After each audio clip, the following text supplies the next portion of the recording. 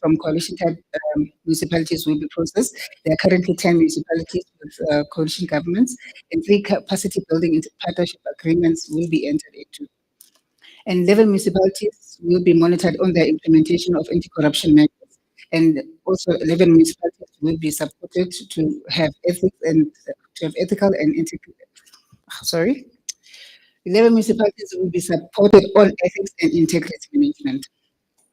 Randwest and Ekurhuleni will be provided with capacity to implement simplified revenue plans. Mirafung, Lesedi, and Medval will be provided with capacity for to undertake data enrichment on large power users and water users. Mogale and Lesedi will be provided with additional capacity to implement the controls to address unauthorized, irregular, fruitless, and wasteful expenditure. And Sidibeng, Medval, Lesedi, and Ekurhuleni will be provided with capacity to develop viability plans. There will be 2 OPCA sessions that will be held in the financial year.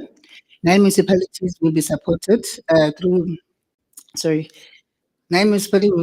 to promote participation through the ABCT approach, and 9 municipalities will also be supported to resolve community concerns.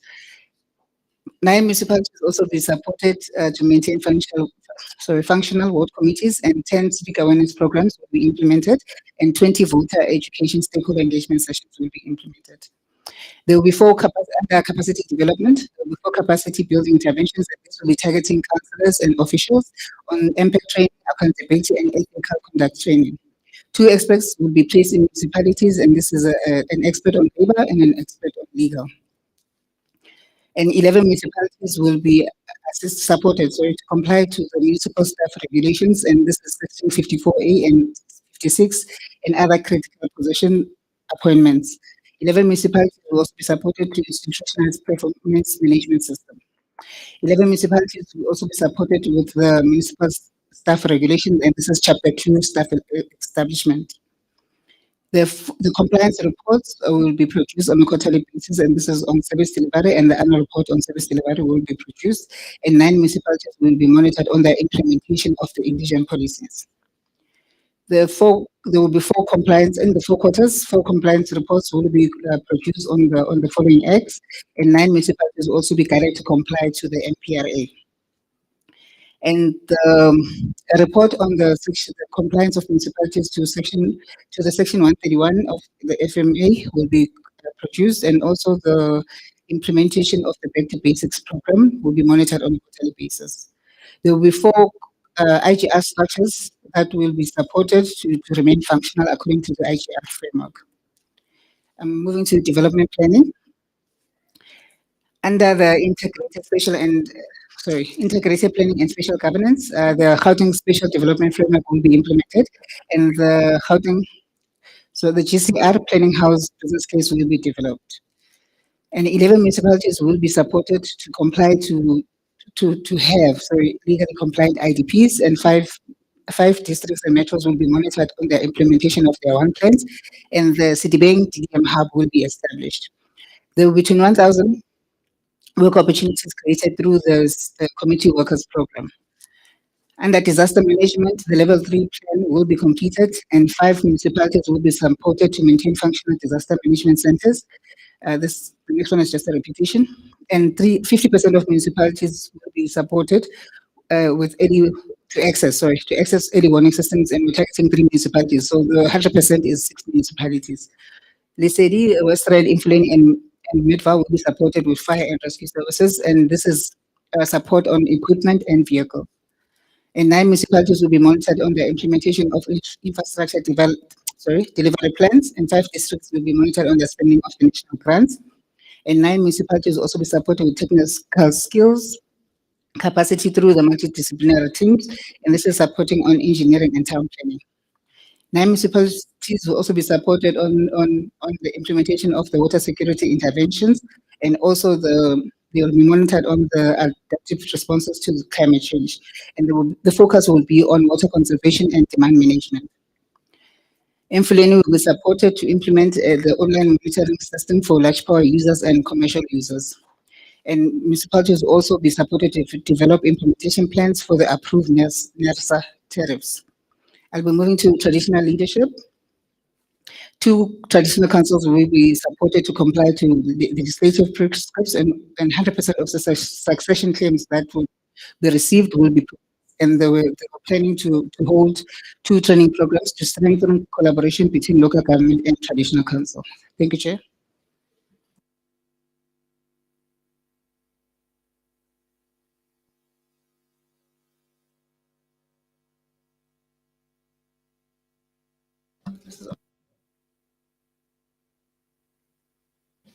HOD, Yeah, who's yeah. next? I know we have two Chair, more. Chair, can they just load the presentation because it still falls from there. It's the appropriation bill that deals with the finances, where the CFO will talk. That's where we are, and then we'll conclude with a response What to questions. slide number, just to be sure? 39. Got it. Yes. Slide 39, members. Morning, Chair and honorable members. I'll continue the presentation from here. I think the slide basically reiterate the issues we mentioned in the past, which are also public knowledge. We started the financial year on the same fiscal framework, but the most important aspect of it was fiscal consolidation and the old story of no new money. And as a matter of fact, the the tone from PBC is for all those projects which are presented, we need to demonstrate that reprioritization will not be enough to afford new priorities and before any consideration for additional funding is made. In the current financial year, we received a total allocation of 634 million, of which is a 5% increase from the previous financial year. And again, the additional 5% increase is meant to cover the cost of living adjustment. As we all know, that there was an agreement at bargaining council. Again, we reprioritize to look at 3 things: to assist human settlement in the backlog, assist municipalities in payment with payment arrangements as far as ESCOM and water accounts are concerned, and then assist municipality to reduce their water and electricity losses and support Merafung and Western District Municipality in financial recovery in particular. I think the first slide was skipped before this one. The previous slide, please. Okay, next. The allocation of the budget in this regard, we want to demonstrate that there's no different structural allocation from the one we had. For example, in program 1, the total budget allocation is 165 million, which was the previous financial year, and currently is 162 million, meaning that there's a reduction of about 3 million. And again, if you look at in administration, Office of the MEC still get 3% of the total budget for program 1 or support, of which 97% goes to corporate services. And corporate services include Office of the HOD, include corporate services as a unit. It includes legal services, it includes finance, it includes IT, and which are the core support of the department to function. Program 2, the total program is allocated 276 million, was allocated 276 million 463 the previous financial year, and then this year they receive an additional budget, but or to about 306 million 352. Again, we need to emphasize that the reason why it would seem as if this program got an enormous amount of money is because the program CDW reside in this program, and then majority of staff members in the department remains CDW. So when you take into consideration the 5% increase in cost of living, it means a lion's share will go to program 2. So now in program 2, last year municipal administration got 18 million. They still got 18 million this year again, which is 6% this year of the total budget allocation of the program. Municipal finance, they got 9% last year. They're getting 13% in the current financial year for reason I mentioned during the fiscal consolidation. And then program 3, they got 70%. No, public participation, they got 70% last year, and this is 65%. It's simply because in the previous year we used to get an earmarked allocation for voter and civic awareness campaign, which additional allocation or earmarked allocation we didn't receive for the current financial year. And capacity development, they got 8% and they got 11% in the current financial year. And then municipal performance, 6% last year, and the amount remained 6% in the current financial year. And program 3, the total allocation was 148 million. Which was increased by about 2 million to 150 million. And the structure is land use management got 7% last year. This year got 6%. ID coordination got 13% last year and 22%, primarily because there were additional funds which were made available for spatial development. And then disaster, they got 56% of the budget allocation in the program. It was reduced to 40% in the current financial year. And municipal infrastructure, the allocation was increased from 24 to 32%. All in all, this particular program 3 received an additional allocation of 2 million. So again, it goes back to what we said to say we reprioritize within the existing allocation instead of getting an additional allocation of funds. Next.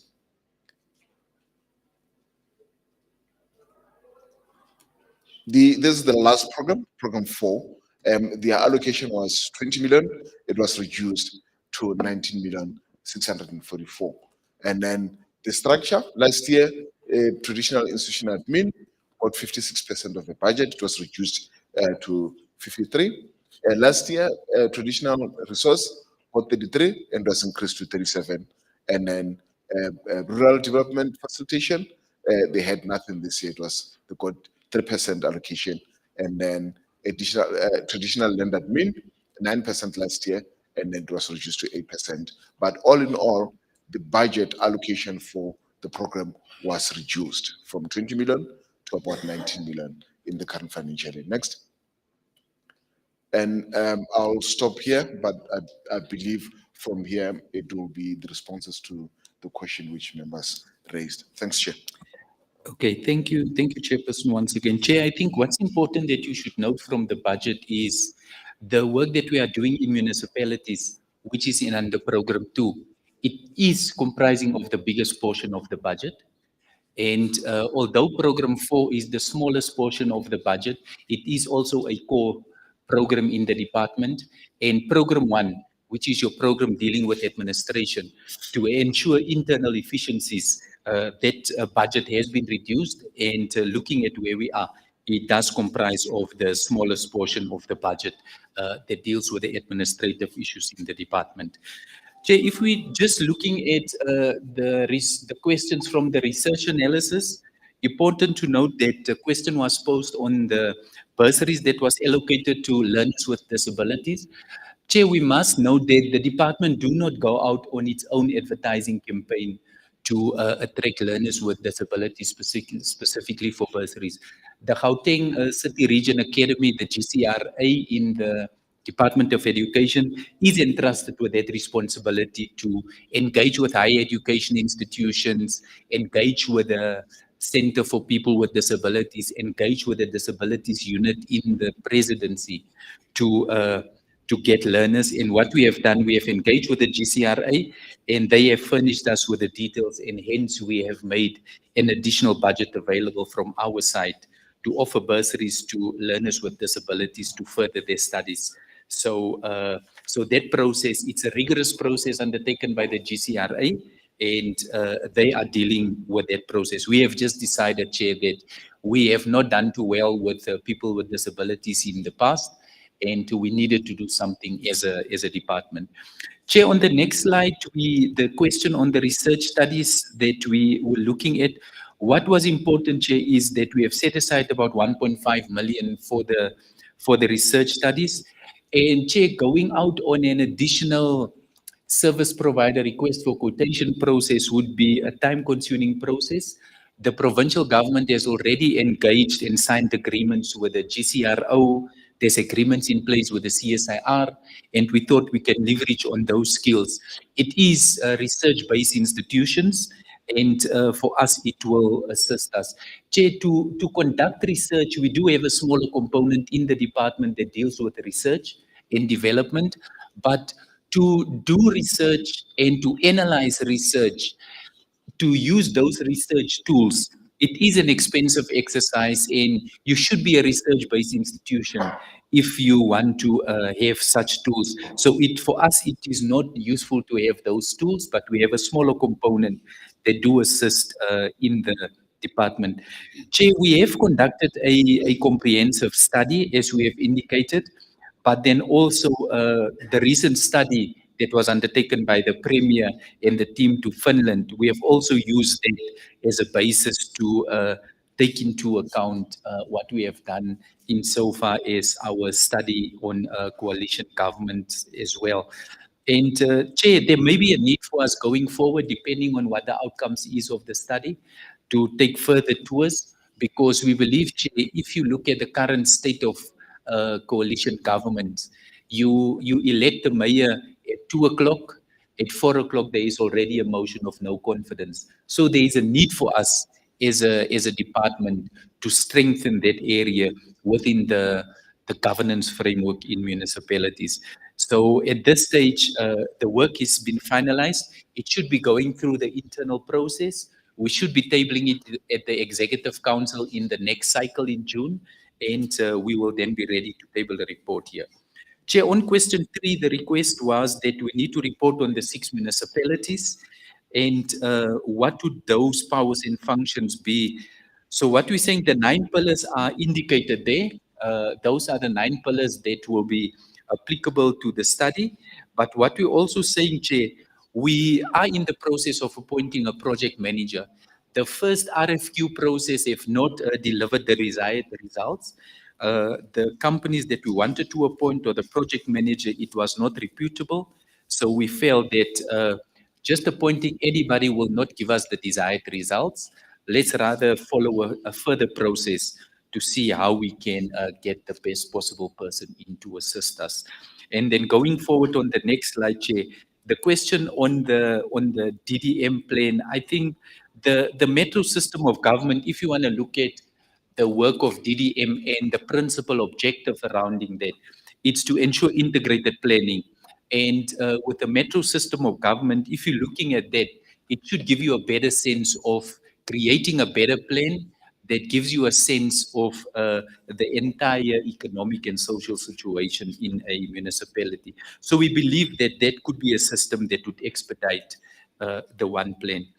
Chair, on the next slide, the issues relating to functional municipalities and the impact on service delivery. I think 3 municipalities in particular was affected. We know the city of Ekurhuleni was affected because the report of the AG was delayed. Importantly, for the city of Johannesburg, the adjustment budget was delayed, not the adjustment budget, but in the city of Tshwane, the adjustment budget was delayed. And then, of course, in the city of Joburg, the discussion surrounding the loan to finance some of the key municipal operations was key.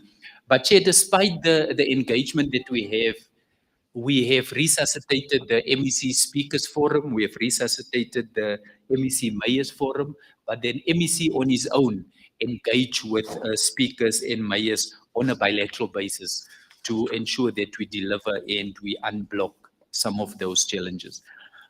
On question 5, Chair, the main issue was regarding the mediation services that we have adopted. Whilst we have the panel that is in the Gauteng Provincial Treasury, None of the municipalities have requested these mediation services. But of course, internally, we have the technical teams, we have the regional support teams, where there is a need to engage with municipalities. But depending on the need for mediation and the specialist nature of the services required, we would then obviously seek the intervention from the state attorney, or we use the database that's currently in the provincial treasury. Chair, on question 6, just important to note that once again on the capacity building partnership agreements, we're looking at already existing partnerships. That's the GCRO, CSIR, and UJ. And looking at the NQF level, those will obviously determine once the proposals are being submitted. And this is also work that we are undertaking with the policy and research unit, and the current financial implications for that study is about 500,000. Chair, the issue relating to viability assessments on the next slide. It's important for us to make sure that we put the necessary plans and processes in place, that we monitor municipalities, we conduct due diligence, and we can in advance detect if there will be municipalities with problems. And the 4 municipalities targeted in this regard is the Sedibeng district, Lesedi, Midvaal, and then also Ekurhuleni. So those would be the municipalities. Chair, in the past, we would often get requests, why not more municipalities? We need to identify the biggest risk in those municipalities and focus on those only based on the financial resources that we have. Chair, on the issue of community concerns on the next slide, there we deal with a multi-pronged approach. Once we get a call from a community, it's either our community development workers that deals with it, it's either the rapid response team in the office of the Premier that supports it, or we send our rapid response team in to go and look at what is actually the problem. These are tracked through the office of the Premier, the CRM system. And we do get regular feedback from the Premier's office in that regard, particularly if we don't respond in 48 hours, then the matter is then escalated. So we often deal with that on a case-by-case basis. So there is no specific time frame, but we try to resolve everything in at least 48 hours. And of course, if we don't get joy from the municipalities on the ground, we often deal with the speaker's offices, the municipal manager's offices, and where need, we ask the MEC for intervention. On the next page, Chairperson, just to note that the 6 business services that we are earmarked to be done is there's 2 in the Department of Social Development and there's 4 in the Department of Education. And then I think on the next slide, we're asking the question, some of the lessons that we have learned during this process. What we have found, Chairperson, is that sector departments in cooperation with the DID, they must make sure that they do their own due diligence. Who is the owner of the land? Because if that is not the owner of the land that they contracted with, it often delays various approvals, specifically the environmental impact assessment. And we also know that although we have engaged with GDAT, we had a process map where we can expedite the environmental impact assessment results. A prerequisite for those is that you need to submit all the information, and particularly the information from the owner of the land. Chair, the next few questions, particularly from question 10 and 11, relates to the metering system, and the other one relates to Merafong. So of course, the online metering system that we are implementing is through a specialist service provider. And in the end, after a 3-year period, the custodian is the municipality. But what we do is we make sure that the service provider make and deploy specialist software so that we can monitor meter readings on a real-time basis. And that should avoid disputes when it comes to payment for services. And then in the end, there is a maintenance process built into the contract. So at the end, it's taken over by the municipality.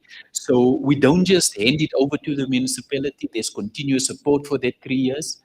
But in the end, the municipality is the custodian and the municipality need to take responsibility. Chair, in terms of the Merafong disaster management, this is quite a multi-sectoral approach. It is led by the Provincial Disaster Management Center, We have established a disaster management site in Merafong, and the same applies to all the disasters. And with Merafong, because this has been coming on for a number of years, Chair, there was a need for us to deal with it in an integrated manner. Integrated means that all departments are part of the disaster management approach. All departments identify initiative that needs to be undertaken in the Gauteng Township. Most of the initiatives undertaken there is infrastructure related due to the problems that you have there. So all departments have submitted plans. We visit Merafong on a weekly basis. We track progress on a weekly basis.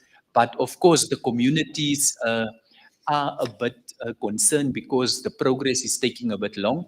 And most of the challenges that you have there, Chair, is infrastructure related.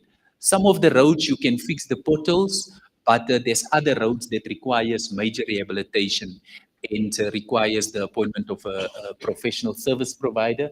I can comfortably say these processes are underway.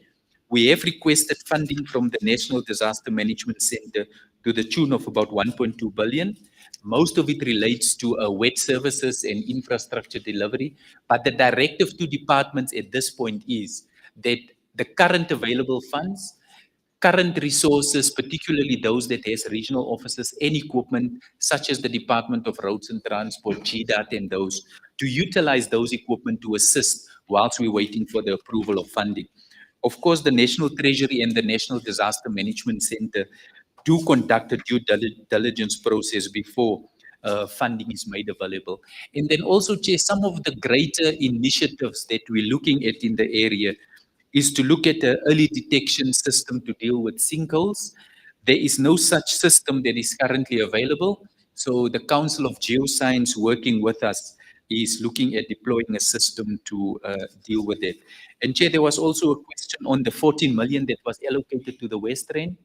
The 14 million that was allocated to the West Rand was primarily to assist them with disaster management services, because as the West Rand, in the current disaster in Merafong, they need to support the process, and both the Merafong local municipality needs to support the process as well.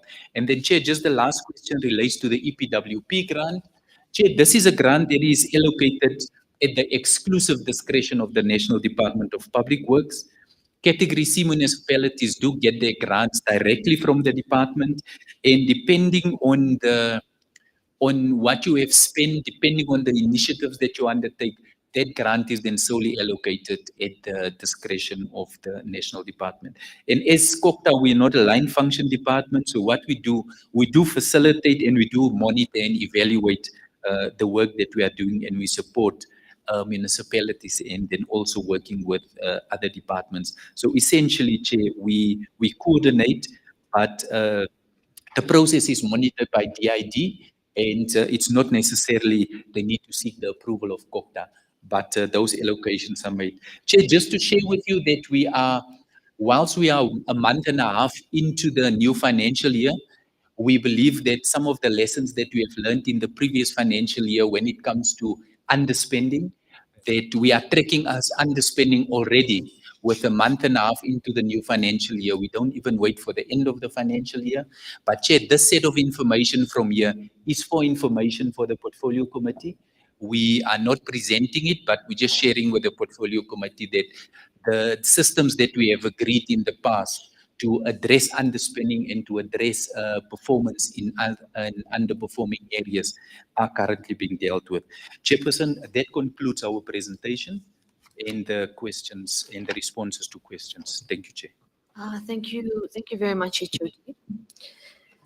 Honourable members, that was the provincial adjustment budget, as well as the questions we formulated last week that we've sent through to the department.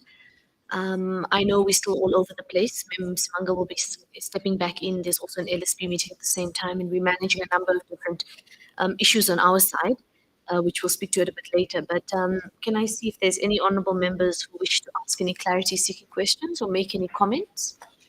Member Diarra, we'll start with you. Thank you, Chair. Just in terms of the water losses, and when we talk about water and electricity losses, we just assume that municipalities are not doing their job, which is to a large extent their responsibility. But we need to also take cognizance of is that we often, as politicians, we look for technical solutions when it comes to socioeconomic problems. What I mean by that is that municipalities inherited a backlog, infrastructure backlogs, and especially when it comes to areas that's never had services, electricity and water. And we know many areas never had. So municipalities now have to provide services to those areas, but what doesn't always follow is the correct allocation, in my opinion, that is at least the correct allocation for infrastructure development. We cannot expect let's use Johannesburg as an example, or Ekurhuleni, wherever we are. The metro cities get a large influx of people coming, looking for opportunities. And it's across the world, it's always like that.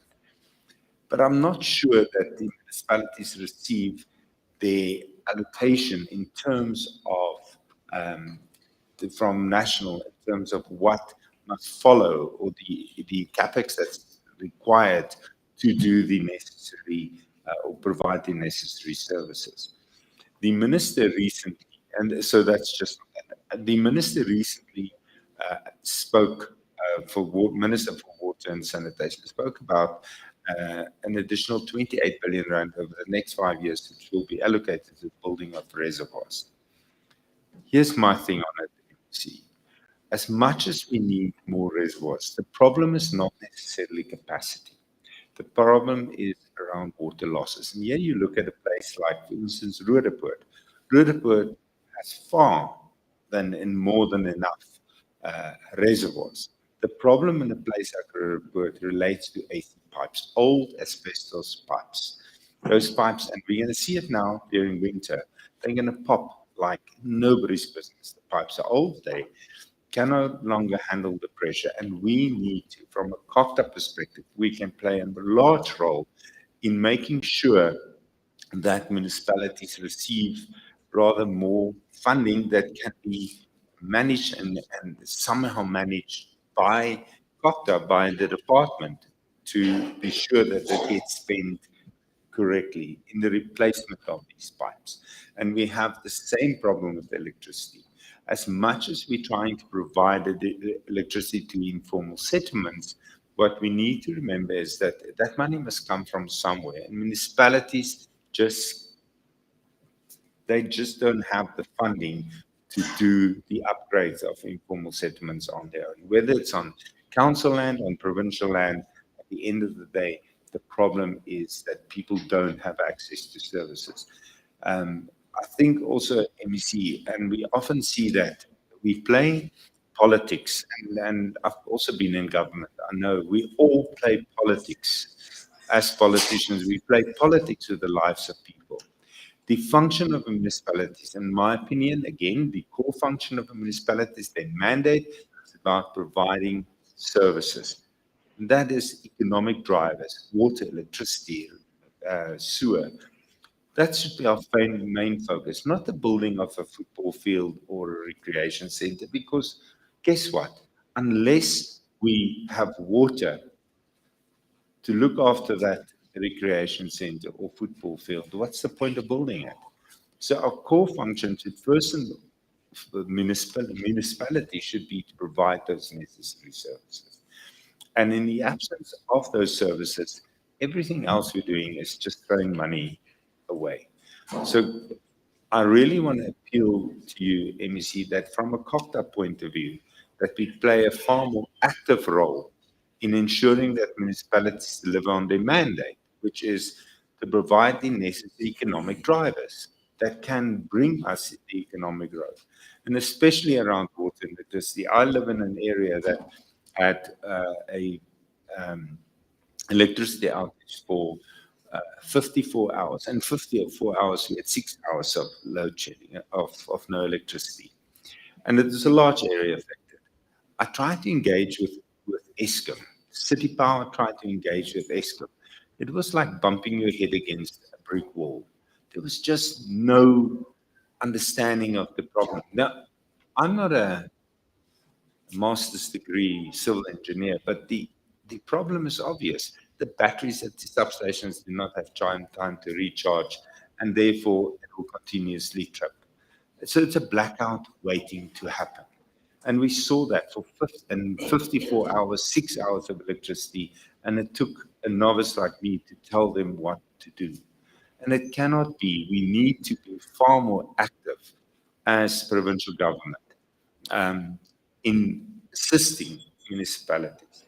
And I'm really, when I say this, I'm not playing political games with this. If you know me well enough, you will know that, I play theatre in the house, but I don't exactly play theatre when it comes to the lives of people. And I feel the pain of everybody. So just in terms of that, if we can look at that, then also that will then tie in with the disaster, infrastructure rather master plan. We need to have a better understanding of provincially the master plan that's required. So we need to know what every municipalities, where their shortcomings are. We need to have it on our database. Every single problematic substation, whether it's on provincial land or on municipal land, we need to know where those substations are. We need to understand the problematic pump stations. We need to understand that every time there's a power outage, there's sewer that will flow into a river because the pump stations will go down.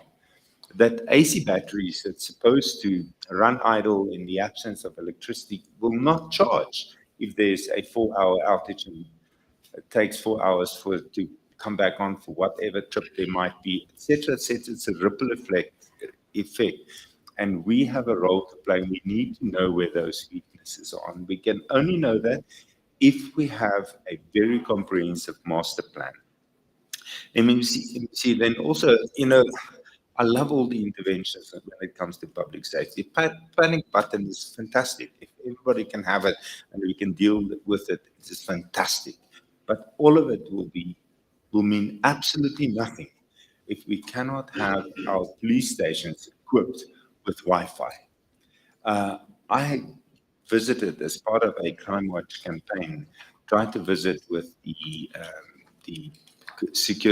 Public Safety Committee, tried to visit as many police stations as possible. I managed to do about 31 stations, and not a single police station had Wi-Fi or even proper telephonic communication with the outside world. They often use their own cell phones, private cell phones, to even take something like a picture of a suspect. So it cannot be that we put these fantastic plans in place, but the basics are lacking. So can we just please make sure, and I said that at the time in public safety, I said, can we just look at private institutions to at least then come in to assist in these substations. So that's my contribution. But key and foremost, and I have a good friend in City Power, he was CEO of City Power, Lerato Zitsedi, and he always used to say to me, stop looking for technical solutions for socio-economic problems, which is what we're doing, and it's never, ever going to work. Can we just do the basics? Thank you very much, Chair. Thank you very much, Member Tiana. Any other members? Member Nure, over to you. Thanks, Honorable Chairperson, and thanks, MEC and HOD and Tim.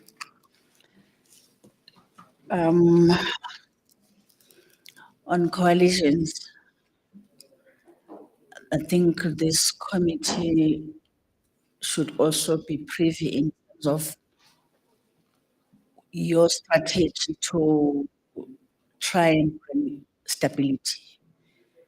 Today, it's Tshwane, it's Josie, it's Mhale, and it's just a cycle that is running around, and it is the people on the ground that are suffering. You can see sewer, boat holes where you can even swim, grass cutting, the grass is like this, tall as myself.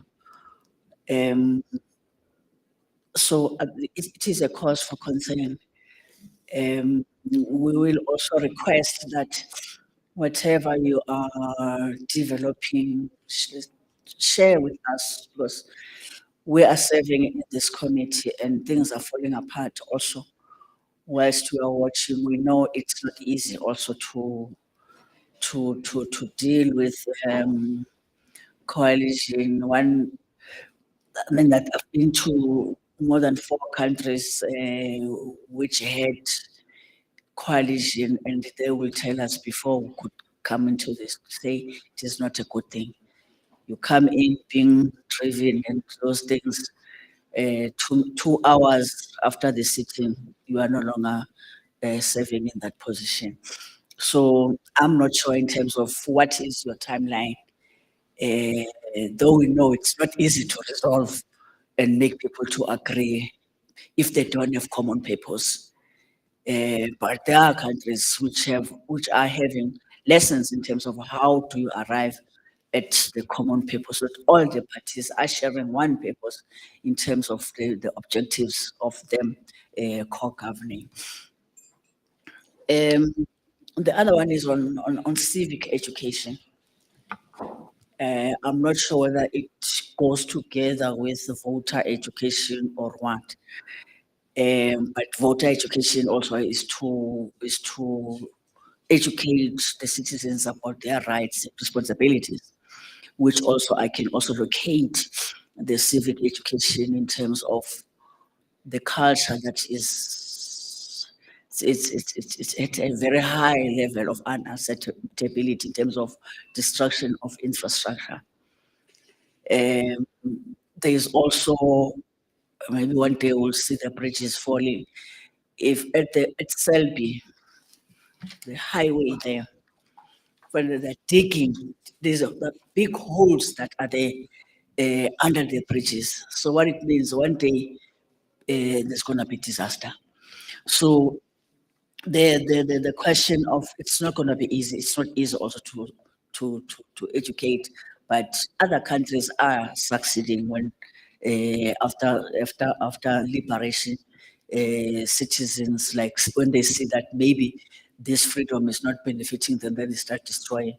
But with this one, I doubt that there's something that's driving them, which we need jointly to also engage in that civic education. Let me go to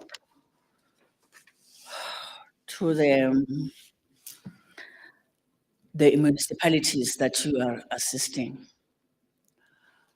In my previous portfolio, it was human settlement and local government.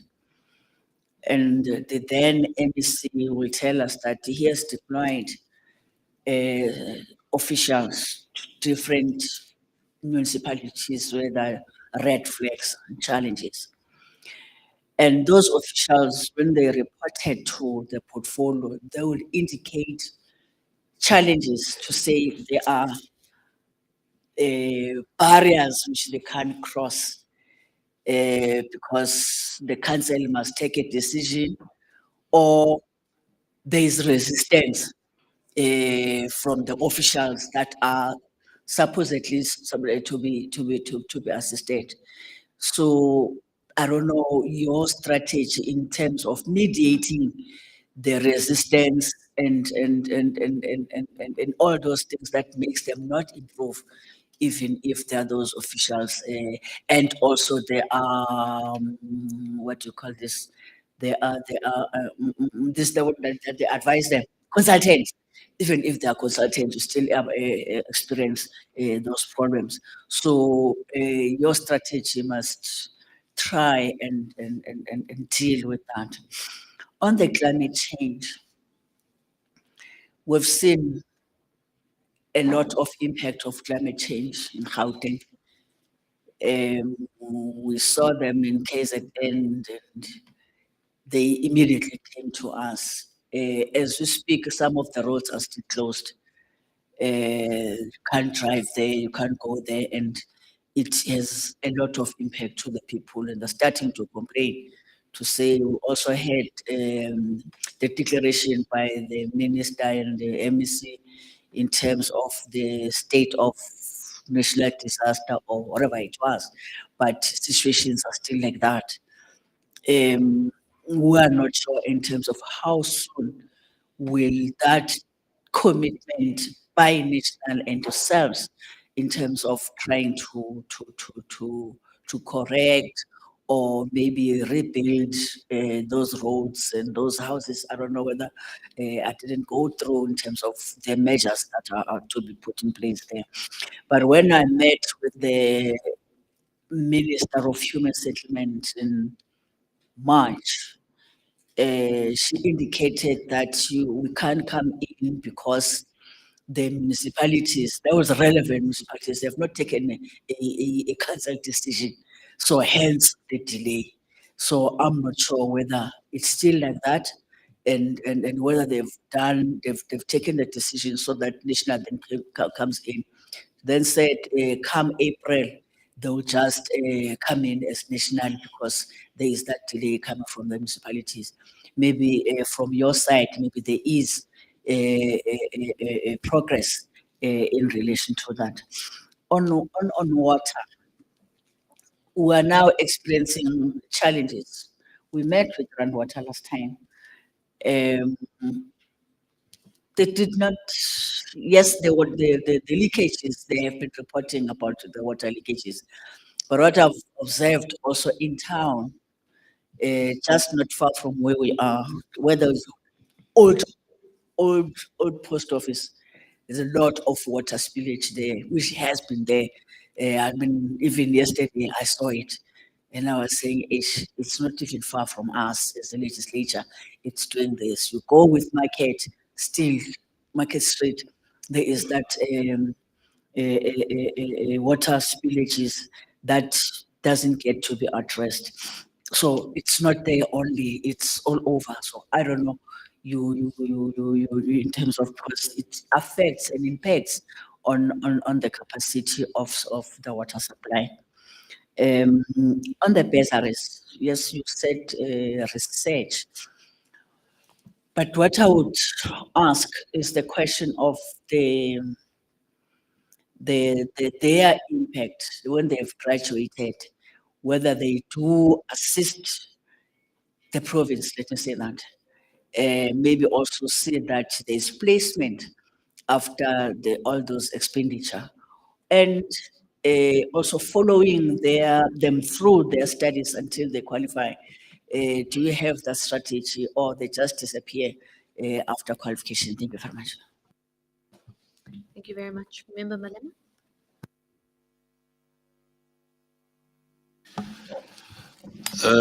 Thank you once more, Honorable Chair.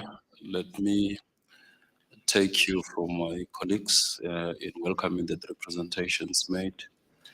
One, the opening remarks on APP targets by the MEC, budget presentation by both the HOD and the CFO. And also the answers that were provided to the questions that we posed to the department. We welcome those answers, but safe to say that we'll still have to digest on the implications, or rather, yes, the implications of those answers, and to a certain extent, then subsequently, if there will be a need for us to further engage on that, we will still want to have your indulgence on that, through you, Honorable Chair. Having said that, Honorable Chair, I think it is precisely appropriate that we should make a disclaimer that it is not a considered view of this committee to say you're playing politics with the lives of our people there. But I want to agree with the two honorable members that rudimentary services like water provisions should not be compromised. It's very important. I think it's at the center of the lives of our constituents, communities. You need to up the game when it comes to that. You should assist the municipalities in making sure that there is proper water provisions and there is quality water being provided to our people there. Honorable MEC. I want to agree with Honorable Ncube that it will be proper for you to have a strategy on how to deal with the coalition governments. I know you have mentioned that there's a study commissioned, and you'll make that to be available. Maybe I should also check as to when can we possibly have that made available to us. It's very important. But beyond that, I think you need to develop a strategy on how to deal with this ongoing instability as a direct ramification of the coalitions or the disputes or disagreements in coalition negotiations. We'll appreciate if you can be able to have some sort of a process plan on how you're going to deal with it. The other thing is that I think it is important that in the midst or amid the instability that is going on as a direct ramification of these coalitions, I think you still carry with yourself a responsibility of ensuring that the socio-economic interest of the constituent communities in those respective municipalities are not compromised. Services still have to be rendered to our people. So maybe that would also perhaps form part of the process plan, if not the strategy that you're most likely to develop going forward.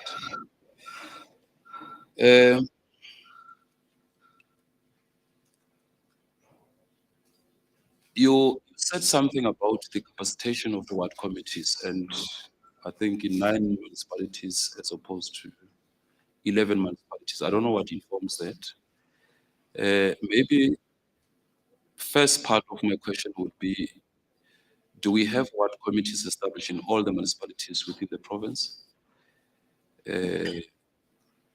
And if we are saying we're going to capacitate ward committees, 9 municipalities,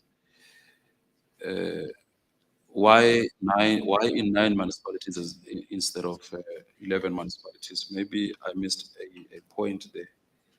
But yes, I think that's it from me. Thank you very much, Honorable Chair. Thank you very much, Member Malema. I think from me, I'm okay because we submitted a lot of our questions last week, where I also had an interest in a lot of those we responded to. MEC, let me hand over to you in HOD response. Thank you very much, Chair. And thanks for this question. My colleagues from the department answer some of these questions. I will attempt to deal with some of the issues that have been raised, particularly as it relates to the support that we have to give to the municipalities and the strategy thereof.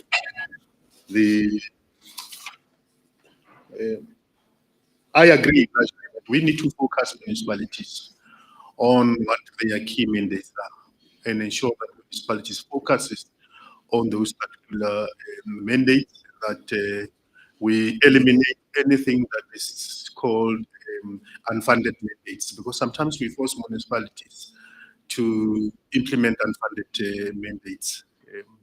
And I think experiences is around issues of library, issues of clinics, and so on, because provincial government would build a structure and there's an expectation that the municipality must capacitate that, and only to find that it's an unfunded mandate. And sometimes because they don't want these structures to be vandalized, they then implement what is unfunded, which will have a negative bearing on the so we want to work around clearing all of those kind of things, particularly because even the bigger municipalities, they realize later on how this thing impact on their plannings and on their budget and IDPs as such. So I agree. One of the things that I agree on is that, for instance, municipalities will buy bulk electricity, but the money that is received from those bulk electricity is not invested in an electricity infrastructure. It goes to other things.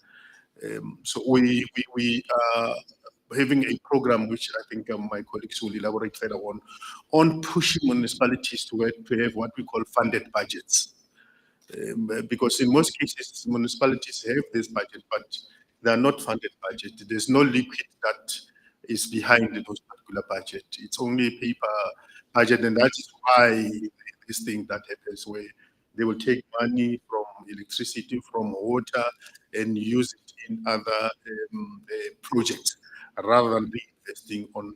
Even now, we warn municipalities that with the debt relief from ESCOM, because many of the municipalities, or all municipalities, are going to be relieved from those debts, starting from March backwards, right?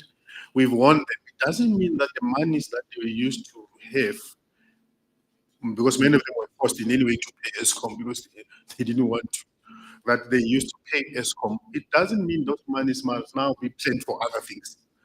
Those monies must be reinvested in the infrastructure of electricity as such, so that they do not find themselves in the current situation. Because Treasury's position is that if you find yourself in the same situation, they will bring everything else as if nothing had happened. And already municipalities are falling trap. Ekurhuleni, for instance, they're not seeing their current account, and they're forgetting that the secular states, anything March, before March gets written off. Anything after March, no. And that on its own, your behavior after March is going to be a determining factor on whether Treasury will write you off or not. So we need to focus municipalities where they think that they can do everything else. And yet that's not the issue. So the issue of the funded budgets that were pushing municipalities on, and I can tell you it's a disaster. If you look at that process on its own, what it tells us is, in fact, many of those municipalities can be put under administration, in short, because they can't show you that they have those monies. It's a question of projections. We hope to get this amount of monies from residents as they pay for their services, and therefore perform the following obligations that we have. So the issue of mandate and unfunded, it's also important. On the coalition government, broadly speaking, the study is intended to help us to put together a strategy, because our strategy should be informed, should be scientific in its approach. And generally, that's where we're going. So we did not put together the study for its own sake, but to help us to put strategies that will help us to intervene. As I said, other things that we're thinking about is the rules of orders, proposals that are being made even from different political parties on how to regulate the vote of no confidence issue. Maybe it must come once in a term, twice in a term, all of those kind of things. They can help us to stabilize municipalities. Whether we've got to regulate, because even in our current legislation, there is a solution there. The collective mayoral system. It's just that it was challenged in Eastern Cape, not the contents thereof, but whether you, in the middle of a term, can you introduce a different system? Because the law says 14 days after elections, an MEC makes a determination of the type of municipal government that is going to govern a particular municipality. So all of us have gone with the mayoral executive. Can we change that? And I think that's the sticky legal issue there. But if you look at these things of proportional representation, makes more sense to me, for instance, because it does not make sense when one party, one gets a mayoral. That's a big responsibility. It's a political interest of parties, but from a government perspective and from an accountability perspective, it really does not make sense from where I'm seated. But this is where we are, as we say, we are witnessing the evolution of coalition government. Perhaps we must start from the extremes, so that when we come to what encouraged me is that there's apparent solution, consensus in the country that we've got to regulate coalition government. And if we regulate that, we have got to look at what are the key principles that will guide that regulations. And those key principles, from where I am must not be removed far from democratic principles, the majority rule, and all of those kind of things. We've got to take those things into because residents really they've given you a sign. We want these parties, even though they did not get 50 plus. So you can't really move far away from those as we're doing now. Lest we're going to demoralize our voters further. They will not see any need to go to the voting poll and vote because a person with 11 votes can run a big municipality as such. That's the issues there that we've got to deal with, and I want to agree there. On the water thing, as my last issue there, we have taken keen interest for the issues of water, electricity, and sanitation. Sanitation, because we have come to a conclusion that many of the infrastructure, underground infrastructure there is, it can sustain. Now, Ekurhuleni became our pilot in that there's a lot of work that we're doing in Ekurhuleni. In fact, in terms of our timeframes, it is our intention that by May next year, there shouldn't be any sewage in the greater part of Ekurhuleni. We're working together with Rand Water, and we said to Rand Water, let's also focus on the water infrastructure itself insofar as the losses are concerned, because if you read the Aegis report, you really get embarrassed in a sense. Huge water losses, huge electricity losses, and therefore the issue of irregular expenditure going high, because it then gets recorded as an irregular expenditure, whatever the issue is. So we are working with them. We had 2 meetings with them. We have established a joint committee between ourselves and them. We have agreed that we will pilot it in the following municipalities. The Ekurhuleni, because it's there, Rand West and Tshwane. Those are municipalities that we want to work with to, because when we engage the Tshwane leadership, they have shown interest to participate in these issues of water, because it's amongst the immediate challenges that they're faced up with. They have shown interest to also participate on issues of energy that can help. So if you look at the issue of water and the challenges thereof, and you look at electricity and the challenges thereof, you will see that there's similarities in a sense. And hence we said to Rand Water, we know that electricity is not your purview, but we will extend our approach to include electricity, and therefore let's go to ESCOM and bring ESCOM into this thing that we are doing. So the approach will be ourselves, ESCOM, Rand Water, municipalities who are going to work together to mitigate issues of water and water loss as such. I'll leave to my colleagues to add on other issues that were raised by the committee.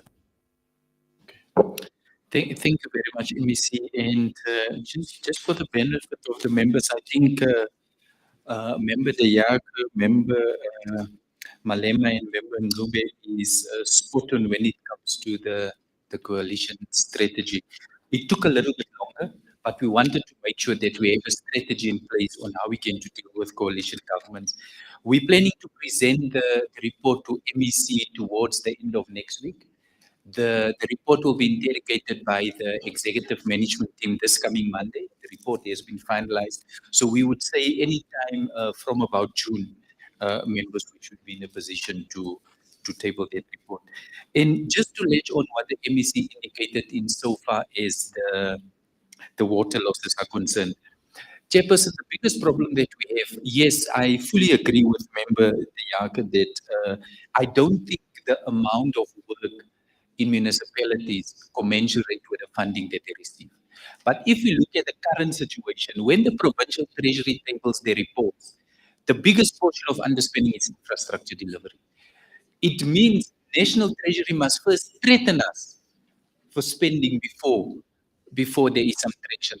We need to start to formalize our engagement with the Department of Water and Sanitation, Chair, that The study that they have conducted in municipalities to determine the number of asbestos pipes that needs to be changed as to how we going to leverage on that. Like in Merafong, the community was saying straight to us, provincial government, can you do the work yourself? There is tax in this in Merafong. They told us straight. So we want to check with the Department of Water and Sanitation, what is the ability and the capacity of the department to give us a rollout plan to work in municipalities to fix those pipes. So we just need to formalize that, Chair. So I would say in the next 3 months or so, we can come back with a formal report and engage. But that is the plan when it comes to water in the municipalities. The issue of climate change, Chair, we have taken the step in Merafong now that let's not wait for the funding to come. Let's start the process of using some of our funds that we have in some of our internal resources.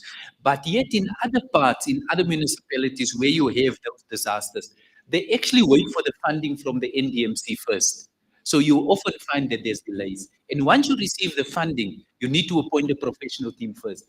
They don't start with geotechnical investigations, the feasibility studies and everything. So by the time the funding comes, project rollout can take place. And that is the difficulty that you have. So we need to, and I agree with all the members, that as COGTA, we need to work better with municipalities. But also with the municipalities that you find is that such of those technical capacity has been eroded. So how does the Department of Water and Sanitation play a greater role, including the Department of Human Settlements, to try and address that? So that will be one of our key work that we'll be looking at, Chair. Chair, just in terms of the bursaries, yes, we are appointing them. We cannot leave them on their own. We need to monitor them throughout the studies, not even once a year, but there is a process that the GCRA adopted that they monitor their progress. And additional funding for the following year, a prerequisite is that they need to pass. And then because we are so limited on people with disabilities, we want to absorb them. I think as government, we cannot provide the bursary, but in the end, to get your qualification, you need to be supported with workplace skills, and then you leave them to go into the street. So it's one of the things that we need to do. In terms of ward committees, all ward committees has been established with the exception of Tshwane. They have given a process map how they will establish their ward committees, but that it hasn't been done unless the team will say in the last 2-3 days that has been done. But as far as the latest reports it hasn't been done. That's why we're focusing on all the other ward committees. I think all the other comments from the members is duly noted. And as we begin to roll out our intervention in municipalities, we will take that into consideration, Chair. Chair, let me stop there. Thank you very much. All right, thank you very much. I had a quick question actually about the disaster management budget that's been put there. I think you spoke to 7 million rand, and that may not be sufficient given the amount of work that needs to be done. So just as a follow-up to know if you're exploring other sources of funding for disaster management. And I think you even said it, right? With climate change, with all these different things, we expect many more. So just an understanding on that budgetary element, and then we can move from there. Thank you. Jay, you know what? The NDMC's approach to request funding for disasters is very clear. You're not going to submit the request for, like we did now for Marafong, mostly infrastructure delivery of 1.2 billion, but you cannot demonstrate what are you doing currently with your own funding. So they do due diligence before they give the funding. So what you request may not be what you necessarily get. So from the onset, we say to departments and municipalities, come on board with your expertise with some limited funding so that the process can be started. Thank you, Chair. All right, thank you very much. MEC, we're going to release COGTA because we're quite clear on that. And then as you go out, there's just one thing I'll speak with you offline. But what we're going to do now, members, is we're going to speak to, or rather welcome, the HOD of e-Gov. They're going to do the same presentation of the adjustment budget, but they're going to do it, of course, from a departmental e-Gov perspective. And after that, we'll move into the FIS. So HOD, I'm going to go over straight to you, and members can then take notes. Oh, sorry, it's an appropriation bill. Sorry, it's the main thing, which is going to be debated. Sorry.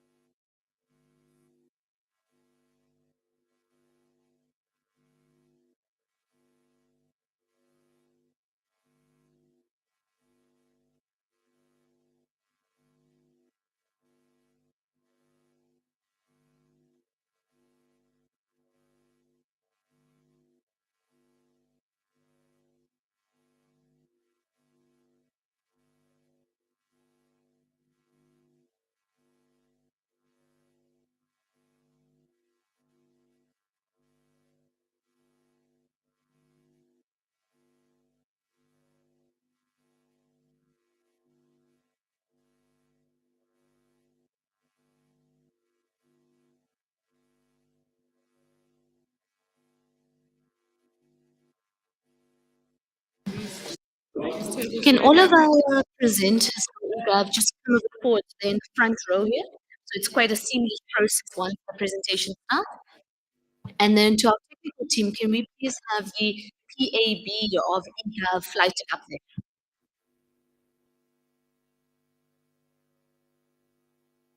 Thank you very much, Chairperson, and all the honorable members of the committee that are here, to the colleagues from the Department of Gov in Gauteng, and all the support staff of the Portfolio Committee.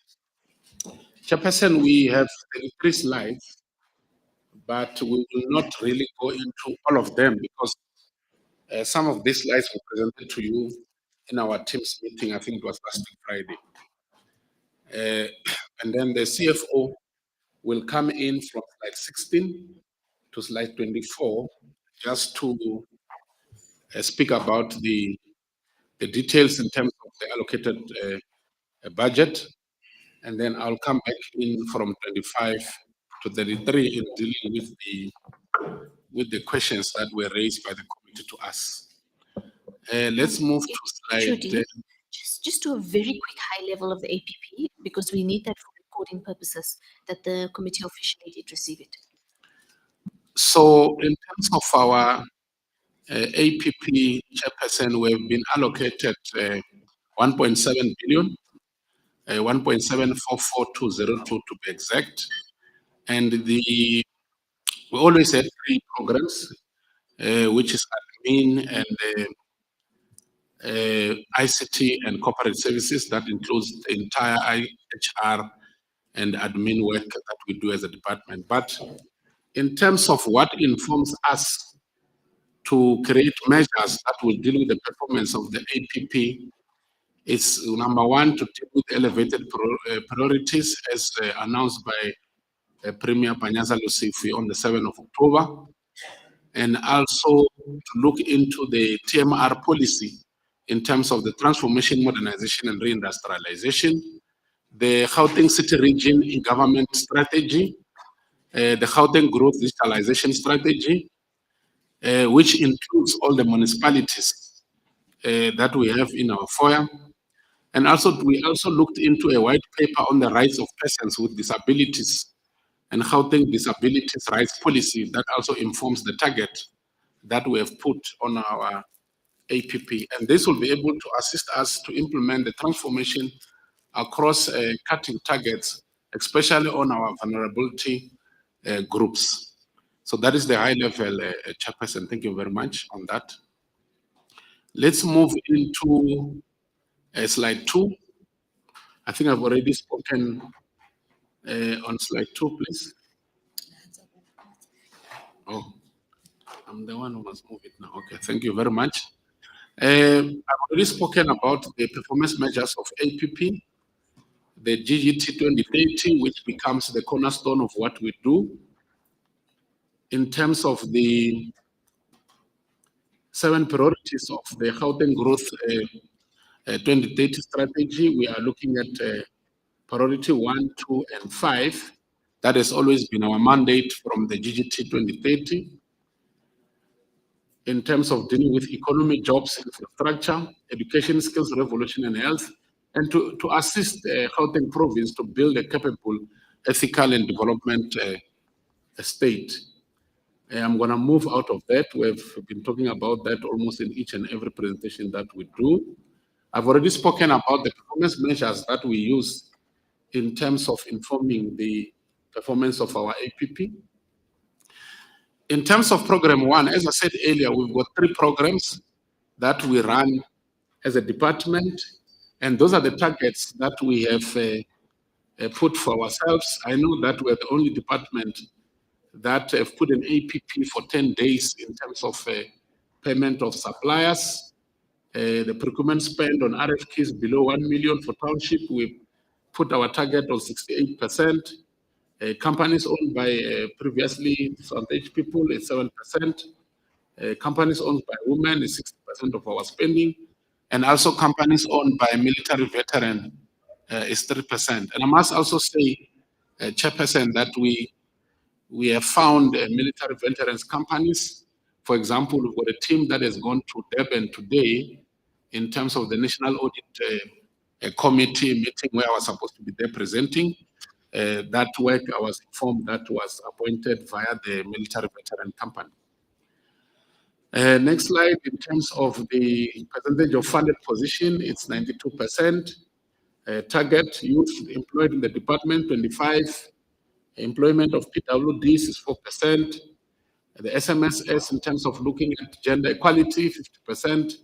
A number of youth placed for training, 150. Benefiting from bursaries, it's 70. And evaluations to be conducted per year, it's 4. The research project to be conducted per year, it's 5. And the number of surveys that we need to do in relation to the response from the voice of the client, it's 8. In terms of our broadband connectivity, as I said last week Friday again, out of these close to 800 numbers that we have put for ourselves, this does not really only define what we'll be implementing as such, but these are just on the APP, and we do believe that we have the capacity to implement more. The only challenge that we have there is the issue of funding, because most of our funding that we have is only focused on maintenance and support of 1.4 billion that we get. But so far, we also have 400 million that come from the different sister department in terms of them requesting for the work that we need to do for them accordingly.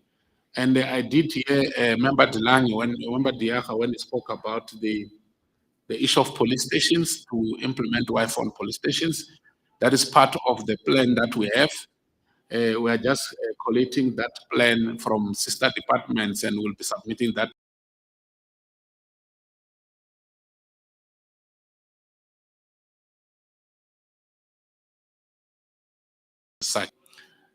The provincial, we are working hand in hand with the Department of Community Safety and the Department of Infrastructure Development. We were informed in our meeting on Friday, in the post-SOPA meeting with the Premier by DID, that they will hand over the building to us on Monday, the 15th of May.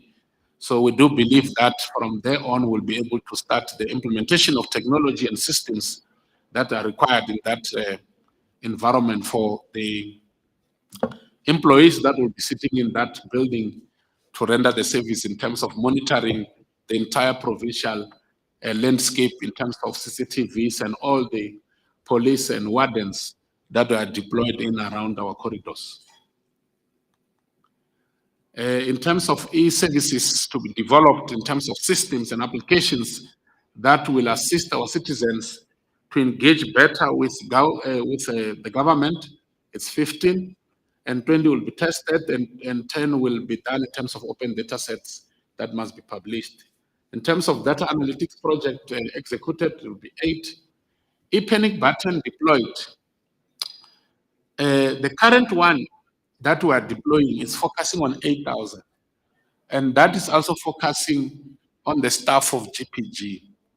What we have done, I think the MEC will have touched on that in terms of the sites that we have gone to last week, and also the sites that we are dealing with this week, in giving awareness to the entire communities of our environment for them to be aware of this e-panic button. And I'll also employ the community members, the honorable members here, to also download the e-panic button.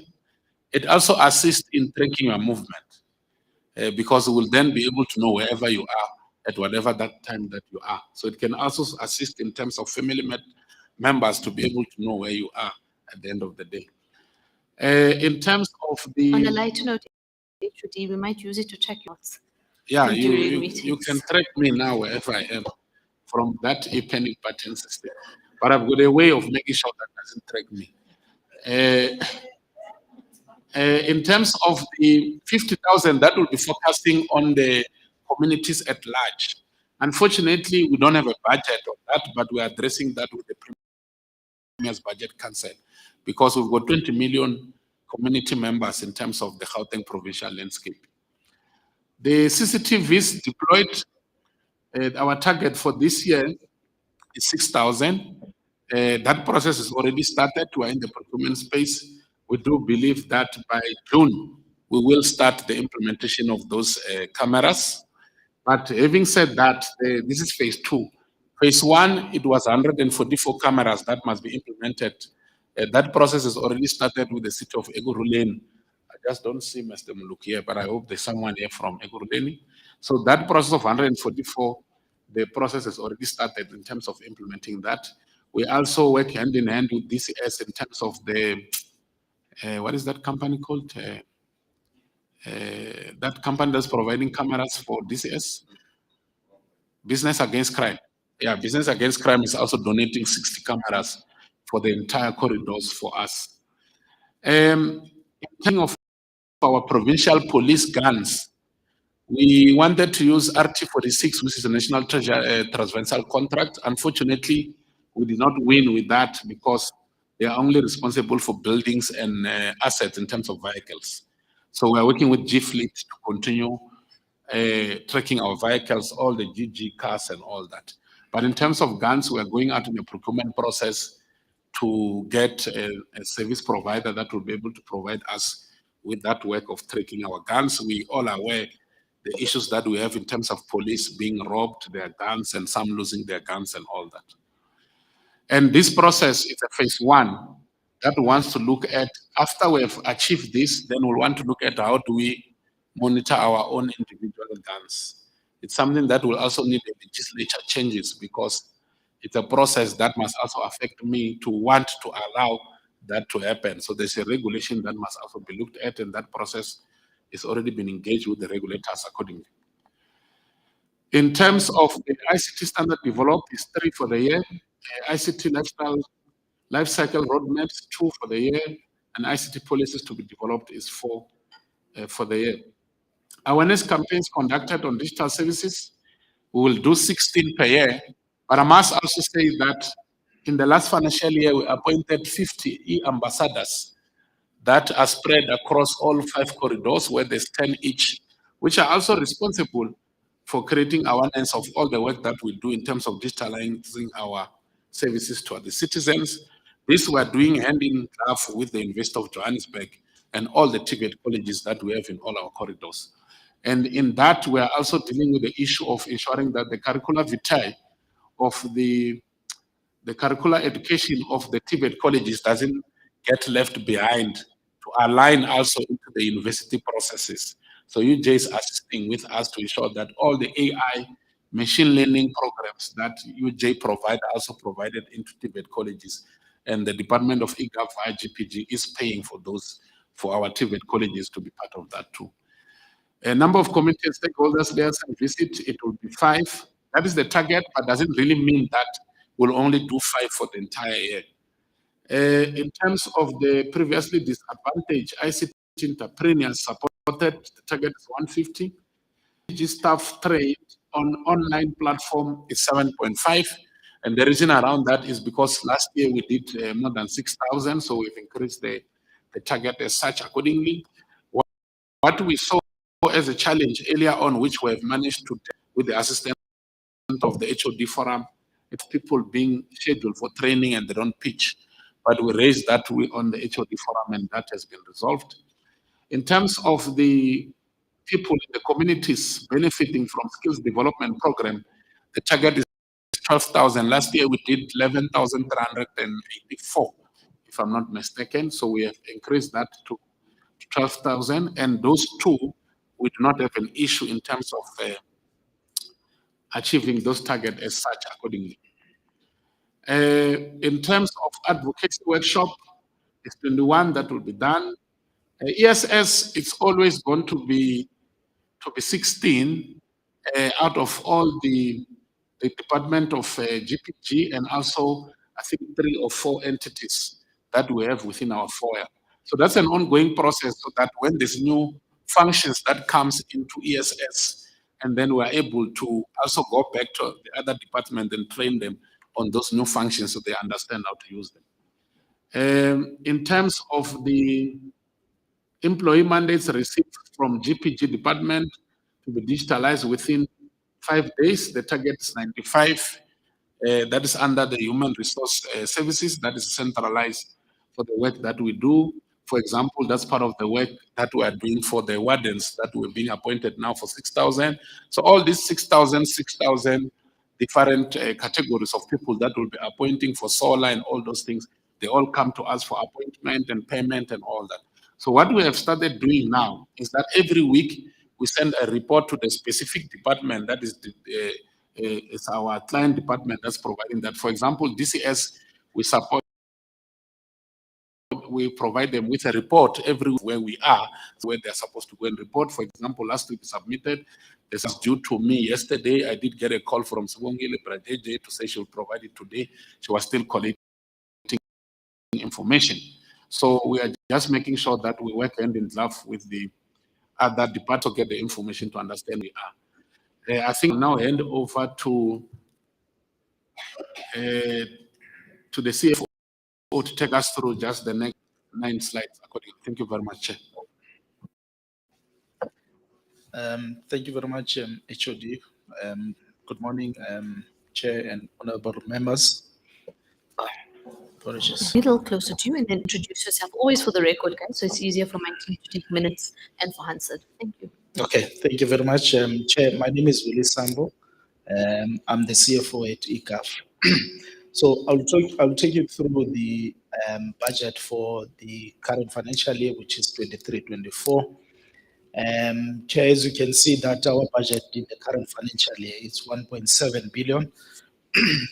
You note that even in the previous financial year, our budget was about 1.7 billion, and the increase is just about 8.2 million in the budget of the previous financial year. Chair, what we are also projecting here, you'll see that we are actually not dividing our budget by a straight line of dividing a budget by 12 months. We are also showing the projections as to how we are going to spend that actual budget that we are provided. And the projections are informed by our contractual obligations, including payment of salaries and so forth. So we'll want to be measured on a quarterly basis when we come to this committee on these projections that we are projecting here, and not on a straight line as normally what Treasury will do. So in terms of the 3 programs that we've been allocated under administration, there's 254 million that has been allocated. And our major program, which is the ICT service, there's 1.3 billion allocated under IT service, and the human resource, there's 133 million allocated at that. And we are also showing on a quarterly basis how much that we'll be spending.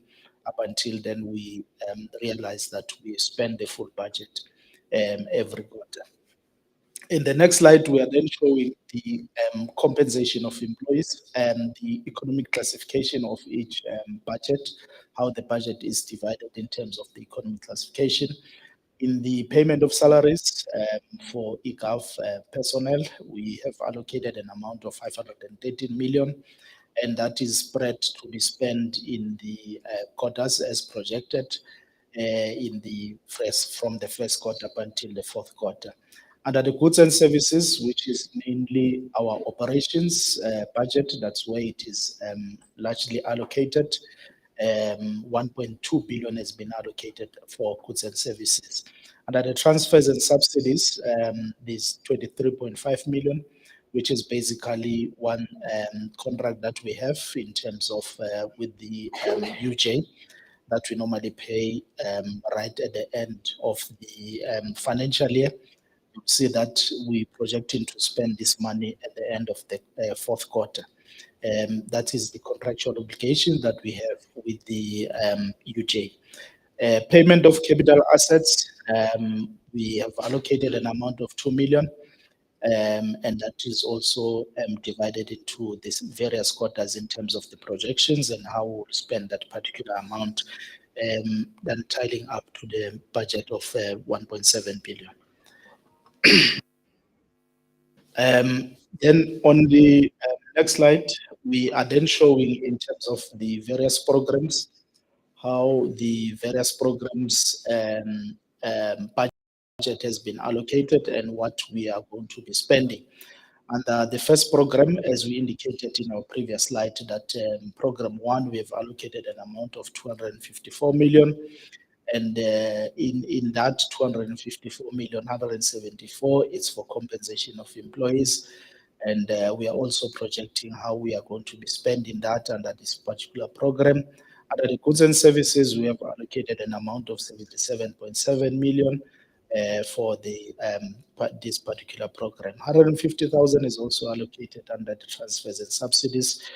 And the payment of capital assets, the amount of 2 million, it's also allocated under this particular program. In the next slide, we are then projecting and indicating the major cost drivers that informs the budget under this particular program, which is then admin. The budget is largely informed by your municipal rates and taxes that we pay to the city of Johannesburg. And we've also allocated a budget for media and marketing, that is for our communications unit. And we also allocated a budget for our audit services, which is the Auditor General. Under HR, we do staff training as well as development, and we also issue bursaries, internal and external bursaries, that has also been allocated under this particular program. Operating leases, leases that we lease as a department, that will also include the parking lease, and we also have an office that we are leasing in Sentin, and we also allocated legal services, fleet management, including the tools of trades that we are projecting that we'll be spending in the current financial year. And that is that in terms of the major cost drivers under this major program. In the next slide, which is your ICT service, where the bulk of our budget is allocated, of 1.3 billion. Out of that 1.3 billion, 206 million is for compensation of employees, and 1.1 billion it's allocated under the goods and services, and the transfers and subsidies, that is the 22.9 million that is allocated under this particular program. I indicated that this is mainly for the UJ contract that we have. And we're also projecting the major cost drivers in the next slide. You know that of the amount of 1.3 billion under this program, largely it's informed by your GBN contract that we are implementing as the department, and also enterprise resource planning, so that we'll be doing as a department, the ECM contract that we have, our cloud services, which is for the department as well as for the province, software licenses that we pay, and consolidated, email archiving, which is for the province as well, e-services, including common platform. I can also indicate, Chair, is that within this program as well, I think as alluded by the MHOD, we also will be implementing CCTV cameras. It's one of the cost drivers, including the public Wi-Fi, which is one of the cost drivers, and the funding is also allocated under this program. The last program, which is your human resources, in the next slide is 133 million. You'll see, Chair, this program, largely it's compensation of employees budget, because this is the program that does the centralized human resources services, and we have allocated 131 million for the personnel, and the 673 and 450,000 allocated under goods and services, including the transfers and subsidies. And a few major cost drivers that informs the budget in the next slide. You'll see that it's debt management solution systems that the program will implement, including the operating cost. We are renting the Maponya Mall as the Tucson Center. So those are the costs under this program. I think that's the end of the budget allocation. Thank you, Chair. Thank you, CFO, and thank you, Chairperson. In terms of the 7 questions that were raised by the Portfolio Committee, I'm now going to deal with the responses that we gave to the committee as such. In relation to when land and voice over IP, the request there was that we must provide a demand plan inclusive of planned sites, costs associated with those projects, and how many township-based companies are likely to benefit from this project. As I alluded earlier, the SITA, in terms of their new effective process, as also raised by Mr. Tutul last week Friday in the other presentation, is that they request demand plan from us as departments in terms of how they're going to implement our program. So we have written to our departments to give us their plans in terms of sites, as also the same question that the portfolio committee is asking. We've already asked that from our sister department. So the agreement with the sister departments is that they'll hand over that to us on the 20th, and then we consolidate it and sit with SITA and formulate a proper, fully demand plan with them based on the sites that will be allocated. For example, building a site in terms of a hospital and a clinic is two different processes in terms of the scalability of such. So out of the plans that we get from the departments, then we sit with SITA and plan it based on what we'll have received. But 203 million that you see there, current financial year allocated budget for us in terms of the work that we need to do for this implementation of these sites. In terms of the township-based companies, the new contract itself, it has an SMME that has been subcontracted by the main contractor for each and every corridor. But those SMME with the main contractor, they still have to provide a plan into the department and SITA in terms of how are they going to implement sites, for example, in Mamelodi. Therefore, out of that plan, then there will be also an appointment of QSE, because we believe that in our work, we must not only look into SMME, but we must also look at the lowest, which is EMEQSE, so that those lowest companies that does not even have funding in terms of running their businesses in the township are given on-the-job training in terms of this work. So to answer the question, it's a bit... Sorry, it's a matter from Member Malema. So, you know, these acronym names sometimes get us confused as complete laypersons. I would really appreciate that if you can clarify that. EMEAQ. Thanks. And just before we finish, I think, Maxon, when you get a chance, I know you have a glossary of that. Also, just email it to us over and above that, so that when we're reading the documents privately, it's easy to check. Thank you. Back to you, HOD. Thanks. No problem. Thank you very much. I think it's a fair question.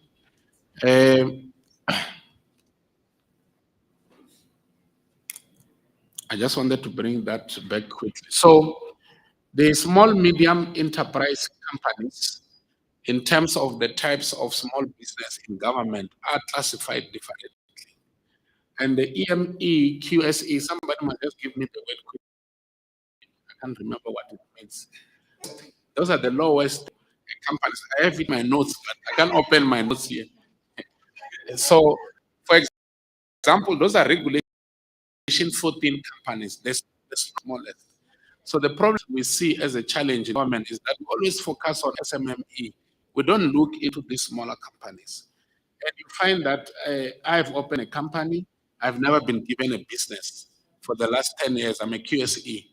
But in terms of this work that we want to do, we believe that those companies that they have those functions in their roles, we can bring them in and be able to work with them.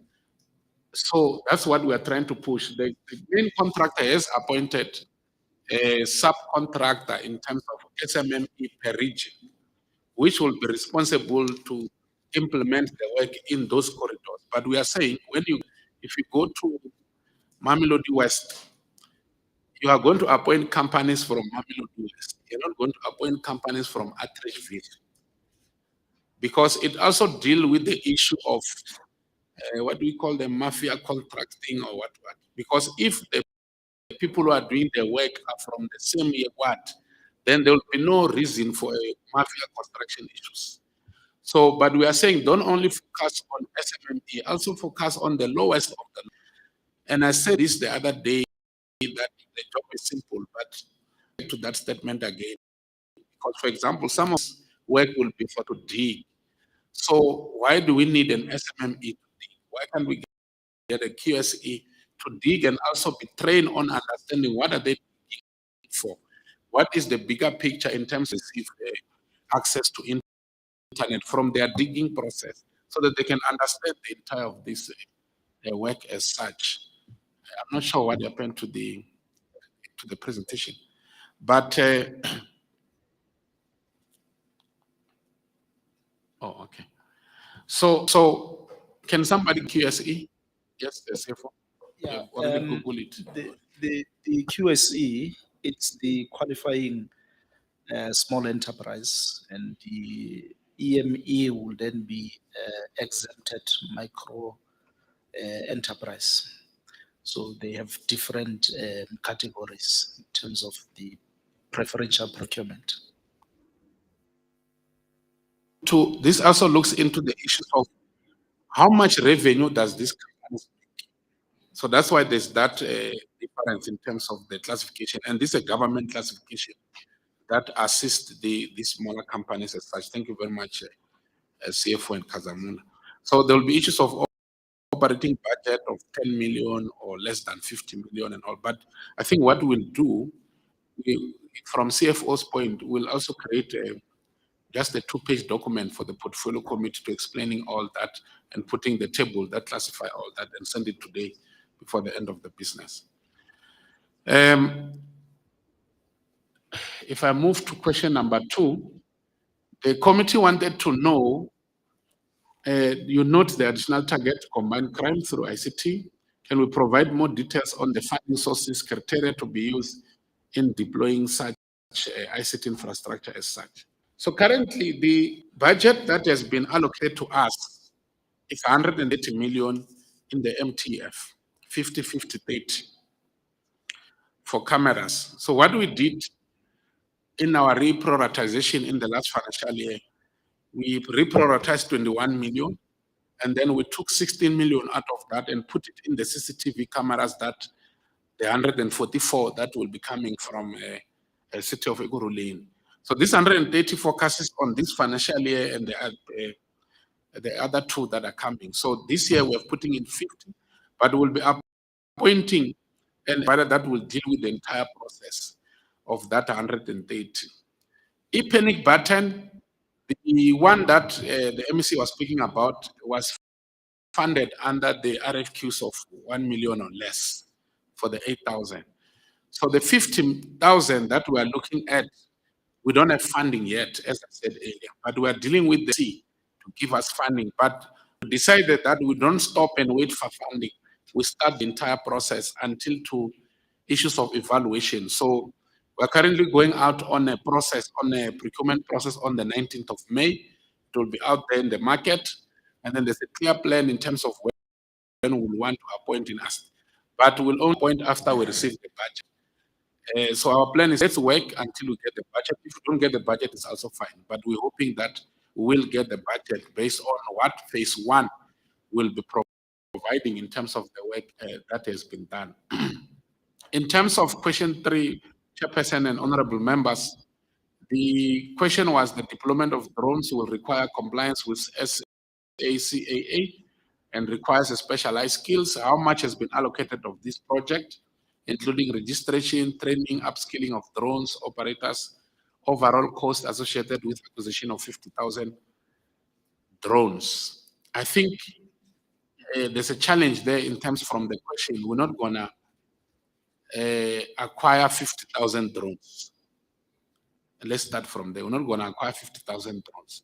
So I think we understand the question, then we responded to that as such. So the current funding that we have for drones is 50 million.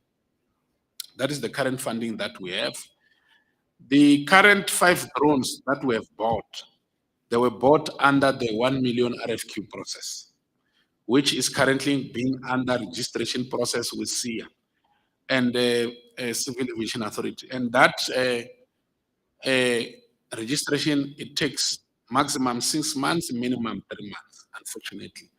So we have started that process of registration, and we believe that we'll try and finish it within the 3 to 4 months instead of moving into 6 months. The other thing that we tried to do was to also work with DS because they've already started their process. So the team also engaged with SIA, and SIA said, you must do your own registration. This S is doing their own registration. So far, 50 million has been allocated in terms of within the entire corridors of Gauteng. The process, we've already also started the procurement process of buying more drones, and these are bigger drones which can fly minimum 15 kilometers. That's what we are buying now.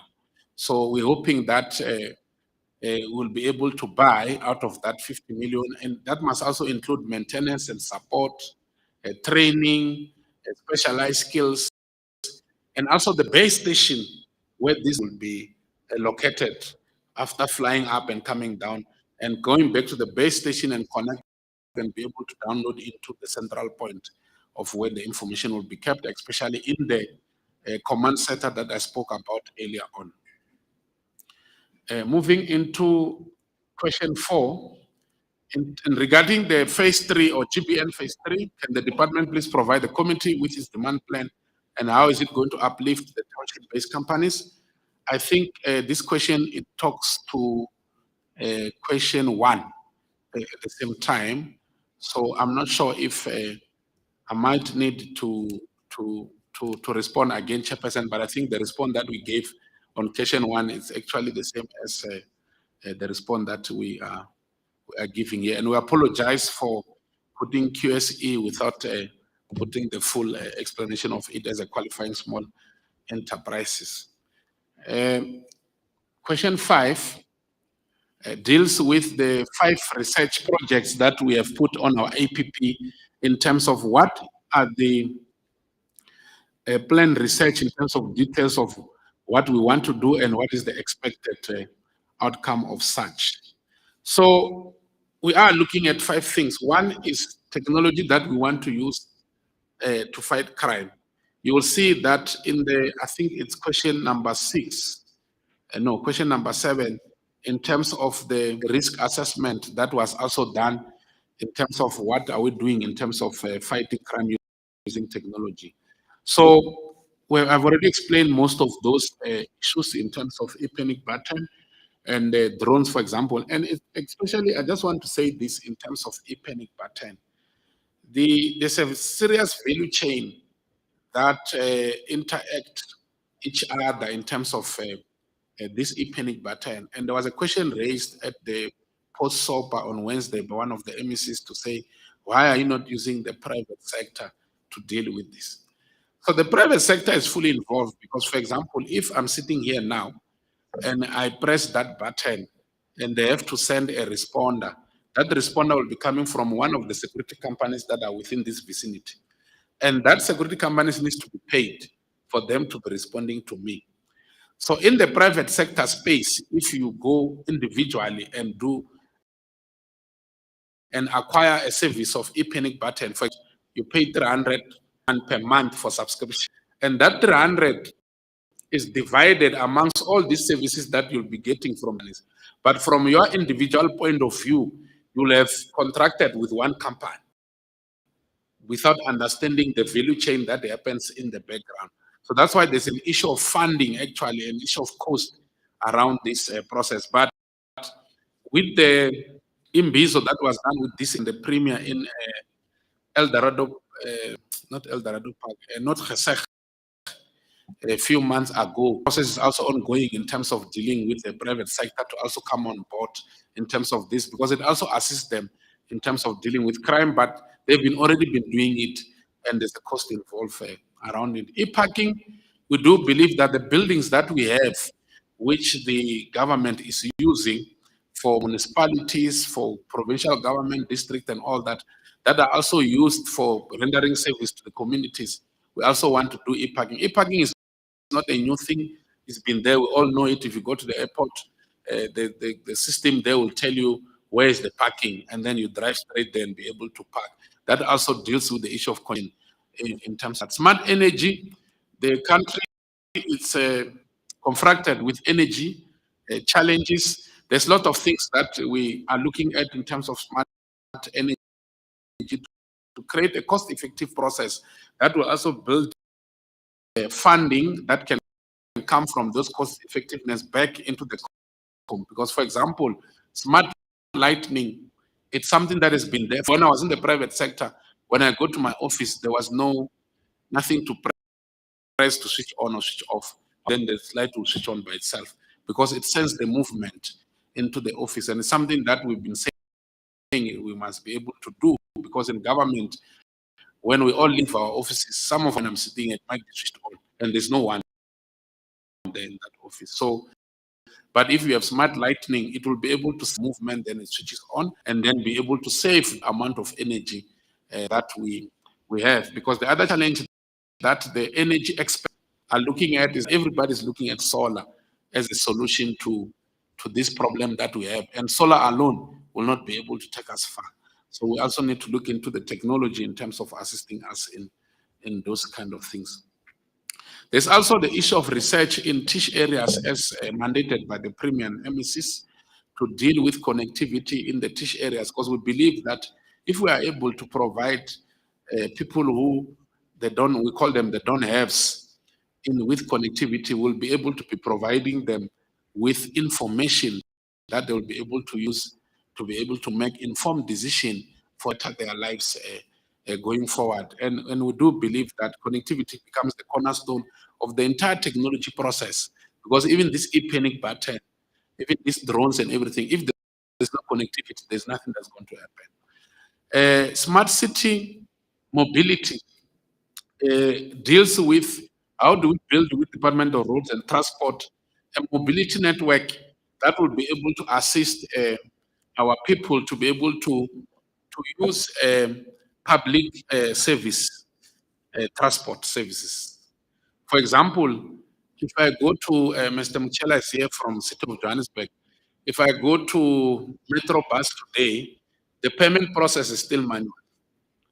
And it creates a lot of issues in terms of one, corruption, two, the capacity in the bus becomes so bloated because some people don't even pay for that bus. But if it was a technology process, it will be smooth, and some of us here will be able to use those buses to be able to go to work. So the same way as the Gauteng is using their automated technology payment process.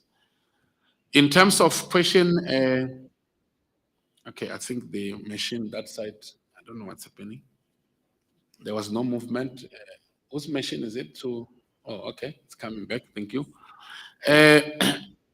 In terms of question 6, Chairperson, the issue of the commercialization of GBN, we have been working with GIFA in the commercialization of GBN. We have also provided a presentation to the committee in terms of this commercialization of GBN, which we have submitted. When we submit our reports, I'm sure you have received that. So the committee can also look into that. As we said before, if the committee want us to present it, we can present it. GIFA and the Development Bank of Southern Africa, we're working with them on that. But we have also started a new discussion with SITA, because we believe that the broadband, national broadband network should be the competency of SITA, even though we know that there is a BBI and the Centec. BBI is called Broadband Infraco. It's another I just want to make sure, Broadband Infraco. It's another company that is owned by government that deals with broadband. Then there's also Centec, which we all know around the corner, that site in town, which are also responsible for broadband. So that discussion is also a national discussion, because one of the portfolio committees in the parliament asked a question to say, there's too many broadband happening. Why can't we consolidate this thing into one? And we do believe that with the commercialization that we are looking at, SITA must also play a role in assisting us in dealing with that commercialization. In terms of question 7, there was an issue in terms of fourth industrial revolution aspect in dealing with the basic education curriculum, which can significantly reduce the skill shortage in the ICT sector. We fully agree with the questions, especially this one from the committee. And as I said earlier, one of the programs that we started with UJ, I think early last year or late 2021, is to look at the curricular education of our TVET colleges and say they are far behind. And most of the people, let's be honest about it, most of the people who goes to TVET colleges are the most disadvantaged people at the end of the day. So how do we ensure that we don't then make them more disadvantaged by giving them education that is on a lower level? So that's why we spoke to you, Jay, to say, bring in your artificial intelligence courses that you have, your robotic courses that you have, so that we can move them also into the TVET colleges, and we will fund that process. You'll take a slight knock, but we'll fund that process. So that process is ongoing, where I always want to make, for example, in West College, they didn't have an IT program. But working with UJ, we're able to create that IT program. And the principals and their staff in the TVET college, they are so willing and accepting us to come and assist. Ambassadors were also appointed with them.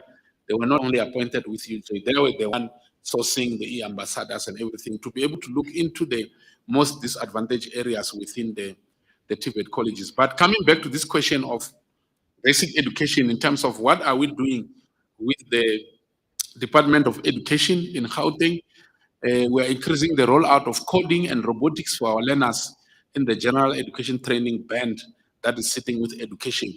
Because if you look at countries like, research is very clear, if you look at countries like India, they became the powerhouse of technology because they're training their youth from the primary level on coding and robotics.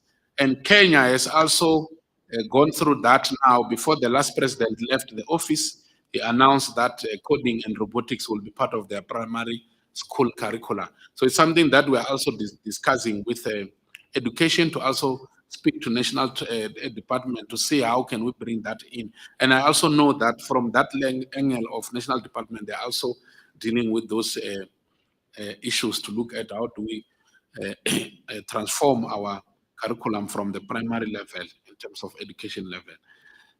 We are also offering multi-certificate skills program that include drone technology, Microsoft digital literacy, and rocketry to our learners, because we believe that most of us sitting here, you might find that you only started working on a computer when you were in high school or in a high level studies, but we want to bring that down into a lower level studies because our kids of today, they all use their own gadget by themselves.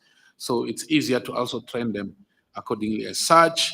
The fourth industrial revolution panel that's formed by the premier, we still report to it on a quarterly basis in terms of the work that we are doing, working hand in glove with CSIR, because even the chair is from CSIR. So that work of the fourth industrial revolution is an ongoing work. It's evolving as we move along accordingly, Chairperson. I think I'm going to stop here, Chairperson. I've answered. We have dealt with all the 7 questions as such, and then we'll hand over back to you. Thank you very much, Chairperson. All right. Thanks, HOD. Members, that was the budget. We also got high-level APP, but also the questions we sent to them last week was an attempt to answer some of those. Can I note any hands? Right. Member Ngube first. Member Malema, anything from you? Okay, we'll note you second, and then I'll come in with something. Over to you, Member Ngube. Thank you, Honorable Chairperson. Thank you, HOD, for your presentation. I'm interested in your elaboration on energy and solar. You said something that thing which I couldn't pick up, that it can also be used in energy, or in increasing the level of energy as we're struggling, rather than solely depend on solar. And my question will be, is what you are saying now, that that thing can also be used, so that it's not only solar that we are relying on. So is that being affected in the strategy preparation that the Premier is championing, so that we also have wind and other things? Is it being affected? And it's May now. How soon will we see this intervention? Because the Gauteng people were happy when the Premier converged all the who's who in terms of contributing towards assisting Gautengans. We are, or we were, a hub of economy.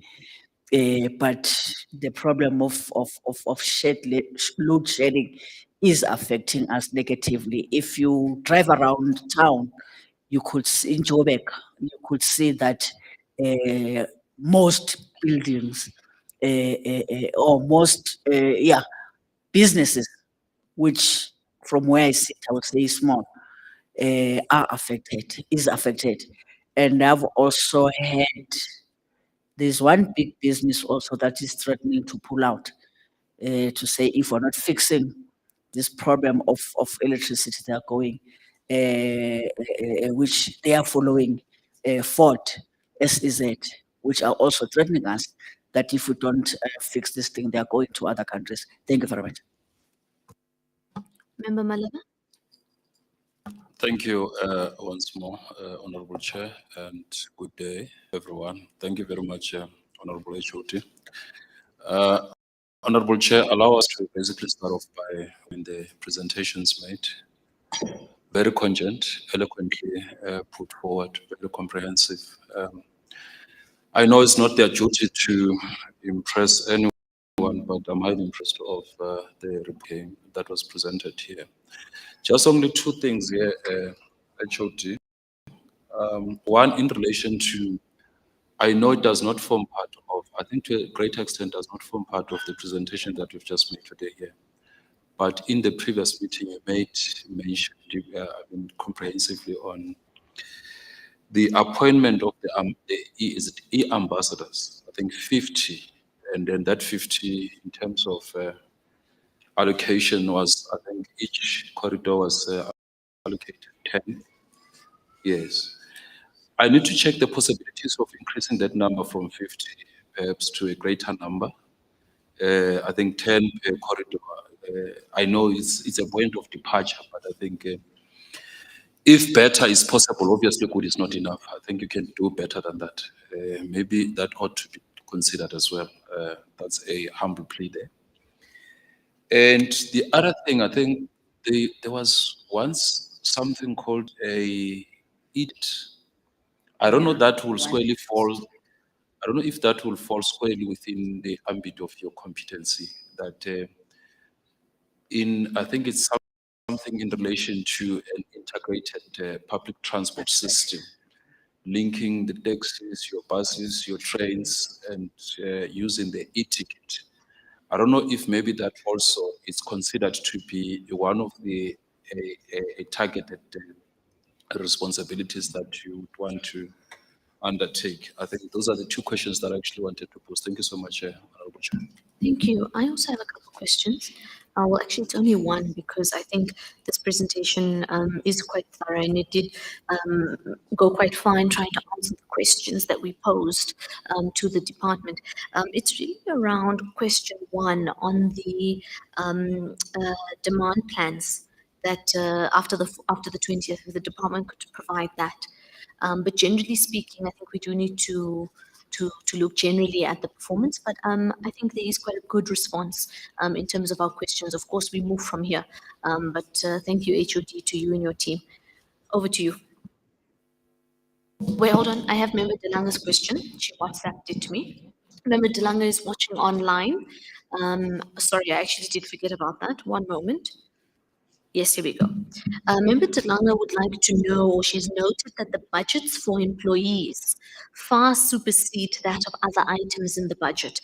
Can the department please assist with the number of employees to give perspective for such a large difference? That's Member Delanga's question. Thank you. Thank you very much, Chairperson. And thank you to all the questions from the honorable members and yourself. I think I'll just start from down going up. The question for Member Delange, I think that's easy. Corporate management will provide the list. I'm just not sure if you'll add, okay. I saw you raising your hand. So. Okay, so we will provide the list. I'm just not sure how the list is supposed to, what is the requirement of the list, so we can understand and make sure that, but I think you can write to us in terms of the list to be provided. And I'm not sure, corporate management must also come in because then do we provide the list that says Cyril Baloy and so much? So no, I think HOD, what Member Delanga's point is that spend on goods and services is far lesser than the spend on salaries for employees. And her question is, why is there such a big discrepancy? And she would like to know the number of employees as well, so that she can make sense of those numbers. I can answer that now. The amount of compensation for employees is less than the goods and services. I think what might have confused there is that we did a presentation per program. And you might find that in one of other programs, for example, and I think I know where she's coming from, on HRS under Mr. Malovan, the compensation of employees is higher than the goods and services there because the system that they use there is very cheap. I think if I can go back to that slide, because I'm sure that's where the question is coming from. That is the only one in terms of the programs where the compensation of funding is higher than the goods and services. So I think that's where maybe she's coming from. But in the rest, the compensation of employees is far lower than the goods and services. And as we said earlier, for example, 1.3 billion is allocated to ICT SS.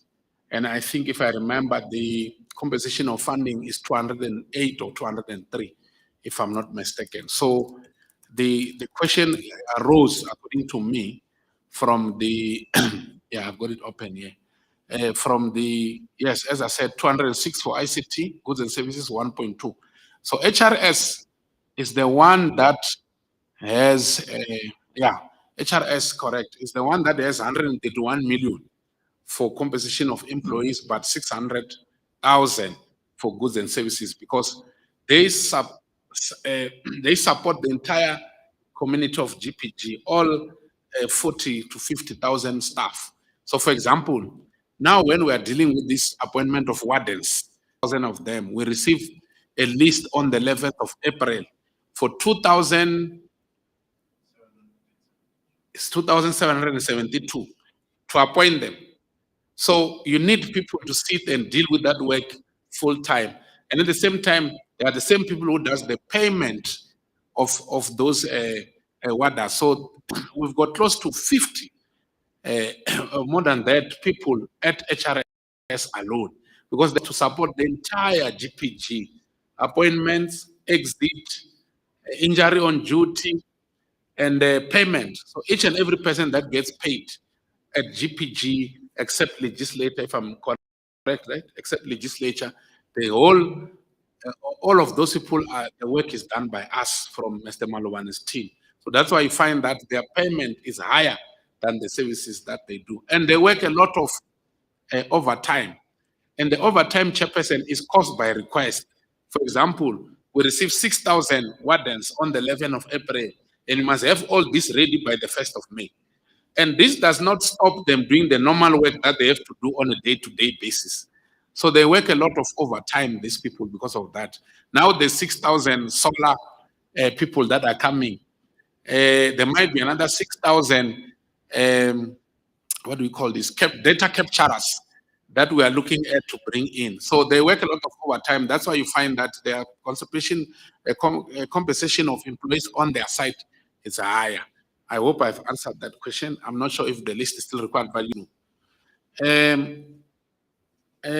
I think you were just commenting, Chair, on the demand plans.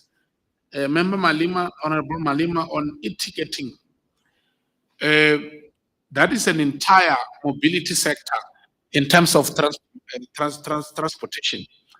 And there's a discussion that, for example, Metro Bus, Rea Vaya, I don't know what the Ekurhuleni one is called, Aritsamaye in Tshwane, and all those ones.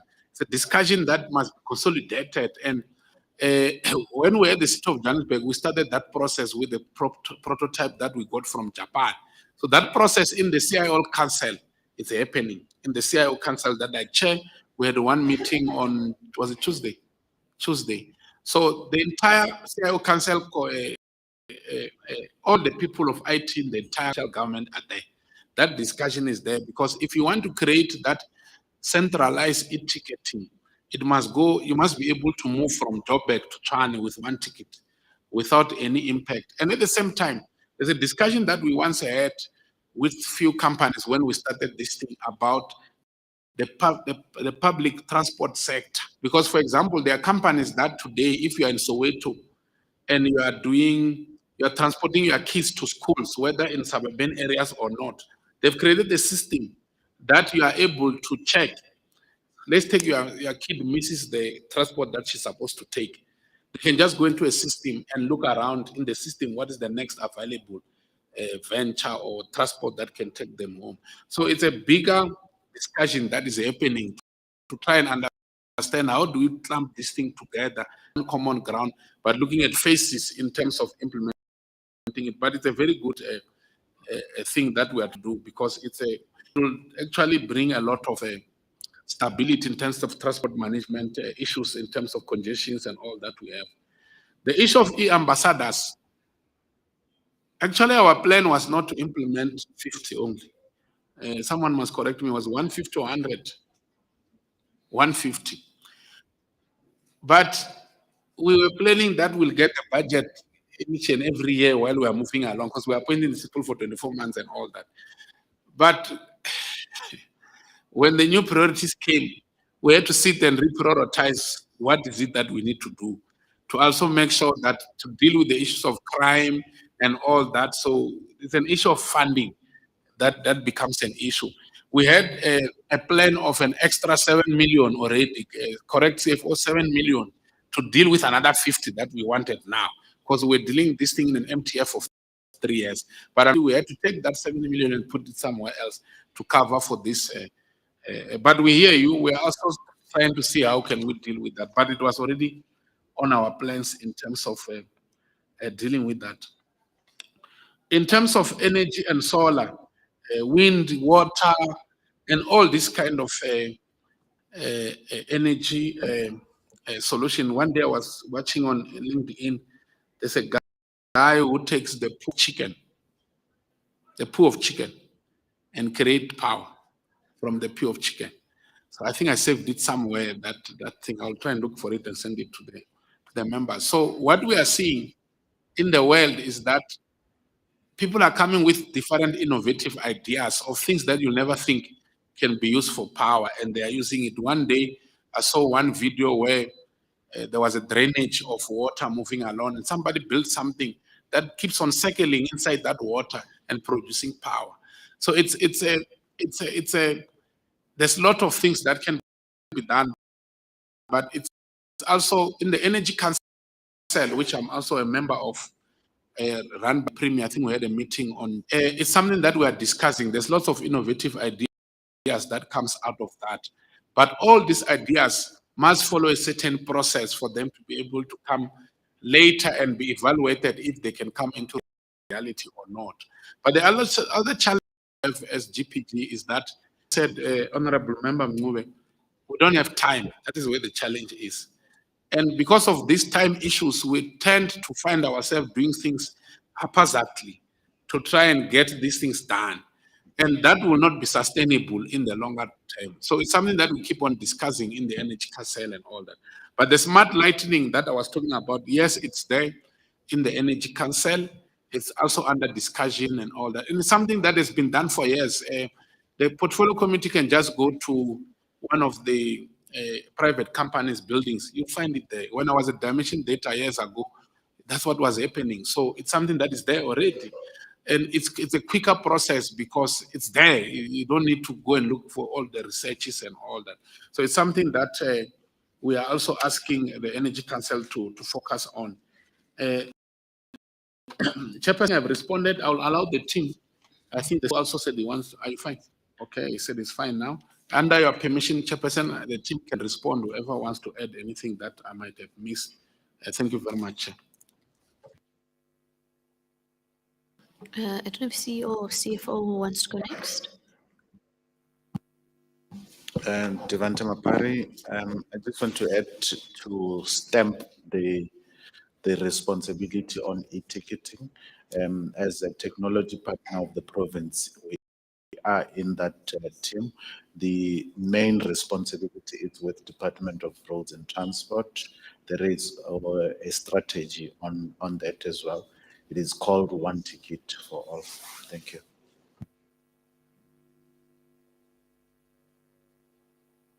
CEO, I think you want to speak to something? No, HOD is covered. HODs from your team? DDG, anyone from you guys? Are we all covered? Okay, great. All right, I think there's no other response from the rest of the team there. Honorable members, is there any follow-ups before I close? Over to you, Member. That thanks, though it's a sister department, but I can tell you that in my previous life as a COGTA provincial treasurer, we were discussing those things and agreed with then MEC Ignatius about one ticket, taxi, bus, train, when Revaya, Gauteng and all those things. So from your side, because you are in e-Gov, you then have to push them because it's an e-ticketing system. I mean, you can count from 2006 till now. We're saying that the strategy was developed long time ago, but the issue that is the implementation. Thank you. All right, thank you very much. I think that's for noting. Members, we now will take a lunch break. And then we're going to come back and deal with the FIS, which is related to the same department, e-Gov, but we're taking it from their perspective and from a municipal perspective as well, because we're comparing the municipal infrastructure and the provincial. So, honorable members, it's now, and colleagues, everyone who's in the room is invited to lunch. It's 12:38, so let's say it's 12:40. Let's be back. Let me negotiate with you. Can we say 1:30? Right. All right, 1:30 it is. I'll see everyone back here then. Thank you. Thank you, HOD and your team. Thank you.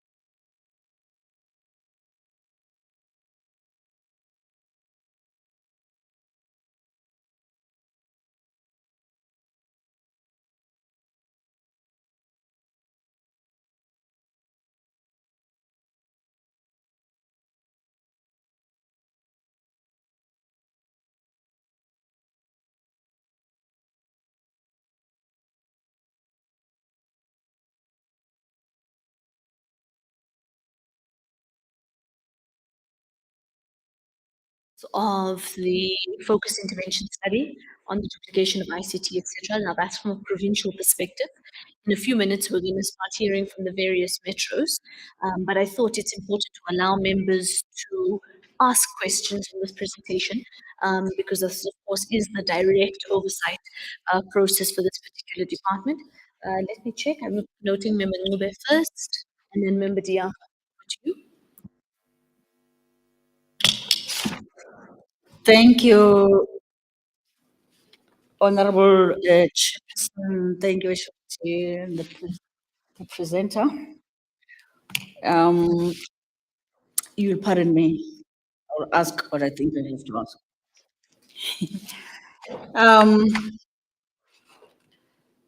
The question that I will ask, whether we are still going there or you've started, but from the previous administration, the then MEC for Education introduced tablets, smart boards, you name it.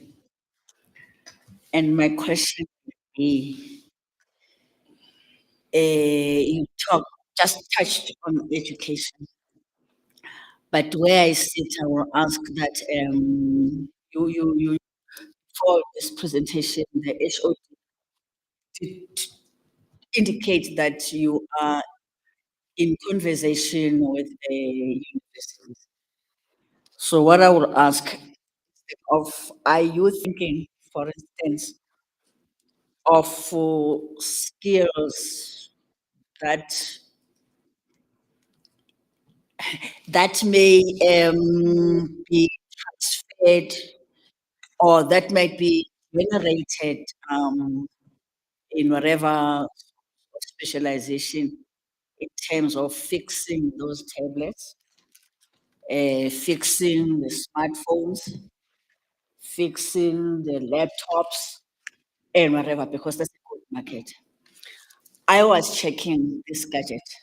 Where is it made? It's made in China. And for instance, when lifts are not working in government departments or legislature or parliament, they'll tell you that it was still waiting for the Chinese or whatever to arrive, or some parts are supposed to be brought from abroad. And for how long have we been using the elevators? And up to now, we don't have those skills. So what I will ask is that, is there any thinking of ensuring that it is not only laying the bypass, but we also have to ensure that we empower through this department and networking with our departments, with universities and business. That's my part. So the question of the TPP also comes in terms of talking to in improving our country. The other one is software that we use. Prior to the tablets, those that might be from education, there's a chief director here whom we were with in SATU as leaders of education in the province. There was an establishment of the Gauteng Online. All schools given the computers, but those computers never ever worked. And in other schools, they are still there in a whatever class. Nobody has ever used them. It just became a white elephant from the beginning. Up to now, other schools you find them, they say we don't know what to do with them.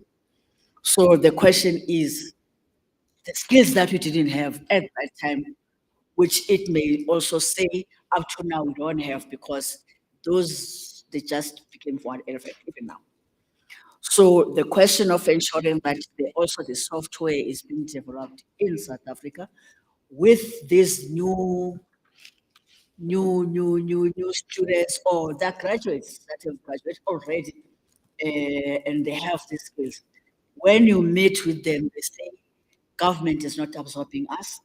the market is not absorbing us. So they qualified, but they can't practice because maybe you were too closed those opportunities.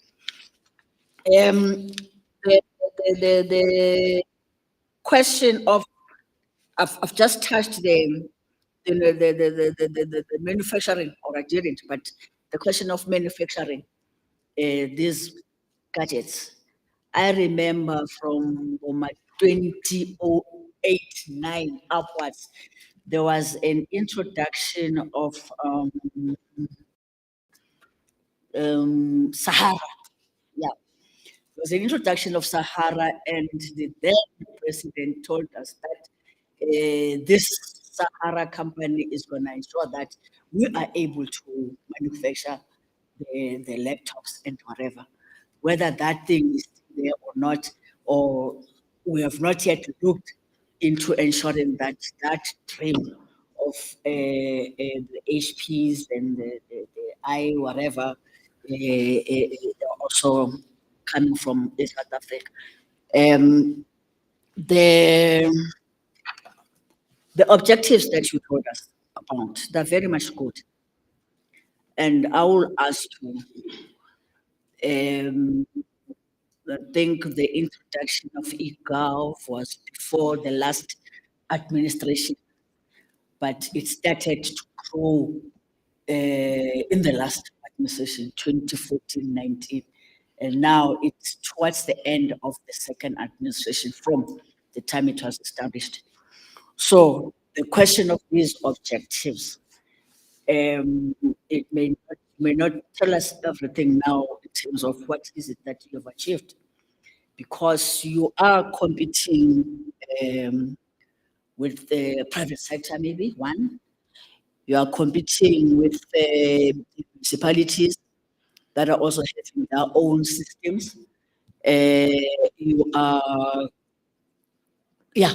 So the question of universal access and affordability, we've just before lunch, we're talking about integrated transport, affordable, accessible, one ticket system, and all those things. So the question of affordability, enhancing the digital skills, and all this, which is nice to hear. How far are you in maybe one of these objectives? Or maybe your stretches maybe by 20 something, we will be at this level.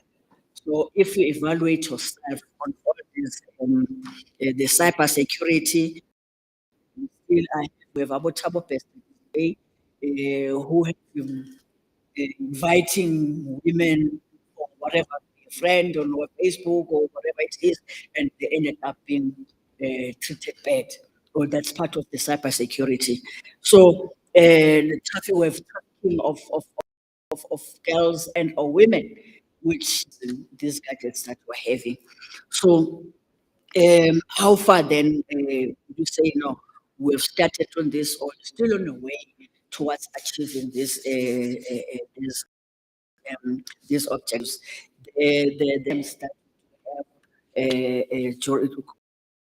For instance, you have one what other congratulations, we have one APC, whatever, and other legit something being scammed. So let me just end there to say, yes, we are going towards a certain goal, but milestones. Where are we in terms of the milestones?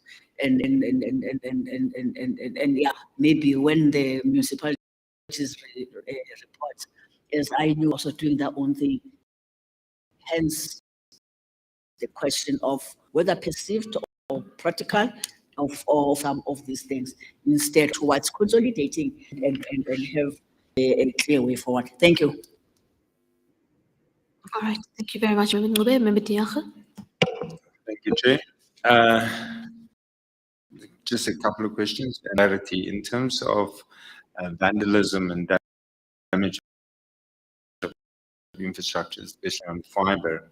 Do you have a forum whereby the etc. can share information with municipalities and government on damage, but also where a situation, we know that we've seen that across all the metros, in fact, that while the fiber being laid, that the fiber companies often damage infrastructure in the city, and then there's a reluctance to report that because, of course, they're then liable and should be held responsible. So it's a two-way street, and we need to have a system in which you can report vandalism and damage of infrastructure. It is also very important, we see that, and I think we saw that a lot with our recent study tour, but we do know that across the country, across the world, in fact, in every metro, everybody's got their own system. The systems often don't talk to each other. And I remember my days in the city of Joburg, was case in point, the city power had one system used and Joburg Water did with them, and guess what, systems never spoke to each other. So as soon as you need a way leave, it was a massive problem because, again, the systems didn't talk to each other. Therefore, it becomes absolutely critical, especially when you look at things like clinics and hospitals, that those systems should be talking to each other. It is therefore imperative that as a department, that you, government side, take the lead in getting the different systems together from municipalities to talk to one another, and that we can all move in unison, and if need be, take the lead and help national government along as well, because ultimately it can cut the red tape. We often talk about red tape, and one way to cut the red tape is to have a system that talks to each other. The digitization of the Tusong centers, are they at an acceptable level? And if not, how can you improve that? Private partnerships often offer a solution, but it is very difficult to navigate. Have there been any engagements with National Treasury, for instance, to simplify that process? It really provides an opportunity to raise necessary funds in this GBN project. And I think because this is a new area almost, it provides us to think outside the box. And I would really encourage that we look at ways in how to deal with the challenges around PPPs in this space. Also, something that I think can be very beneficial is in terms of where you do, and we welcome the fact that you talk about the expanding on your ICT ambassadors. Wonderful opportunity to encourage innovation and people to think outside the box. We have many graduates in that field who, my son happens to he studied something to do with computers. I don't exactly know what, because I'm almost 60 and at my age, I can't think like that. But know that they all study and they all have to come up with these programs while they study and develop all these apps, etc., etc. And very often we don't use and utilize what we have with the young people. We really need to find ways in getting that innovative thinking to become part of our way of doing things in government, and encourage the young people to take up these roles as ambassadors in the ICT field. Thank you very much. Thank you very much, Member Diango. Sorry, Member Malema, I didn't see you. Over to you. It's beauty before age. Thank you once more, Honorable Chair, and thanks very much for your indulgence. Let me welcome the presentation by the DDG, Mr. Msina. I don't know if maybe this question was posed before and answered, but if not, I think it's in relation to the rollout of the Phase 3 GBN. I just wanted to check as to how many sites so far have you already connected, and then how many are pending, especially with regard to the teeth areas or in teeth areas. Yes, that's the first question. And with regard to, or in your value propositions and value chain, how many of the OSE and EME are you targeting for capacitation and empowerment? And in that, are you able to dissect in terms of percentage as it relates to people living with mobility than women categories there? And with regard to the how many quality jobs are you likely to create through this commercialization of government-owned broadband networks in the telecommunication sector? Thank you very much, Honorable Chair. No, thanks. I think I'm covered. There were quite a few questions. I think I've been covered as any questions I have. DDG HOD, let me actually start with HOD. Over to you. Thank you very much, Chair, and honorable members for the question. These are more questions than the previous presentation. Yes, so all the members must be active now, including the city of Tshwane and everyone else. I think, Chairperson, the schools of specialization, there are few that were launched by the Premier while he was the MEC of Education. But and some of those were involved with them in terms of the work that was done. I know that the question came from the tablets and the issue of today we still don't manufacture laptops as our own, even though former president, I think it will be former President Zuma, who spoke about Sahara and all those things. It's a very, to be honest with you, it's a very good question, but I must be honest, as e-Gov, we have not looked into the issue of manufacturing laptops and all those things. But your comments are very critical for us as a department to also look into it to see how can we get involved around those things. The issue of cell phones and gadget repairs is something that we've already discussed, especially in our e-waste program. Because if you look into the e-waste program, it's all about how do you take the equipment that people are not using anymore and refurbish them for use or for being repurposed for new things that are different to what that equipment was. So that discussion is ongoing. It's a public-private partnership. I actually received an email, actually it's gone, yesterday from MTN2 about training the youth on e-waste, the discussion that we're having with them. So we want to create an MOU and P with them to be the one taking charge in terms of the funding of the youth training on e-waste, repairing of cell phone and all that. I actually received a letter yesterday from MTN Foundation. So that is something that we're also discussing with them. And this has got nothing to do with their contract on GBN. This is on e-waste because in August last year, myself and former Premier, the current Premier, MEC Tau, and other colleagues, the DG and other colleagues, we went to MTN to discuss this thing, especially also in relation to schools of specialization. And I'm glad you're reminding us. I'll also remind the Office of the Premier, because the current Premier was there when we discussed this, and there was a commitment from MTN to also assist in school of specialization. But to be honest with you, most of those things that you mentioned, they were not there.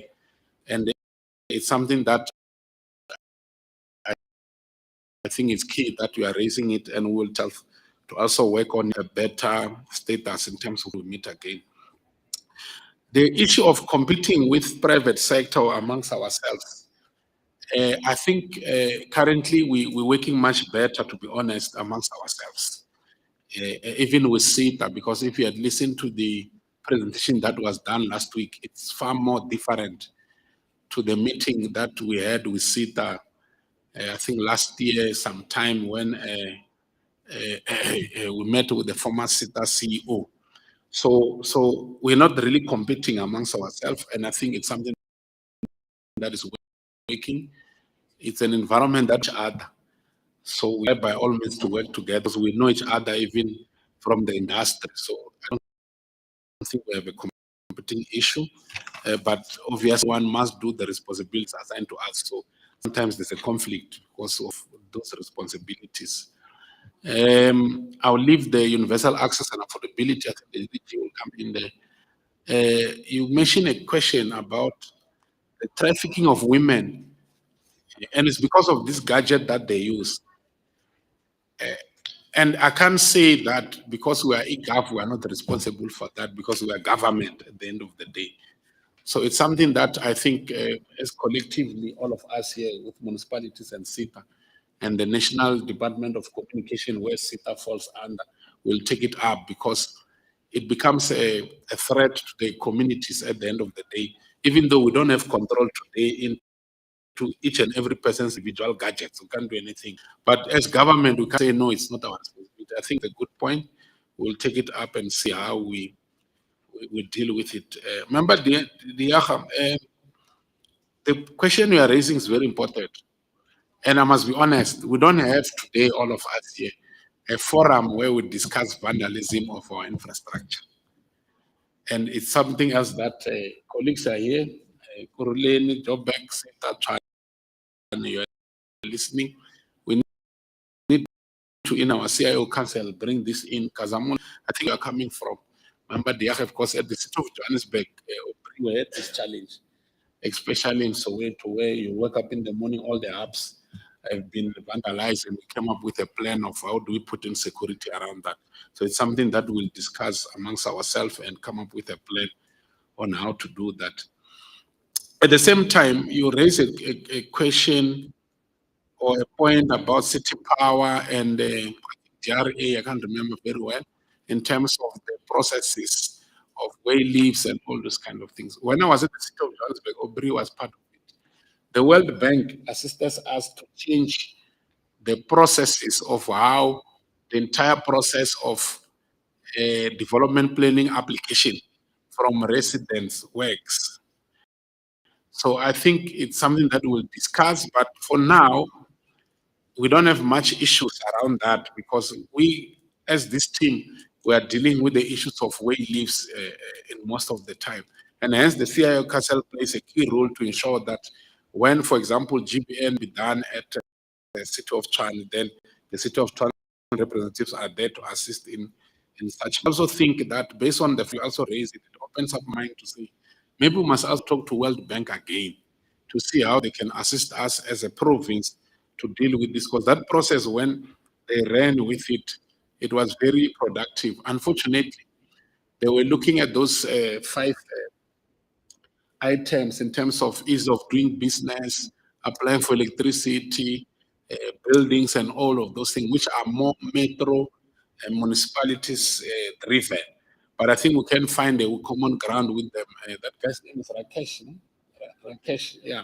We'll speak to Rakesh and see how we can assist from the World Bank point of view to assist us in this. And we'll take it as a collective and speak in one language to see how we can assist.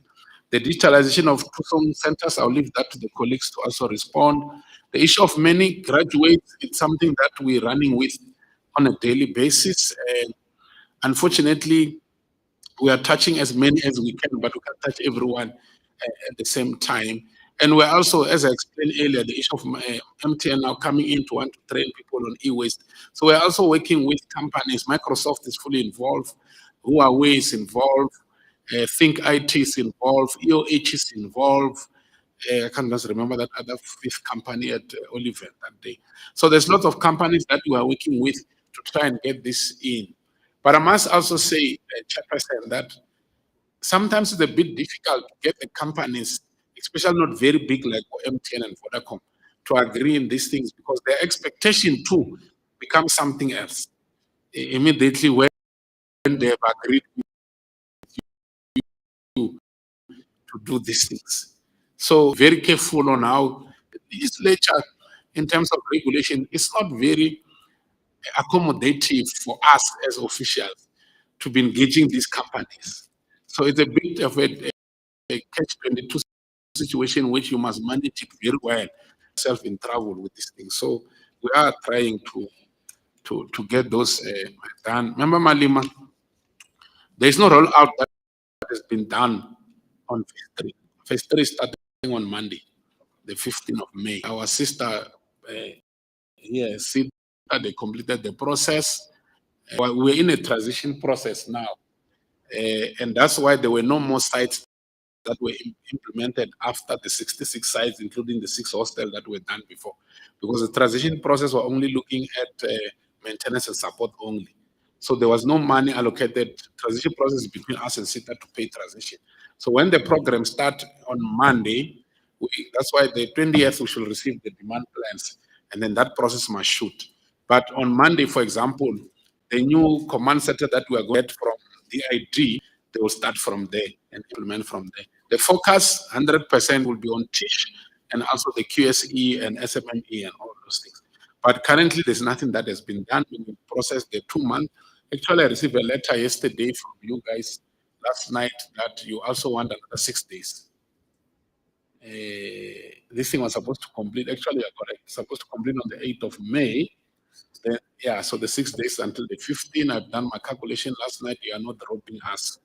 I have calculated those amounts to 6 days because I took the figure, divided by 30 days and divided by 6 days.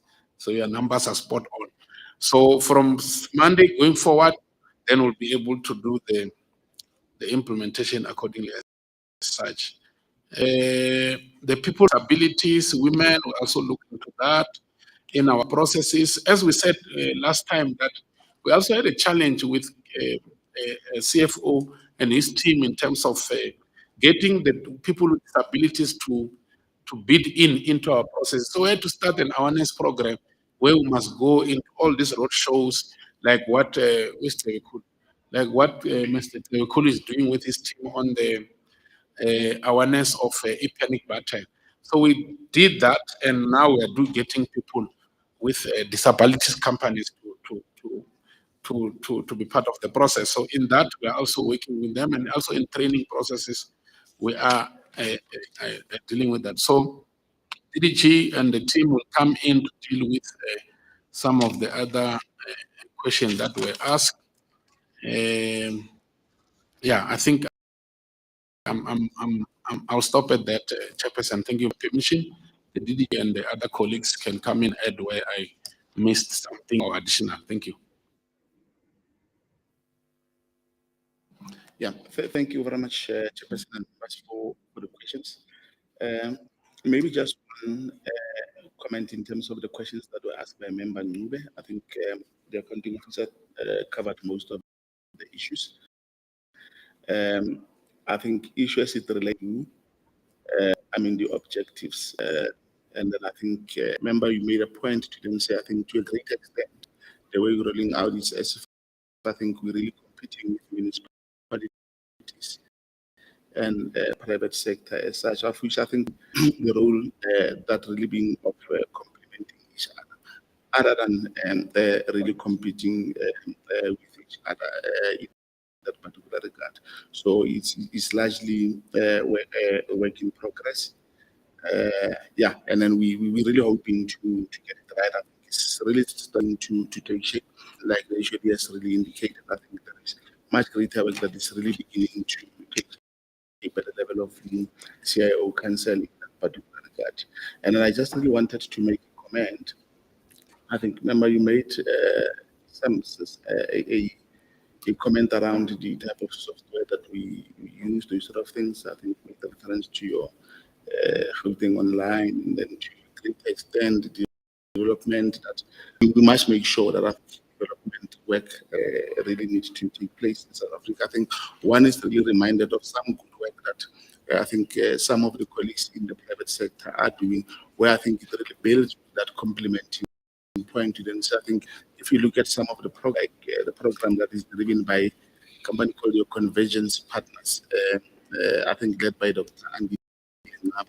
I think they've got a program, and then I think they've managed to mobilize huge amount of funding in that particular regard.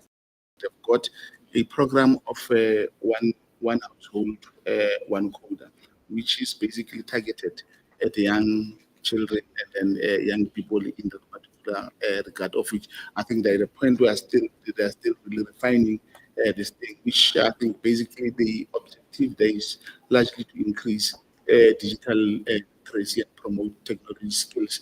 I mean, from this particular young people, listen when they are young. But I think my view is also that I think even some of us who are really that old, I think it really needs to be targeted to that. So I think there are those programs that are there. I think at one stage, I think we had a round table with them wherein they introduce some of these things. So I think from a complementary point of view, those are some of the issues that will seriously come strong in terms of the partnership agreements that we do with them. And then I think maybe from Member Diache, I think one comment. I think you have spoken about the issues it relates to system integration. To then say, I think maybe as a provincial government, we really want, I mean, we should really take an interest in taking a lead in that particular regard. I'm reminded, students, I think many months ago, there was a review in the province, I think around 2015 or so, to basically move in that particular direction. I think an example that I would basically make is just really a pity to then say, more particularly, I think when a discussion around municipalities take place, it's mostly centered around the metros as such.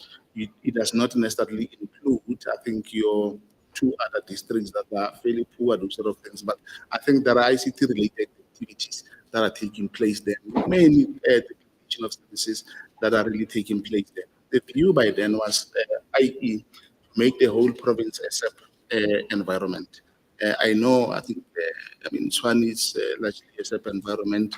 The city of Johannesburg is a SAP environment. Yes, I think let's forget about the problems that were there. I think these sort of things, which I think largely been corrected.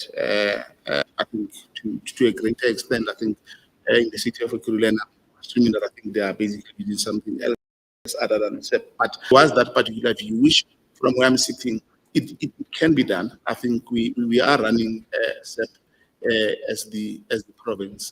I think if we could basically fuse that particular thinking. So I think what am I really saying is that I think we're really taking serious note in terms of that.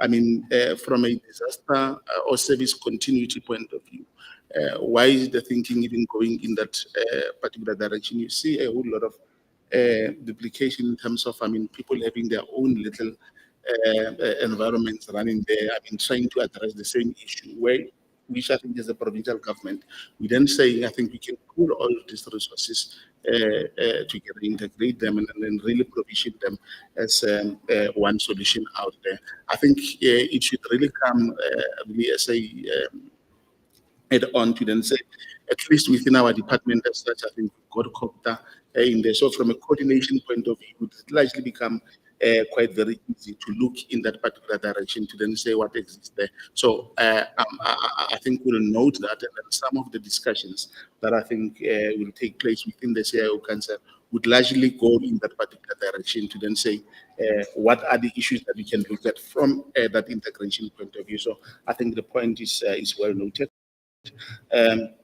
Also, the issues it relates the utilization of tutoring centers. I mean, the issue I think largely partnering with community centers because ours we've largely been seeing it as I mean provision of infrastructure, but utilization of that I think basically left it to other people to do that. But I think we're really taking that as a challenge. I think my other colleagues would also add on to that. There is also an issue, member, that you raised in terms of, I mean, if we looked in terms of other, and I think you referenced National Treasury from engaging them in terms of raising more funding as it relates to our GBN. I'm not sure is it today or when.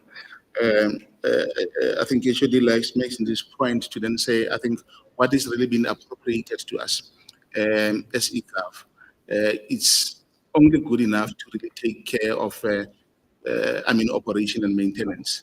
Nothing less. I mean, you even see from the question and answers that we were, from the questions that we are answering from the site's point of view, I think we've got about 203 million or so, which is really quite very small from an expansion point of view, of which we are sitting with a shortfall in terms of what we envisage on the GBN3. So you would have indicated that engagements are ongoing with the provincial treasury to then say what they are giving us through the MTF. It's not enough to really look in that particular direction. So surely I think from that, there should also be an appetite to really engage other sources in that particular regard. And then I think I've always really argued this point unsuccessfully. So to then say I think it's also good that I think we come to raise those issues and frustrations in forums like this.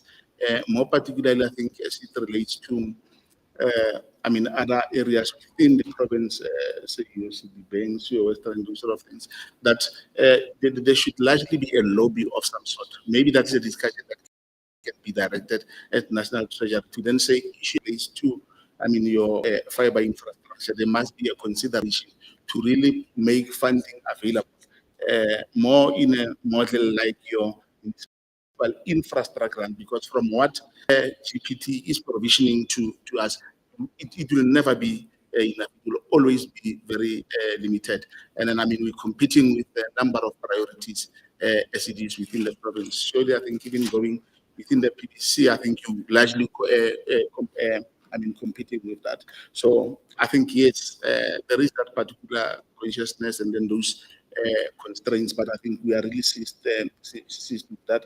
I think they really would have spoken about the issues it relates to the way live students. I think really see much more benefit in terms of standardization of that. I think, yeah. And then, yeah, I think from Member Malema, I think all the questions were answered. And then I think the last thing maybe that was, I'm not sure whether the issue they touched on it, was the one that relates to how many quality jobs would we be creating around this. So I think for now, because it's still really at the planning phase around this, maybe it could be allowed just really get that conceptualization and then the planning work that the JV partner is doing in this particular regard. And then we would then be able to really give much more detailed information for that, because I think as it is now, might run the risk of thumbsucking that and mislead the committee in that particular. But we're hoping to then say, I think a number of quality jobs should really be created around that. HOD and Chairperson, I think that is basically that in terms of the question.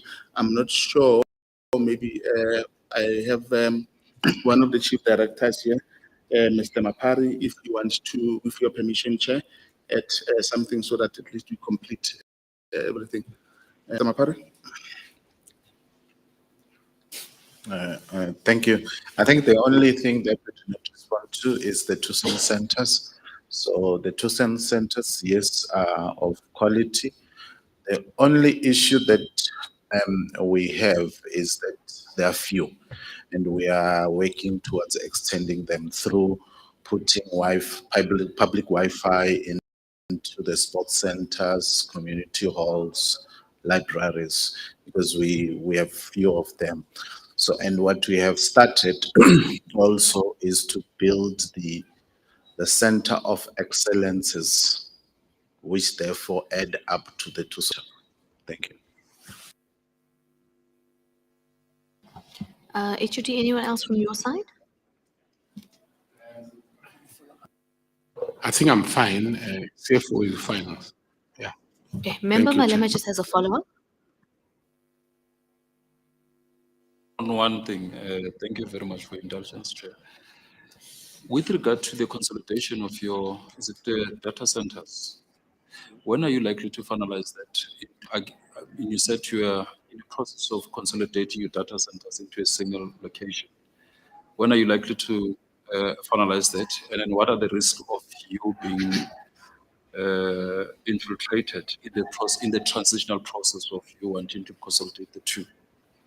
Thank you. All right, HOD. And I'll give an honest answer with my colleagues sitting on the table with me. The issue of data center, we are working on it, but the challenge that we have there, we have even identified a site in Nazareth, for example, and we're out having our DR somewhere in the Mukhale, Tshwane, Joburg area of Lanseria, the new city, Lanseria city, and all that.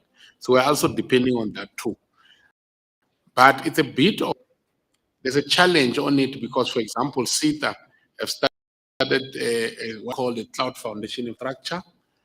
So our plan was to consolidate all the data centers of the metros and the one that we have, because currently we are paying SITA to host our data center and Microsoft Cloud for our clouding processes, even though SITA now has also moved into CFI, which is their cloud environment. So there's still a lot of discussion around that. I think that competing issue you raised earlier comes in that process.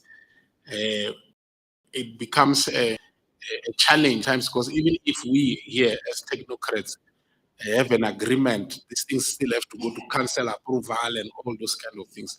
So it's something that we are still finding a common ground to confound each other first and agree on it amongst all of ourselves. And also looking at the fact that SITA themselves too, they are a private organization.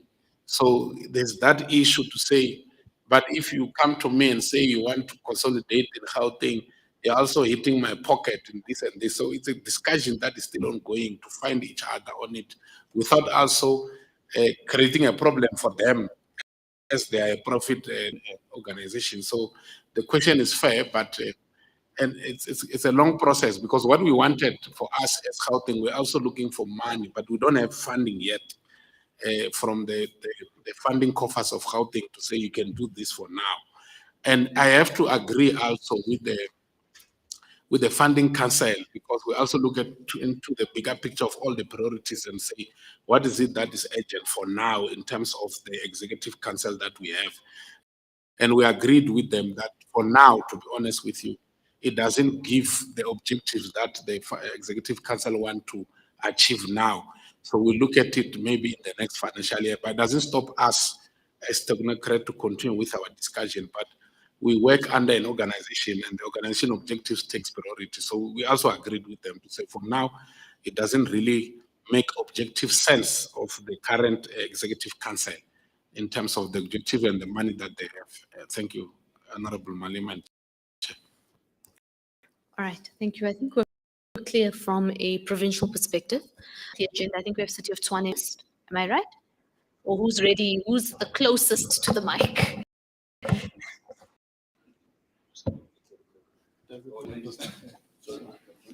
Whoever is the closest to the mic, just which metro you're from, so we note it. We do so correctly.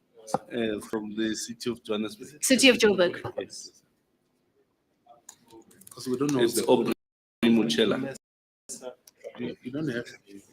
Okay, maybe you can go first. But we don't know who's the owner of the machine. That's the problem. I think it might be Charlene. Maybe just put it aside, yeah. Charlene's team. Can we Who's just that, connect Charlene? direct? We can connect direct to our machine. Yeah, let's connect directly. I always prefer the presenter to connect directly. Then its speed and presentation style is better.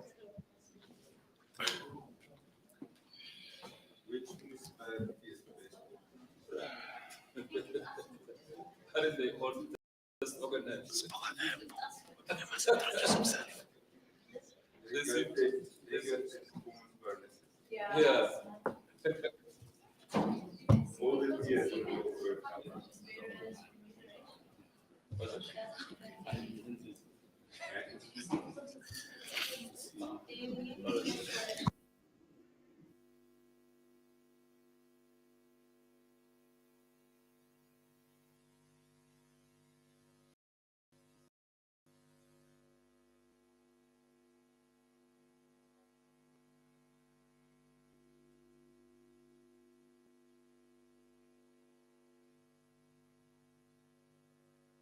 Let's also have our next metros ready, so we can streamline that process with laptops, with all of that.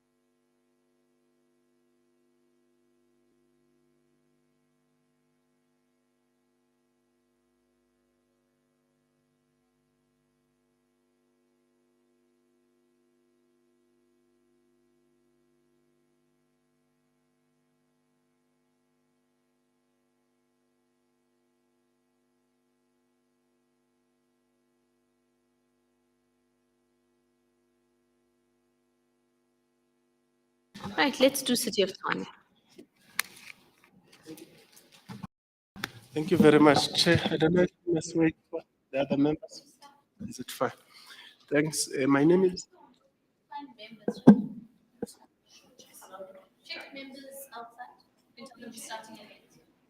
Thanks. My name is Musa Kumaro and responsible for corporate services in the city. And Chair, I'll take you through with how we've read the brief. Having listened to the previous presentation, I think maybe there was a need for detail, but I think we'll cover some of the things when we engage. What we've covered is largely around the progress that we've made and the challenges that we've encountered in the rollout of our broadband project within our municipality, and just also how we're collaborating with Gauteng province, and also some of the adaptation that we're making on our project owing to some of the financial difficulties that we have, which I think then amplifies the need to see how we can all then work together to complement each other's resources. And lastly, we're asked to reflect on the relationship that we have with SITA. So I'll not cover this much, but it's just a background of what was the approach of the city of Tshwane to broadband rollout. And mainly what this project started around its conceptualization at least around 2012. And the aim was to try to see how through a private partnership, everyone has spoken here about the costs that are involved in rolling out broadband infrastructure. So how the city has conceptualized its approach to implementing broadband, its use of a private sector resources over a period of 18 years in a form of building, operate, and then transfer the asset at the end of the 18 years. And then the city will take over that particular infrastructure. So that is the approach of the city in terms of the financing and the implementation of this particular process. However, Chair, it has not been without challenges. Around 2016, the city decided to review the very same process owing to some of the irregularities that the government of the day at that particular time felt had been there. So we then over the last 6 years or so have been through court processes which have hampered us in terms of the implementation of this particular project. And therefore, it was halted around 2017, thereabout, Chair, but there's since been quite a lot of progress from a court process which has decided that the city continues to perform on this particular contract. So we are just in a process of finalizing reconfiguring the agreements again for us to continue then to implement. But I'm just saying that we've had quite a start and stop to this particular project. This is the current status. So at the time when the project stopped, we had built around 400 kilometers of the fiber deployment in the city. It is yet to go live. As I said, that it was stopped at the time just that it was about to go live. It is looking at the different areas of the city in the north, largely your Themba, Hammanskraal areas, and it also covered in the west your Mamelodi and as well as in the south Centurion. And as well as in the north, your some of your Acacia, Pretoria North, and at least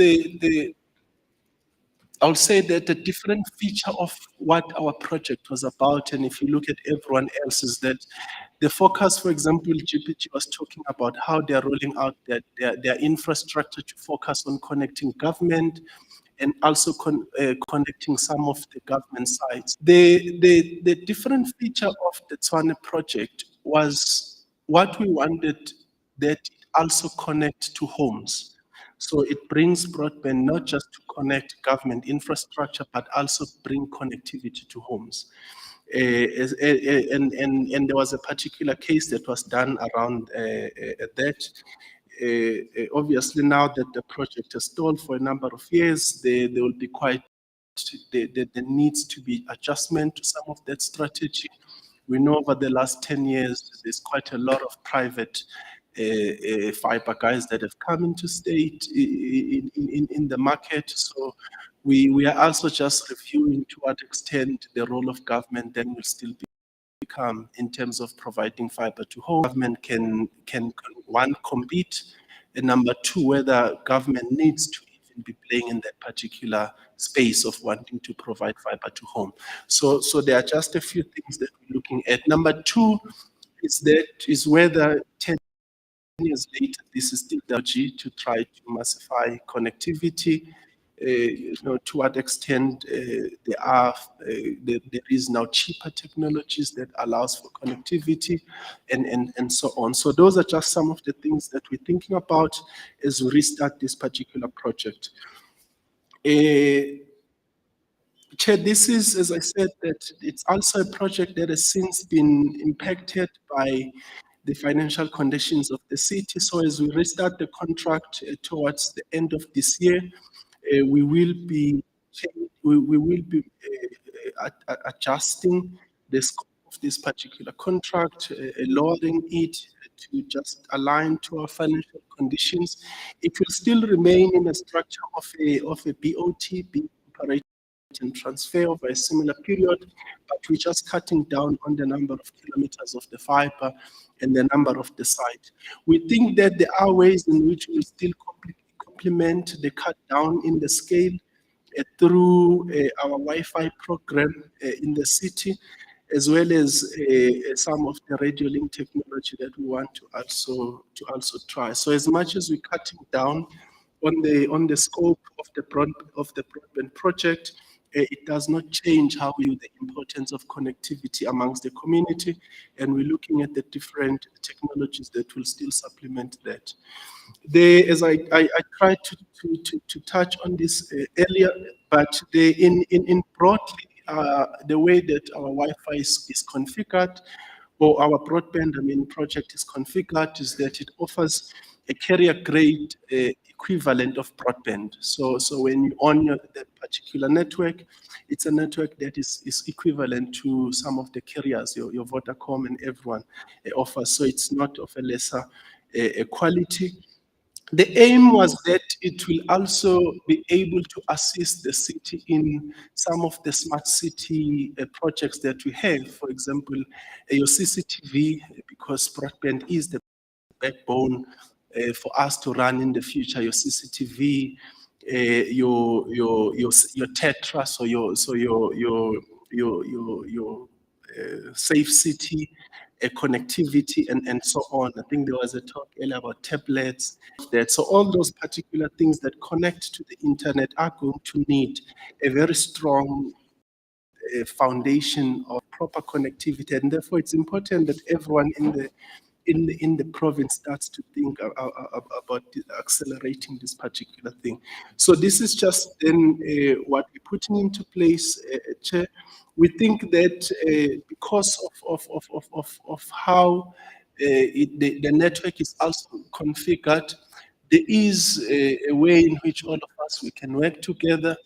We're looking at, for example, our form of commercialization covering your diplomat community, but also covering some of your Gauteng infrastructure. We don't think there is a need for the Gauteng province to be laying down fiber in Tshwane if Tshwane is already doing this. So there is a way in which we can not just commercialize with the private sector, but even amongst a government.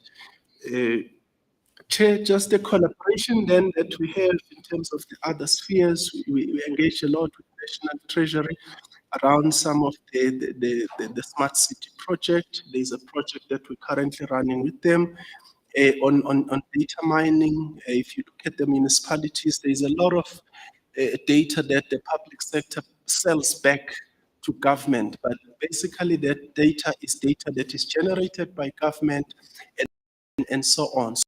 So we're looking at ways in which we can be a repository as government, and we're participating in that. That allows for us to have proper planning, data, monitoring data, and so on. So it's part as well of how we consolidate at municipal level. There's also some of the projects that we're participating with through the World Bank on Smart City. And thirdly, as well, we recently entered into an MOU with the e-Gov. We're excited about this. As I said, we think there are quite a lot of areas of collaboration that we've not optimized on. The colleague earlier was just speaking about the health, and I was thinking that we're developing also our own separate e-health. Ekurhuleni as well has spent a lot of money on e-health and everyone. But if you think about walking into a clinic, it doesn't matter whether you're walking into a clinic in Mogale City or in Tshwane. You walk in, there's a person you find there that will open a file for you. They then refer to someone who will assess you and then prescribe medication. So, but all of us, we're spending at developing our own system.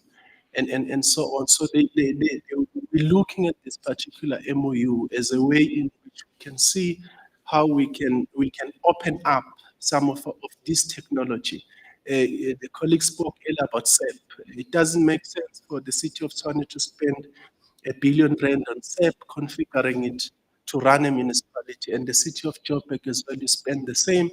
At the end of the day, we are in the same business. We have property rates, we have electricity and everyone, but we are spending developing systems that we can just open up. So we see the role of e-Gov as a very central role in trying to see how we can all optimize how we spend and all of that. So that's how we are very keen on participation. And of course, other things like your safety project. I spoke earlier around how we conceptualizing our safe city, so that we're not putting a CCTV at the corner of or in town, and still we're also planning on putting a CCTV for a different project. So there are discussions that we've already started having around how we are going to operationalize this MOU. But some of the areas that I'm touching on are a pain that we've all wasted money on, and we're looking at how we consolidate. In terms of SITA, generally we've interacted with SITA around these particular 4 areas. Our engagement has been quite limited. One has been around the issues of connectivity. As we know, SITA is an internet provider of government. We use that particular service. Generally, it's a service that is available 99% upwards, even though there are times when that service has not been available. Very costly for metropolitan municipalities. But as I said, generally that relationship has worked well.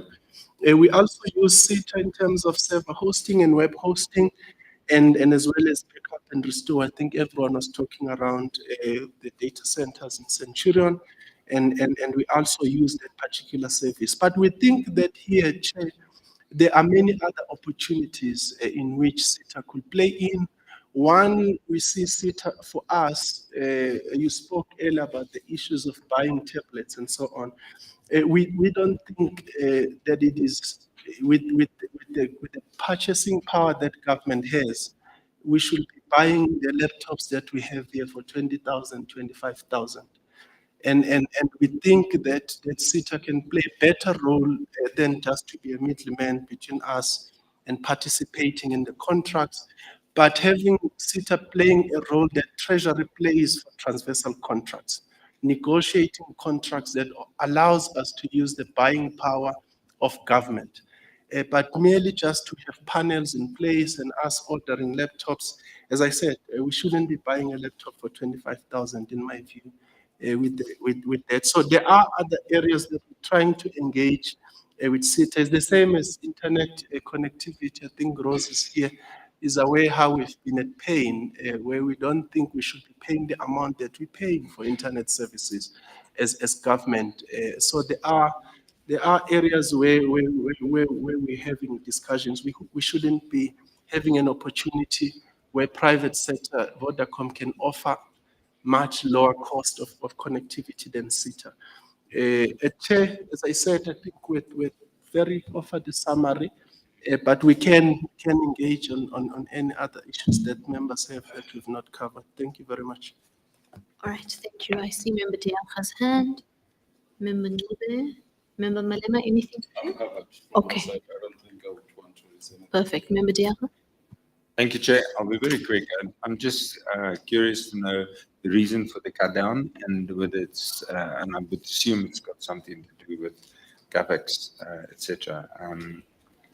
In terms of, we talk a lot about smart cities and smart city projects, etc., and I'm wondering to what extent Tshwane has smart meters in terms of water and electricity, which is, of course, it's the smart services that is key. And I'm glad you spoke about Tshwane developing their own health app, and Joburg's got theirs, and the national got theirs, and then province come, and none of them talk to each other.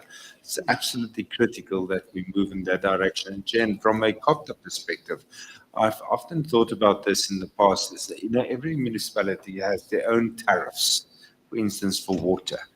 And they measure those tariffs at different. This one starts at 5 kiloliters, that one starts at 12, and the next one at 15, wherever it might be. But every municipality works in a different system.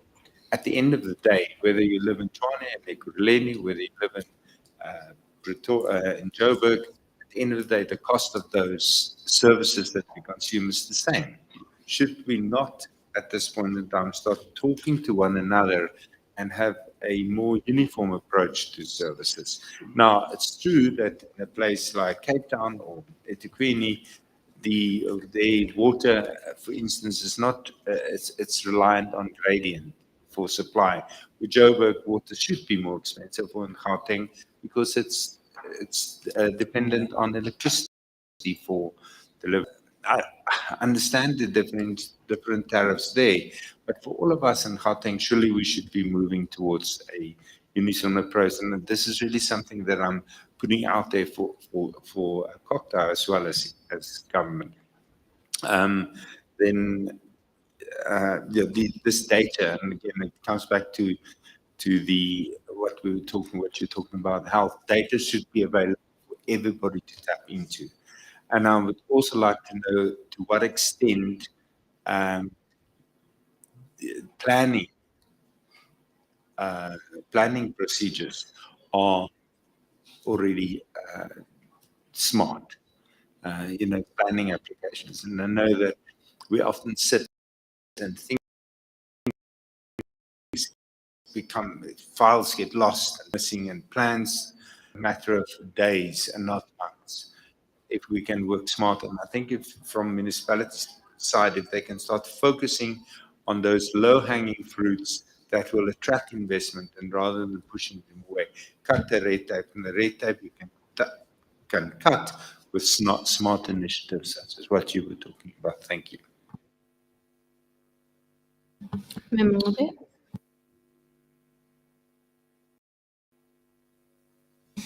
Thank you, Honorable Chairperson. Thank you, for Institute of Tshwane, for your presentation. What I am going to raise will join you and the SITA. My first question will be, I know whether 2016 it was the beginning of coalition or not, but when new government comes in, it inherits and takes over whatever that has been there. So my question will be, when the city awarded a contract to Altron Consortium in 2015, what did, I don't know, where is the city person? Oh, what role did the SITA play in ensuring that due diligence was done prior to the appointment of the service provider? The second one will be, why did the city decide to review the awarding of the broadband tender to Thobela Telecoms through court processes? Then, did due diligence done by the city, was it done by the city prior to the awarding of the broadband to Altron 2015? And then you agree, we get everything. Yeah, sins of the incumbent. And then the other one is, what informed the city to revise the project? You just touched the question, cutting your cloth according to the science. However, what informed the city to revise the project, which resulted in reduction of the core sites from 8 to 4, installation sites reduced from 400 to 200, and deployment of fiber infrastructure original was 1,500 kilometers to 400. What are service delivery implications? You even said you are still questioning yourselves whether are you supposed to take connection to the homes. And what has been pronounced by the current premier is the teach from where I sit. When the president pronounces, it means all spheres of government must take the cue from there. And when the premier pronounces in line with the IGR principles, also municipalities must also do that. So what are the service delivery implications then on how these downwards revisions will affect the planned timeframes that you have, and or aligning yourselves with what the premier has pronounced, because municipality is within the province. The growth of the province impact on the growth of the municipality enhances the growth of the province. And then the other one, regarding the collaboration with the spheres of government, what role is e-Gov is playing in ensuring that proper planning is done prior implementation to avoid the reported court engagement? You work together, you said you are not competing, you are a family trying to work towards a specific and agreed upon objective. The other one is that in terms of the data information, you did talk about that storage and protection. how does the SITA mitigate the risks associated with cyber attacks? Whatever measures that you're putting in place may not be 100%, but what are the measures that are put in place? And the last one, given the financial implications and the size of the project, has this tender been done through the SITA so that you also said, no, we're working together in achieving one objective? So this current one has been done through the SITA. That was my last one. Thank you very much. Want to see this family? How is it? Collaboration. Exactly. Thank you. Thank you very much. Let me hand over first to Steph Tshwane for response, and then we'll see if there are any feedback elements from the SITA. Thanks. It's a new list that has just come together. Relatively new. Chair, the issues of the cut down are purely because of financial situation of the city. So it has nothing to do with us. Yes, it has nothing to do with us not agreeing on what we need to do and so on. And that's why, as I said, that the issue of connecting communities and connecting government remains the same strategic objective. And part of the downsizing of the contract opens up that should the situation of the city improve, we will look at adding more sites. So there are no other reasons except for just the aligning to the current financial situation of the city. I totally agree. On the smart services, there is quite a lot of things that the city has advanced on. Issues around accessibility of government services beyond your normal 8 to 4 hours. So online access, whether to servicing of your accounts, we've recently launched our online building application and city development. So your applications for building plans and so on is now available end to end. Online and other services, but there's a lot of work that still needs to be done. A lot of our services are still manual, are still accessible through only contact centers, which is very expensive for someone who must sometimes take 2 taxis just to get to town to book, for example, a cemetery. And to interact with those services. So there's definitely a backlog there. I totally agree with the issue of Gauteng. We are in a very unique position that others are not in, where you have wall-to-wall municipalities. So if someone who stays in Tshwane, work in Ekurhuleni, the kids are studying in Joburg and so on. So there's just no need for us to be really thinking about our boundaries as boundaries, and we should be able to have a much more uniform approach. I think for me, it starts with ERP systems. If there can be a way in which you can break down already the systems, it will already change quite a lot of things. And that is where I think then the role of e-Gov then comes very profound there. The issues of the same thing that I've said, that a lot of our data is in the silos and opening up the systems. For example, if you take your e-health or your health, you have someone who goes to Tshwane, collect medication, go to Ekurhuleni, collect medication, especially in the SADC. We've seen quite a lot of that happens, that people are coming in the country, collect medication, because we don't have something that speaks to that you've been to the clinic and so on. So just simply opening up the e-health system, we should have a better approach to data management of patients and so on. It's the same as just planning overall, whether we're using that data for schools and so on.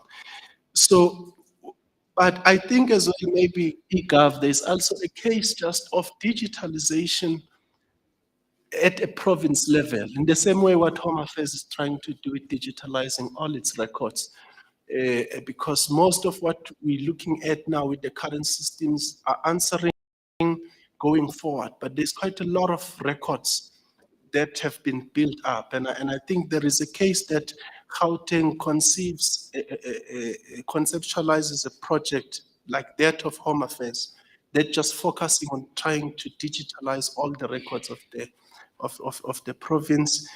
The other questions, the issues of what informed the city to review and so on.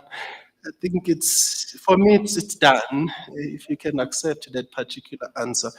There was obviously a lot of belief that there were irregularities in the contract. There was belief that the contract is just way too expensive. At 4 billion, just for 400 sites, it's quite a lot of money.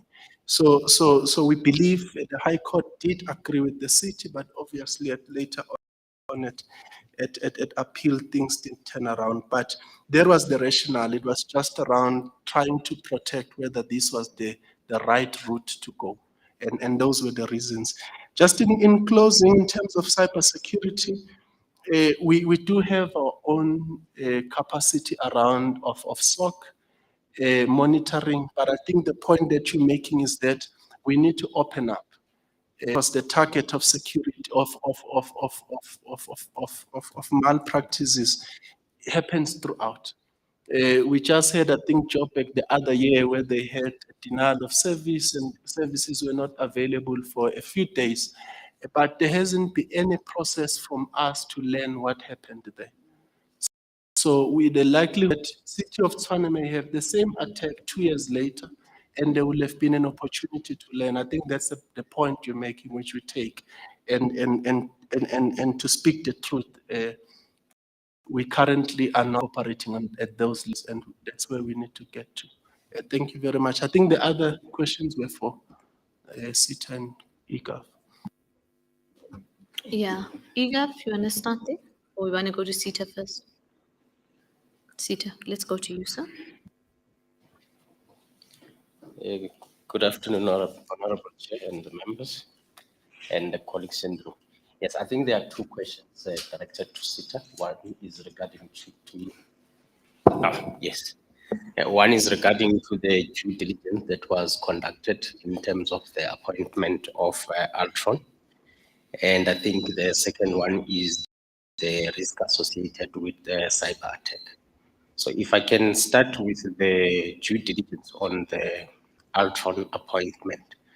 So it comes to the presentation we made last week, whereby we've got the maize services as well as the mast services. So with the municipalities, mostly it's maize services, so meaning they come to SITA as optional.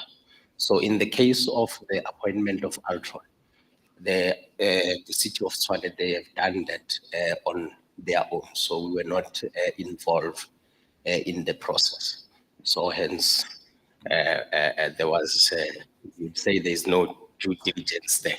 But I think my colleague put it correctly to say it's a new relationship. So it's a learning relationship as well. We are also looking into those things to say how can we collaborate better on those matters.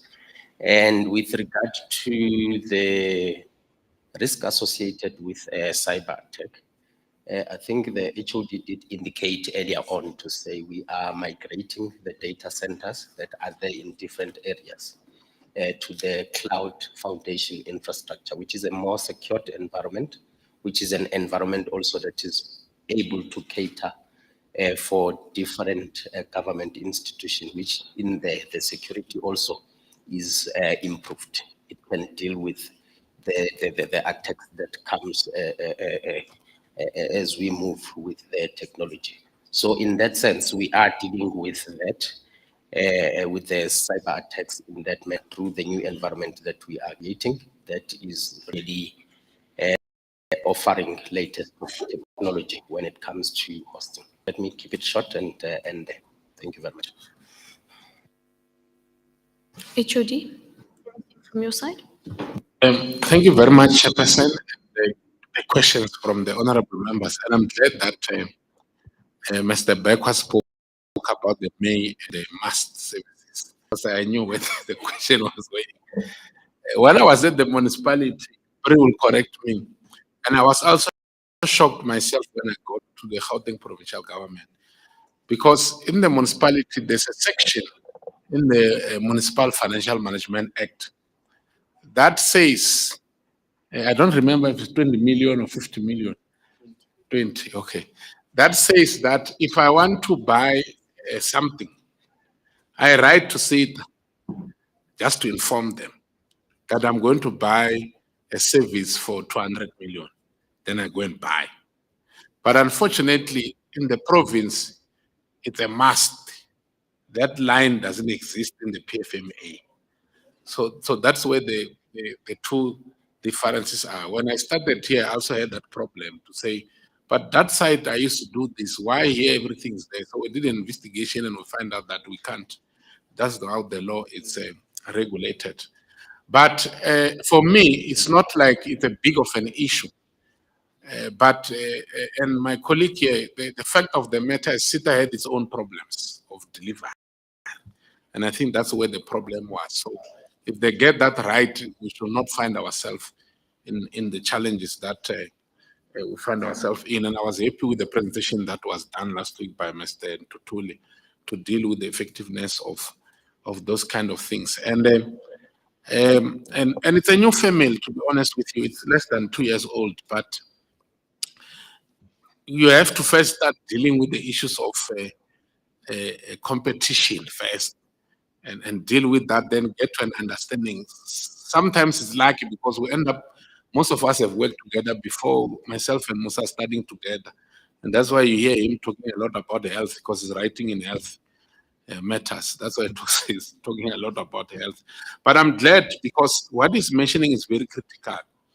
And I raised this with my team. We're busy dealing with that because, for example, this e-submission, that like the documents I was signing in here earlier, at the city of Tshwane, they do it online.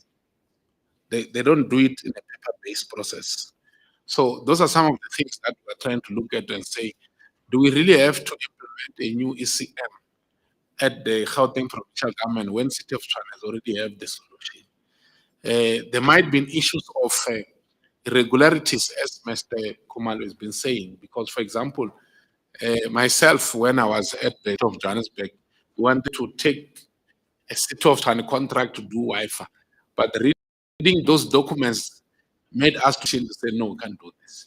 Based on how the BAC worked and BEC worked, and BAC changed a decision of BEC, and when you read them, you say, this is going to put me in trouble. So those are some of the things that we're also looking into, because the issue of regulations and the prescript in terms of how we do our work, it also plays a key role in those things. And that's why, for example, the 144 cameras in the city of Ekurhuleni also took time, because as an accounting officer, I ask questions and I need to get those answers to make sure that I cover the Gauteng provincial government to say this work was done correct, so that if there's an inquiry or anything, one can be able to sit and say, I was able to do this. But I think there's lots of things, to be honest, especially in ERP. ERP, it's a very expensive tool that deals with the enterprise resource platform for all the work that we do, for payments, all in the entire process value chain of ERP. But the challenge that we also have, country, is the issue of these big companies. Because while we're at the city of Johannesburg with Aubrey, we said, let's incorporate all the how many are there? 14 entities. 14 entities. All their licenses must be one under Microsoft, ELA. It was a war. And the war is internal and external. Because Microsoft, they have people in other organizations who protect them and everything. And it becomes a political war. So it's something that, and I'm saying this because the questions that you are really asking, to be honest with you today, are very pertinent. But I'll also implore that these questions must also move into my colleagues' political leadership. Because it's also different. If you listen to some of the answers that maybe Khumalo gave Musa, he must also protect himself in answering those questions, not to find himself getting into a political war. So we need to also deal with these things if we are honest to say this we want. But I agree, the issue of ERP, for example, we are paying 100 and CFO is gone, almost 100, 200 on SEP for 2. I don't know how much they are paying. I know they are paying for SEP, and it's the same system. And we can sit and say, let's integrate and deal with this thing in terms of the number of users, because the same function or the same water called a thirst is drinking that side. But they will say how many people must drink water. So we get charged per how many people drink the water, not to be sold the same water, all of us. So it's something that we are discussing, but it's very difficult to get to the end because there's so many stakeholders that are involved in this thing that you might be stepping on their toes and everything else. So it's a process that we are dealing with. Hear you. And I'm glad that also Musa spoke about the challenges that myself and Aubrey in 2019 at the cyber attack. But a year later, they were also attacked. So, which means there was no learning amongst ourselves in terms of each other to say, you were attacked, what did you do in that 4 days that you suffered, and how can you assist us and all those things. Luckily for us, the attack was nothing, to be honest with you. But for them, it was a big issue because there was a payment of 80 million to the wrong account. That has become an audit issue. So in where we are, I think the other thing, to be honest with you, is that the mind, the culture, and the aptitude of people in government is changing today. It's not the way it is before. Because before you had people who think they're in charge of their own government. You can't do anything about it. But we get to a point where we understand what are the consequences that gets derived out of the decisions that we made. And I'm glad with the team that all of us are understanding that part now. And I think the questions that we are getting here also give us more opening to say, let's go back and look at ourselves and see how do we come back and deal with the questions that you are asking. 4 billion for 400 sites, yeah, I also agree. I wish we had 4 billion at e-Gov to do, we should have done a lot with it. But we will take the comment very seriously, working hand in glove with her, because this must also go to a national discussion. And I do believe that as Gauteng, if we are able to show a way, we'll be able to show everybody. As we had a meeting with DPSA, with that CIO Council on Tuesday, and most of the things that DPSA raised in their new framework that they're producing, we said we don't agree with it as Gauteng, and they're going to meet again next week, Thursday. So it's an ongoing process. Remember, unfortunately, these things takes time because there's other involvement, timelines and all that. I think Chairperson to answer all the questions. Thank you very much. All right. Thank you very much, HOD. I think now let's move to, if I'm right, it's City of it's City of Ekurhuleni. Is it City of Joburg? It depends, huh? I'll tell you, I have City of Ekurhuleni here. That's what I've got. 10.2.2.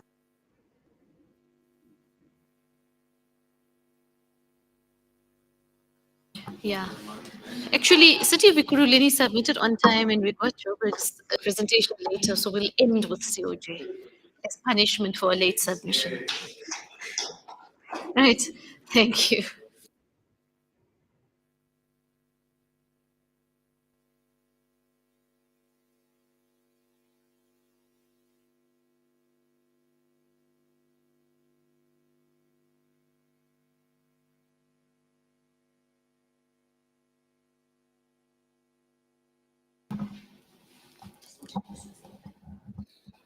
Okay.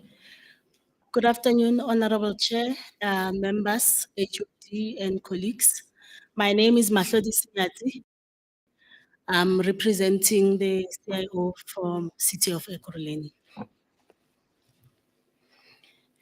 Our presentation mainly covers the questions that were posed to us. It covers we just give a little bit of background regarding our broadband infrastructure project. the current challenges that we are experiencing.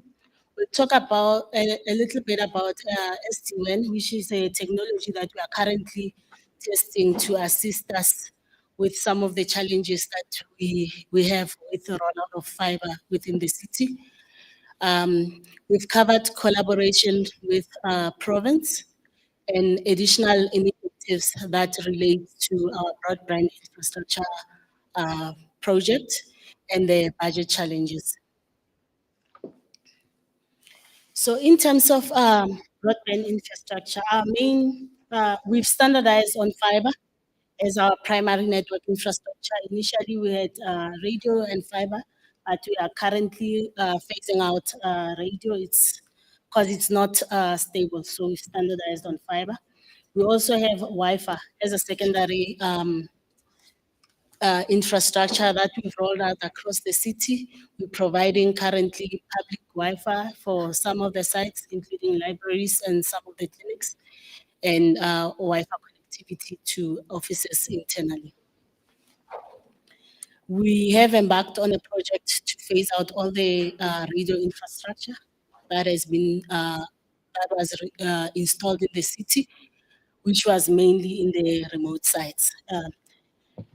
Which we're replacing the radio infrastructure with fiber, but because fiber is so expensive, looking at a SD-WAN technology, which mainly uses switches to connect offices internally, and we're focusing on rolling out SD-WAN at the remote sites. To date, we've installed 605 kilometers of fiber. We're only counting fiber from 2019. Prior to that, we also had a PPP partnership, which we believe that was not really working in our best interest because we didn't get to own the infrastructure when the contract ends.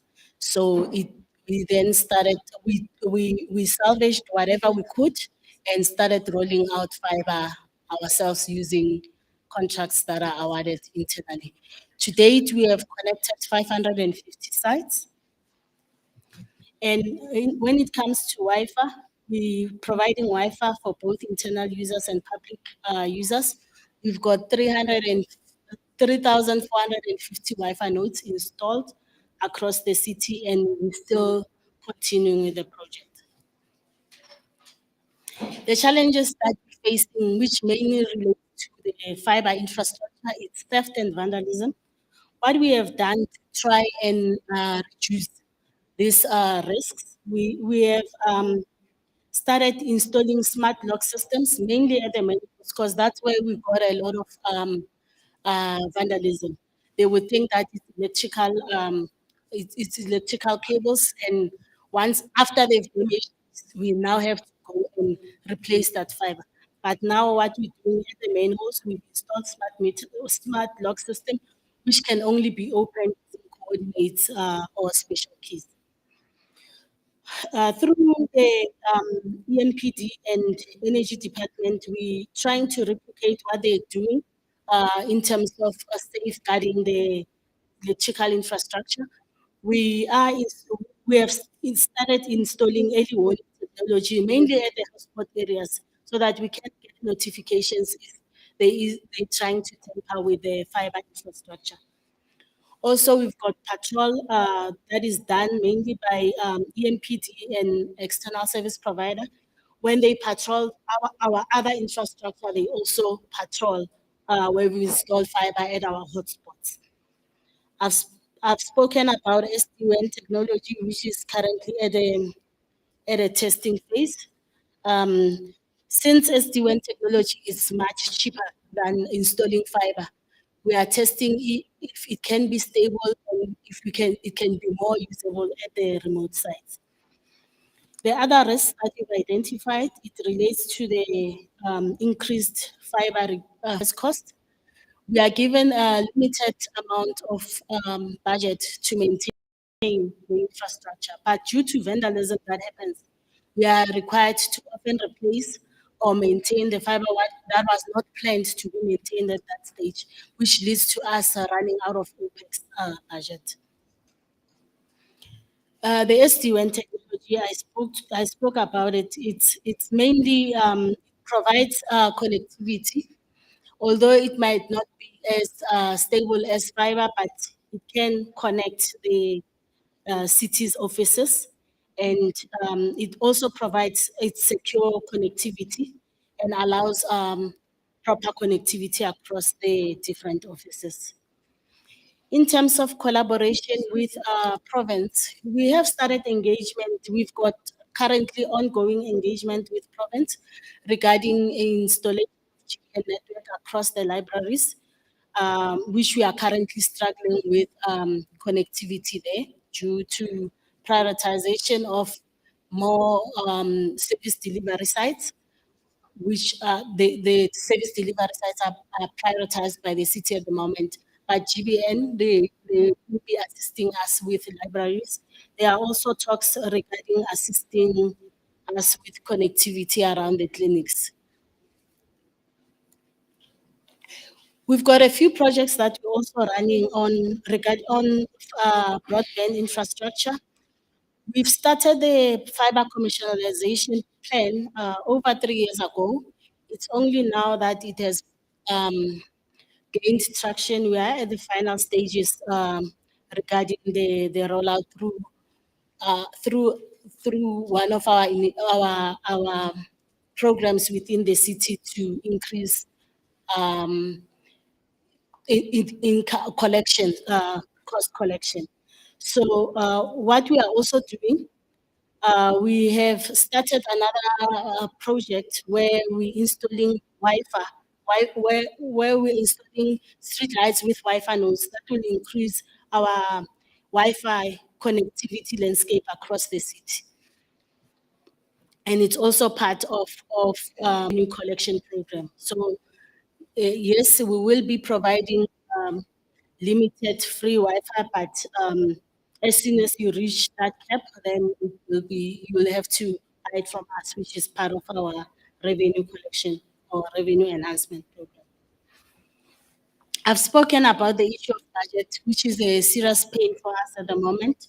We do roll out fiber, but due to vandalism, we have to go and fix the fiber. In some cases, you find that the maintenance that are required are quite high. It's like you installing a new fiber from scratch for those sites. So those are the current challenges that we face. But with the initiatives that we have started together with our EMPD and energy departments, I think that we have seen a reduction in the vandalism of infrastructure. But also with the initiative, I think the discussion that we had regarding engagement on how we can try to reduce this infrastructure vandalism, I think it can also assist us to learn from what other colleagues are doing or to also share information.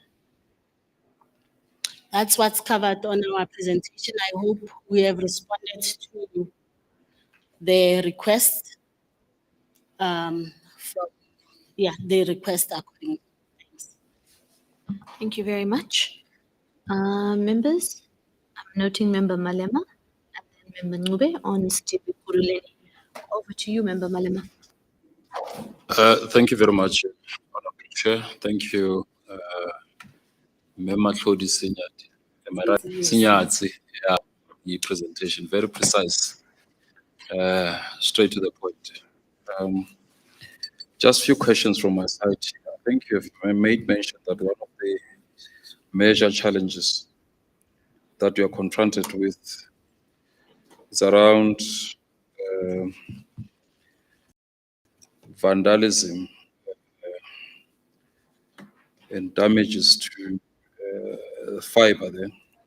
So in terms of vandalism and fiber being damaged, how does the city's ICT plan interface with the city's partial development plan? Because I think in crafting that development plan, obviously it has to take into cognizance the fact that we are confronted with that kind of a challenge there. The other question is around commercialization of the current fiber and Wi-Fi infrastructure. How much revenue will you be generating from this initiative, if I have to ask? And regarding the collaboration with the provincial sphere of government, what are some of the challenges related to the connectivity of libraries and clinics through GBN beyond what you've already presented? I think you have touched on that to a certain extent. And then what role did SITA play in awarding and implementation of the broadband infrastructure in Ekurhuleni, in your city there? And you made mention that you've already installed, the city has installed, I think, 605 kilometer of fiber. And also you said something about currently that 550 sites were connected. So I want to check into, with regard to that, what is the overall number of kilometers to be installed with fiber, and then how many sites are yet to be connected? Precisely, those are my, and I think that question is juxtaposed to the disclaimer that you have mentioned here in relation to the budget constraints and as well as a high maintenance cost that you are incurring on an ongoing basis. Thank you. Thank you very much. Member Thanks, Honorable Chairperson. And thank you, Piers, a woman. Let me start with the vandalism of the fiber and going back to the family to say I didn't hear from the province whether they do have a challenge of fiberism. So my question is, I know from the previous administration I was serving in the e-Gov, and we did ask a question, then MEC, the vandalization of ESCOM, yeah. So they might, because I didn't hear raising the vandalization of the fiber. They did present in that previous administration in terms of no, it won't because of whatever, the different fiber. I don't remember made of what. So in terms of the good and or also helping city to also utilize that type of material that is being used by the province, which I've forgotten what the term was in terms of what is the name of that kind of material. And so if that is the case, that they're using that kind of material, that's why they don't have a problem. So then let them share that with us, there's this committee and yourself too, in terms of trying to help, because it will be the same thing that we're experiencing with ESCOM. The other one is the clinics have been touched. I want to know about the connection of the schools. Whether is there any connection of the schools or it is the province that connects the schools. Thank you very much. Thank you. Member Diago, you good? No, I think it was a comprehensive enough. All right, thank you. Let me hand over back to you. And then if there's a need for e-Gov, they can come in as well. I'm here with my colleague, Mahlatsi Majani, who will assist me in answering some of the questions. In terms of the GBN connectivity, so our initial plan, we were rolling out fiber ourselves within the city, but because of limited budget, it was taking too long. So we've started engagement with province regarding connectivity fiber in the list, and we get positive support from them. they are currently assisting, and they have committed to assist us in rolling out fiber in the libraries, and we really appreciate that support from them. SITA's role, our relationship with SITA, we're using the May rule. So we are just reporting to SITA on our project, on our intention to advertise. We're rolling out fiber using contractors appointed through the city. But open if it's got options that we could piggyback on from them, out fiber more effectively or broadband more effectively across the city. We are more than willing to engage with them further on that. We've connected 605 sites. We currently, as it is, we've got less than 200 sites, but the challenge that we're having, the city adds more sites annually. Annually, there are new sites that we need to connect. So although we may be having less than 200 now, we may be having a different figure in 3-4 months' time. I will leave the question regarding vandalism to Province to respond on that. The schools are currently not in our scope. We're not installing fiber in the schools. I think they are managed by education. Thanks. Hope I've responded to all the questions. Colleagues, do you want to add? Okay. Thank you. My name is Tshwane. I'm with the City of Ekurhuleni, solely responsible for ICT operations within the city.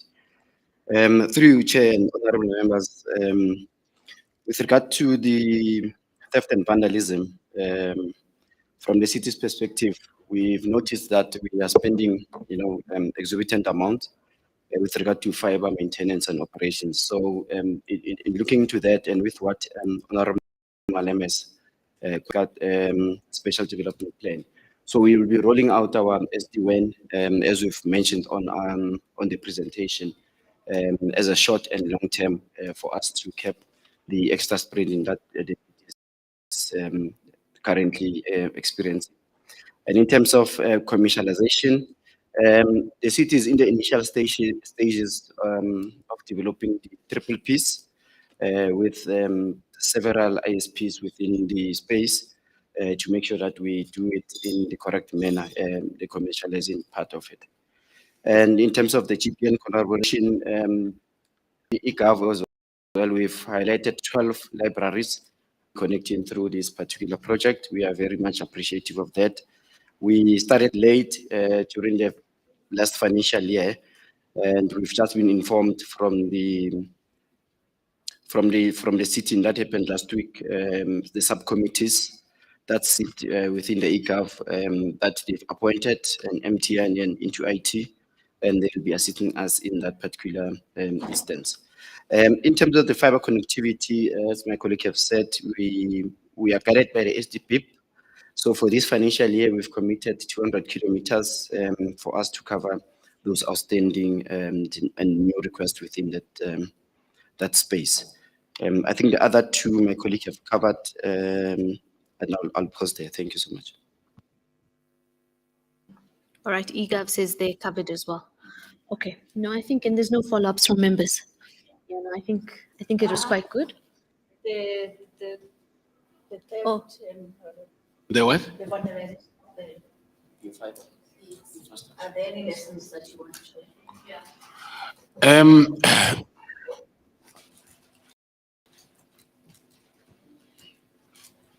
Is the question saying what are the lessons that we learn in GBN phase 2? They are mentioning that their challenge is that their fiber is being vandalized, and it is repeatedly. Okay, so thank you very much, Honorable Mube. So, without any lies, as I said earlier, we have not looked into the issue of vandalization. So we, as I said, when you raised it earlier, we're going to look at it. But also we did receive a closeout report from SITA on Friday last week from UD. Unfortunately, it doesn't speak about vandalization. But we want to take those land and bring them into phase 3. Because, for example, the issue of phase 2 was the issue of contract management, effectiveness of it, financial management, effectiveness of it. But the vandalization part, to be honest, was not there. So we're definitely going to look into it and see how we're going to deal with it. Because as I said earlier, at the city of Johannesburg, we end up putting, what do you call those fences? Those, not palisade, the steel ones. The steel ones, like a clear view. And then you put in those wires on top and then put a camera in that area. So that's what we did there. So we'll definitely look into that too and see how it works. Unfortunately, it's another funding that will be required to deal with that. But we also believe that when we are putting the CCTV cameras now, that will also assist, because what we have learned is that the vandalizers or the criminality part, when they see CCTV cameras in areas, they tend to shy away from those areas because they will be seen that they will be seen. And with these police warders, we sure that will be able to assist, because we'll also ensure that in our areas, DCS, when they allocate warders into areas, they must also look into areas where we've got equipment and buildings that belong to us so that they are safe. So we'll definitely use those around those sister departments to work together on that. Thank you very much. Thanks. I think just one of the things Max and our researcher and I were discussing now, and I think it is important to raise, that often it isn't necessarily only community members or just community members in terms of the vandalization. That sometimes it's other contractors, sometimes it is malicious, but also there are other times when it's just a spatial planning issue. So whether it's around piped water or other types of underground kind of infrastructure. So there's a need to align all of our plans around GBN rollouts and ICT rollouts to the spatial planning, and to so that we're also working tandem with each other, because we all know this. Someone will come to work outside your house, before you know it, your water's out because somebody knocked a pipe, this, that, the other. So I think that's just something for us to also consider as well. Right, let's take that very last one. I want to release on Ekurhuleni and continue. Chair, just something that's important for us to note is that in terms of the Communication Act, and Aubrey and Mr. Lloyd can assist here, the fiber companies can actually have almost carte blanche, and they can just go ahead and infrastructure for fiber without getting permission or well-lead permission from the cities. Yeah, I think that's duly noted. Mina, I'm going to release, am I correct? I can release Tshwane and I'll release Ekurhuleni, and then we'll take COJ and SITA thereafter. We do 2-2. HOD? Chairperson, can I request that they don't get released? We said we are a family. We said we are a family. So they need to assist us in answering some of these questions. I'm just okay. Let the record reflect that the portfolio committee was happy to release you, but the HOD of the department has held you back. Right, let's take City of Johannesburg.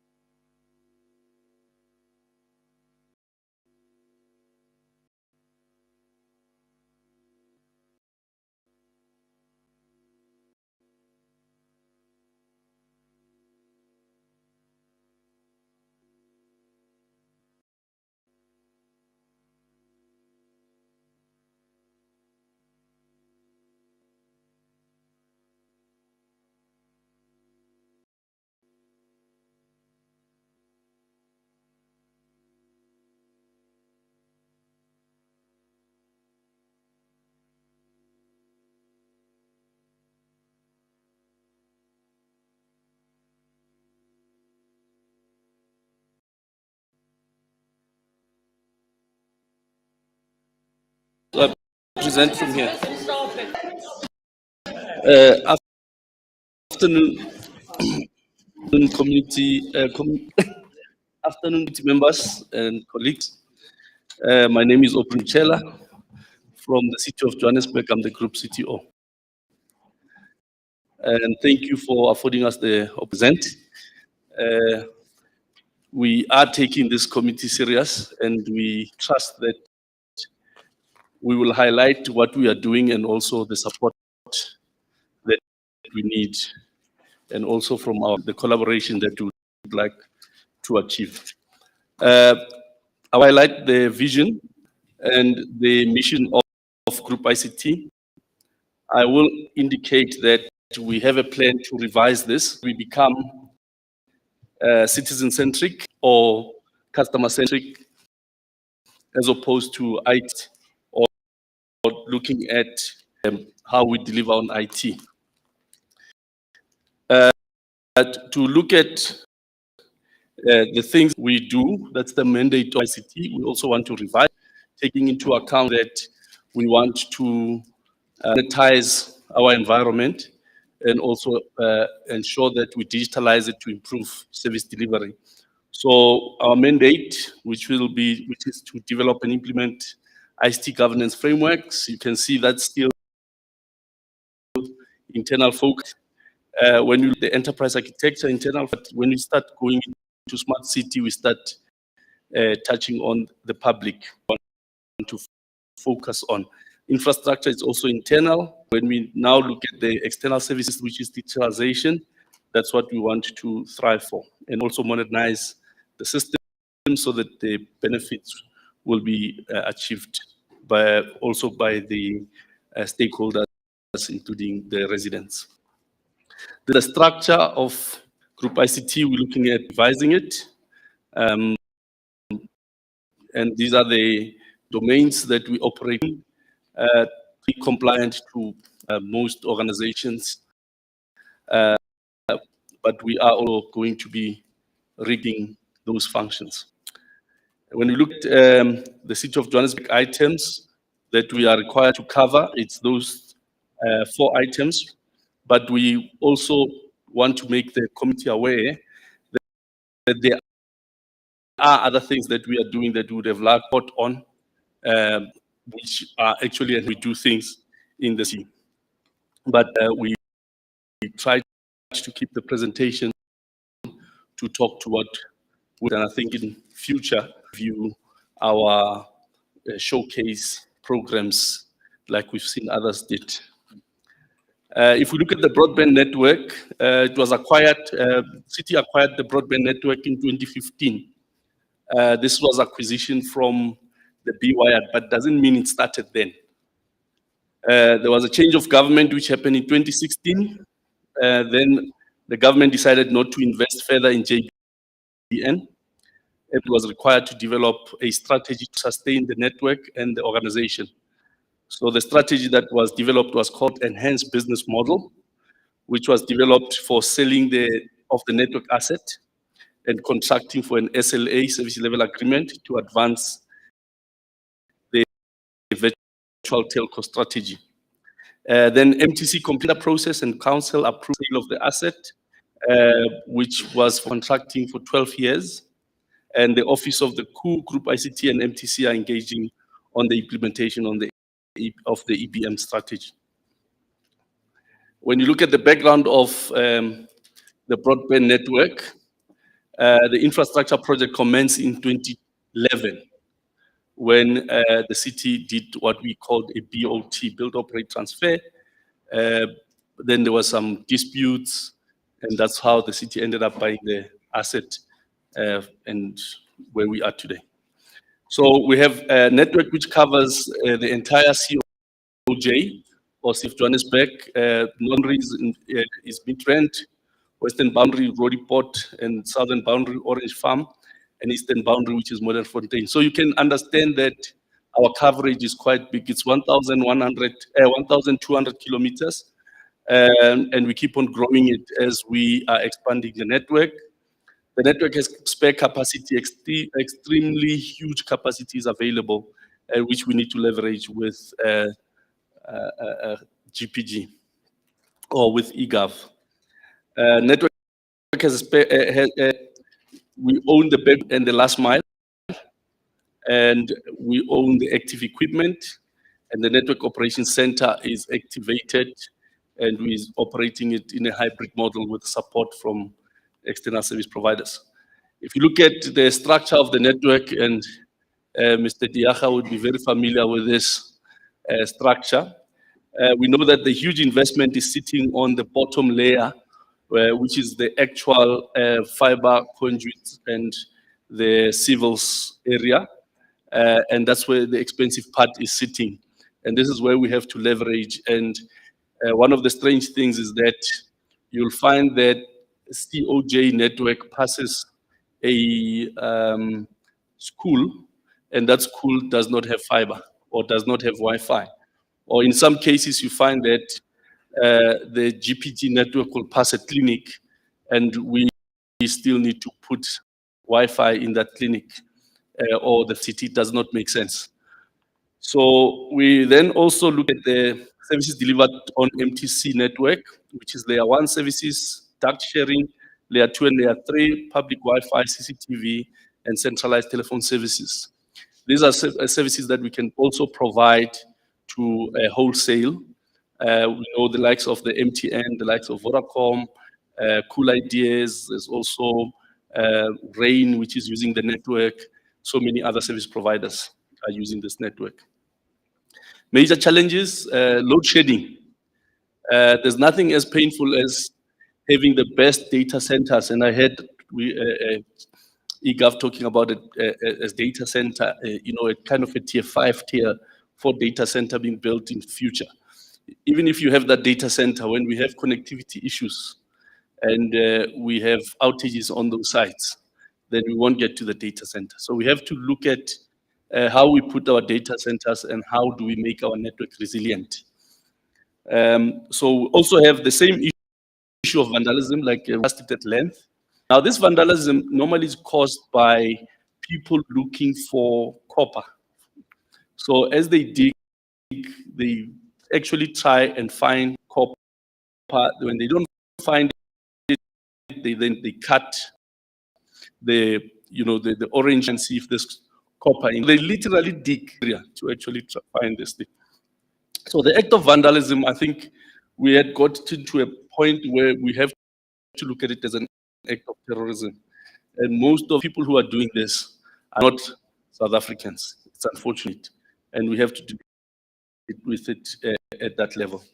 There's also high cost, which is based on low commercialization. We've not gotten to that point. That's why we had to look at the EBM so that we can commercialize this.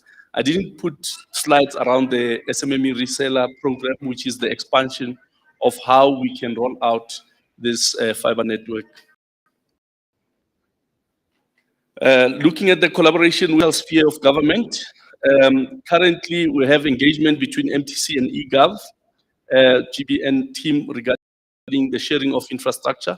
We've had those engagements with the previous CIO, and we've been having the engagement with the current CIO. We've had the engagement with the HOD as well. I think when he was still at the CT, that engagement was still pursuing. And we'll continue to find each other with regards to that. I think in one of our strategy documents, GPN is part of that. And just need to make sure that our on the table and transact and leverage this. So we also we want to do coverage engagement, which we can leverage each other's networks. We also have the public Wi-Fi sphere. I think it does not make sense not to share our Wi-Fi spaces because most of the time we focus only on the fiber. But in actual fact, as COJ, we want people to know that when you are in this area, there's a COJ Wi-Fi. So we might need to look at how we reconfigure the Wi-Fi hotspots so that you can be able to get into COJ free Wi-Fi because we provide the internet, which is where the most of the cost comes when you break out. But it's something that we need to look at because with that one is just a soft configuration or e-Gov will also want to say, in these areas, I want to publish my Wi-Fi, and it's a matter of changing your SSID, but at least we can provision the transaction. We also have Microsoft training services, a program for e-Gov that we have been leveraging. I know we get sent the training courses and we share it with the institution, and people go in and log in. I think you probably have a record of how many people from Joburg have been logging into the training program, the Microsoft training program, and feedback that I've been getting. People are appreciating this kind of training. We also aligned to the crime prevention strategy of the province. I know that we've been talking to the private sector on how to get the CCTV feeds so that they can go to our IIOC. I heard e-Gov talking about the IIOC. We also have it, but we still have the infant version of the IIOC, which is focused on the public safety. The Office of the Coup is expanding that to be back to its original form, which should look at the entire operations of the city. The group ICT participation in e-Gov also, we'll be looking at the value of the committees. We attend the infrastructure subcommittee of ICT steering committee, and also we participate in the CIO committee. That's why also I was happy when the HOD said the other entities should not leave, or the other municipalities should not leave, because that's the collaboration that we put on record in future. Yeah. So we also have the GPG recruitment page, the recruitment portal that we've been using extensively. So at least in that case, we tried quite a number of initiatives to leverage. We also have an MOU that we have signed with GPG, which is assisting us with this ease of collaboration. What we want to do is to expand this relationship, and we'll talk to it when we get to the lowest slides. But to expand it beyond just talking about things, make sure that the active director, our active director, can talk to each other, make sure that we can share the data, we can create a common data repository that we can share, make sure when we talk about SEP licenses, we go jointly. We talk about Microsoft licenses, we go jointly. Those are the kind of things that we advance. Just quickly, major strategic, we had the new normal program, had quite a number of things, but because of the change in the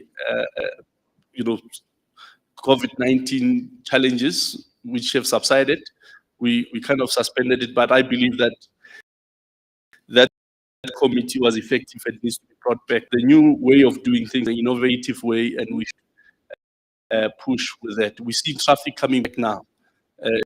Everybody gets frustrated in the morning, in the afternoon. Yet we have the luxury technology that we should leverage. EBM, I've covered that, and also the SEP project. So one of the challenges, and maybe the issue of leverage between COJ and municipalities, it's specific for MFMA. Whereas when you look at the SCOA or standard chart of accounts that PFMA uses, you find that it's easy to SEP in a environment that is using, but it's very complex for MFMA-based environment where MSCOA has been defined as the standard. Requires granular configuration or very granular account, right down to the ward, right down to which employee and how is being projectized and decomponentized of an asset, right down to the memory, or right down to a nut in a transformer, which can cost 400 or 500,000 rands. Those are the kind of differences that we have that makes our implementation a bit complex. But we have actually had the slides, but I removed them because I wanted to focus on what's required to talk to. Consolidation of applications as well. The city, we had, I think when you combine all entities, we have more than 2,000 applications that are running that we don't need. And when you consolidate with key platforms, you say you're running Microsoft here, you're running SAP here, you're running GIS here, you easily reduce these two applications. But we need governance to be put to that. There's also a SME reseller program that we have developed. It's a portal we need to leverage. When I heard about the e-Gov and how their initiative on how they are actually benefiting SMMEs, maybe it's something that we just need to share, more especially with the rollout of Wi-Fi. All right, but also it expands beyond this. It can also fix the easy tasks. How do we clean the city? The concept around it is not employing people or giving people, rather people going to the community, finding the interest of the community to pay for an improved service, using the application to actually interact with the city and being sponsored by the city to actually advance those services. So, and they expand, the services, they can be energy space where we have the solar, they can roll out solar and batteries, they can distribute gas. It can be in the space of cleaning up the streets, where communities can say, no, in our streets, we want the streets to be very clean so that we can up the value of the property. It could be distribution. We were evaluating, without putting too much details, somebody was selling a bottle of water for 2 rands plus, and we said it's impossible. So already if you're buying that, you're probably going to drink water from a hose pipe, from a fire extinguisher, and those are the kind of things that we don't want. So we want to distribute water. We know for National Treasury is looking at water crisis coming. AG is looking at water crisis coming. This committee is looking at water crisis coming and all that. How do we circumvent this proactively?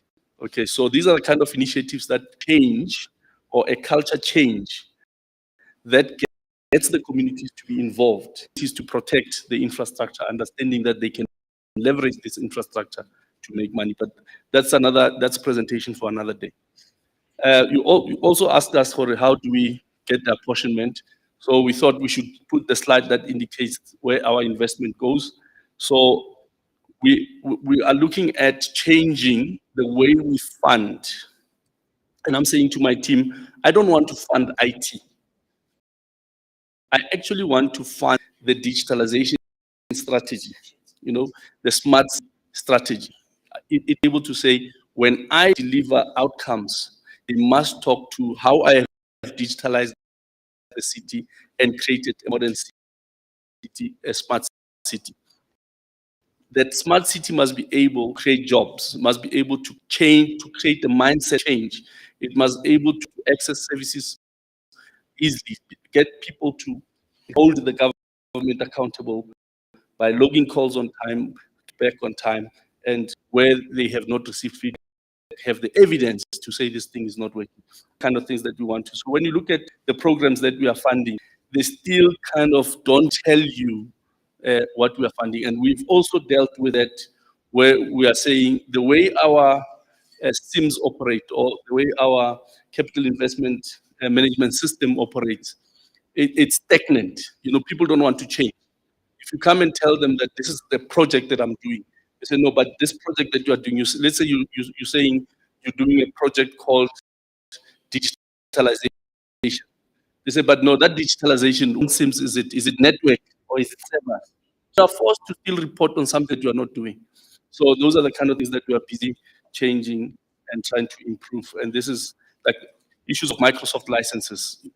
And I think the statement I'm going to make is going to throw other people off, but how do we have a government that has so many people who are in need of services, operating system types of services, and we are in that capacity locally?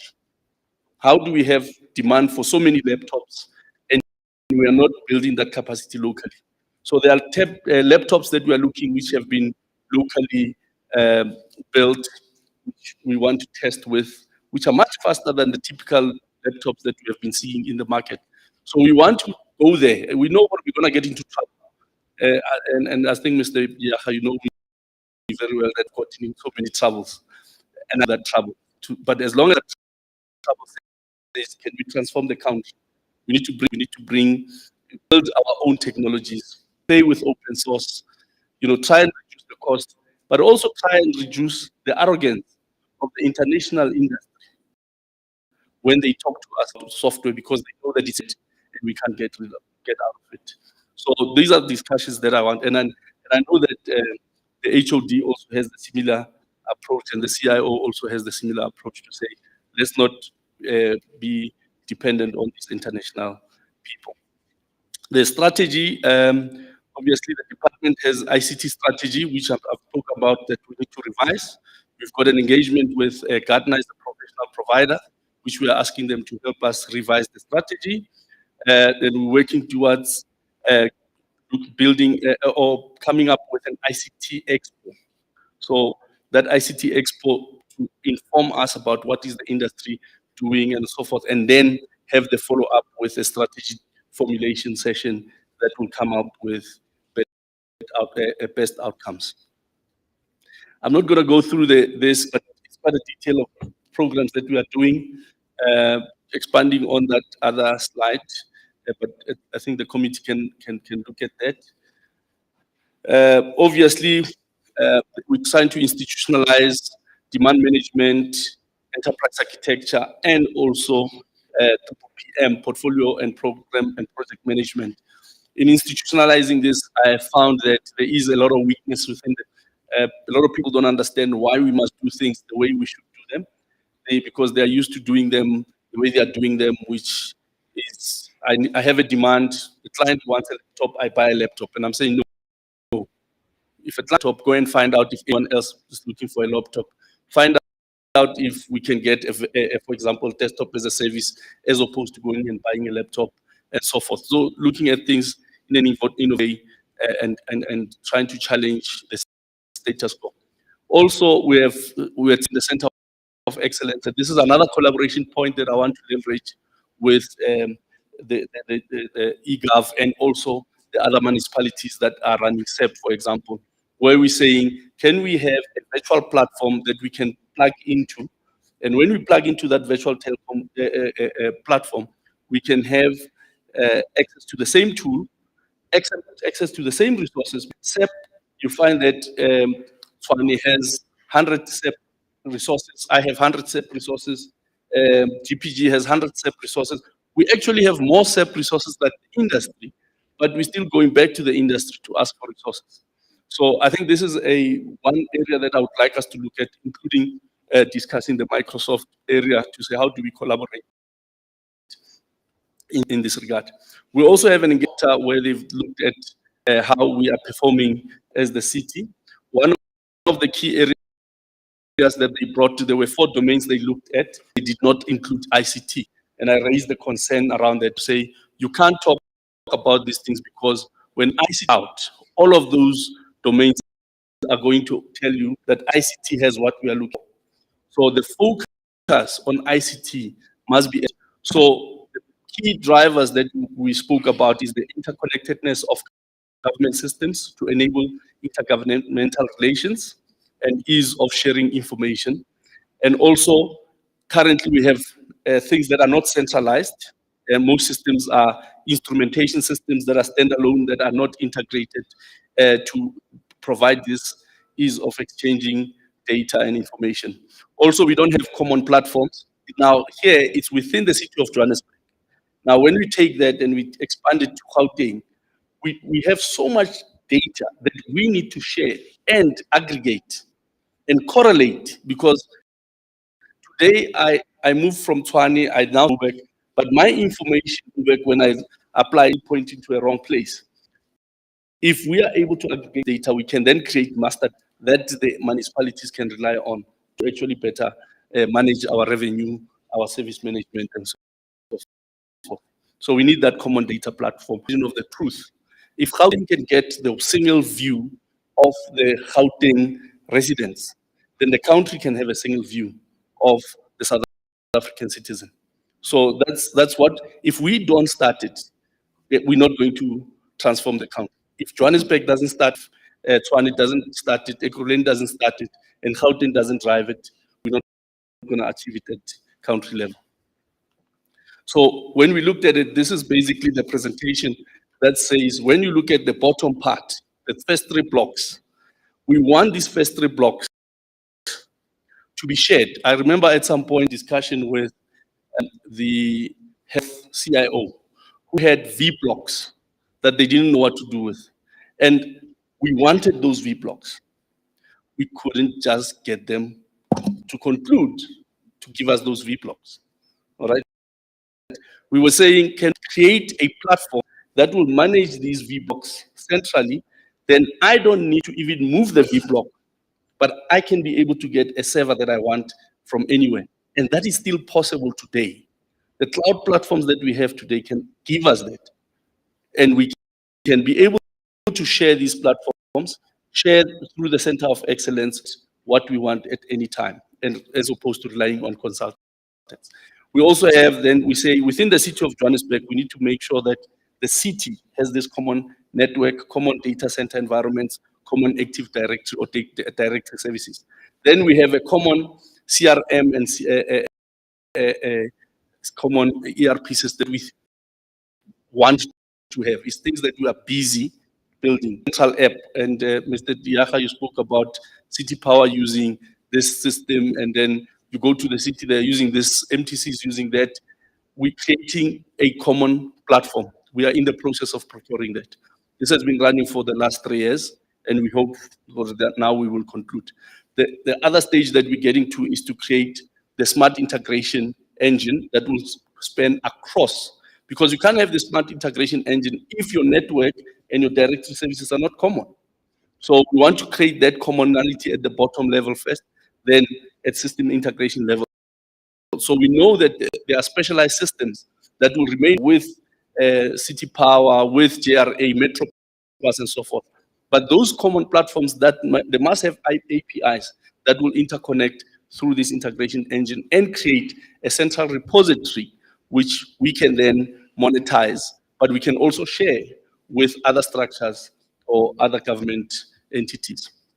Then we have a common dashboard platform that we can provide through the intranet, through the extranet, and also the internet. The public can be able to access information that they want through this common dashboard, that they can create their own queries.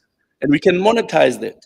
People who are doing research, they can get information that they want on that. If we've got Hadoop, we have a lot of complex reports, legal reports and all that. That information can be put and made available to the public, because it's anyway public information, it's not a secret. So what we then did when we were engaging with COGTA, we said, COGTA, you're looking at the socio-economic, the finance, the service delivery, and the government and legal. Normally, ICT is put under government and governance and legal. And we said, no, we're not going to take that. You're going to create a report that talks specifically to ICT, because ICT is core. So the ring that you have there is the core, which shows you that socio-economic report to anyone, the reporters that you are giving, the SMME reseller, trader, the Wi-Fi platforms that we're talking to, socio-economic talks about that. When we talk about finance, they talk about SEP, they talk about e-Joburg, they talk about e-government, which is what we are doing. Now, you can talk about finance without talking about ICT. You look at the service delivery, we talk about the central service delivery application, the IIOC, and the related IoT devices. The governance side, case management, policy universe review, the GRC, the e-procurement as well. So these are the things that we are putting in place. Mr. Diak, and I keep on referring to you because I know that you keep on referencing City of Johannesburg. We are now dealing with corruption at the root level, where we are saying, when you RFQs, you automate them. When you respond to a tender, you will respond online. There's no one who's going to be now bringing a file or removing a file. Yeah, and if there's an underground engagement, the system will catch it, because you will do your underground engagement, the system will produce different results. So we'll start seeing people shooting each other now. I guess. So these things we are putting in place. But the other thing that we are doing is to do the service catalog. Now, this is very critical. Inside the e-procurement, we have demand management. In the demand management catalog, the service catalog gives you the componentization. And so when you say, I'm going to buy a switch, and Mr. Baloyi will know that, when you buy and you forget to buy the SFP, and then you end up sitting there, or a switch that is in there for 3 years or 3 months because you need the SFP, but you don't have the budget because the SFP costs 500,000. Small thing like this. So this will eliminate that, and that demand management will be passed on to the budgeting system, which then ensures that you are budgeting according to the same structure, which will relate right down to the implementation and the invoicing. I'm almost done. Then these are the focus area, but I've got most of them already. And I think the proposed way forward, that's the end of my slides. Thank you. City of Joburg, let's know hands. I'm seeing Member Diaka first. Member Njube? Okay, all right. No, I was just making Malama didn't have a hand. Over to you. Thank you, Chair. A lot of what I wanted to ask will be answered, but what I wanted to just say, and this is very important, maybe I just want to tell a story, but 2 years ago, I bought a new car, and when I went to the bank, there's some of the information I didn't put on there. It was with Netbank, and they said to me, but what about paying so much money?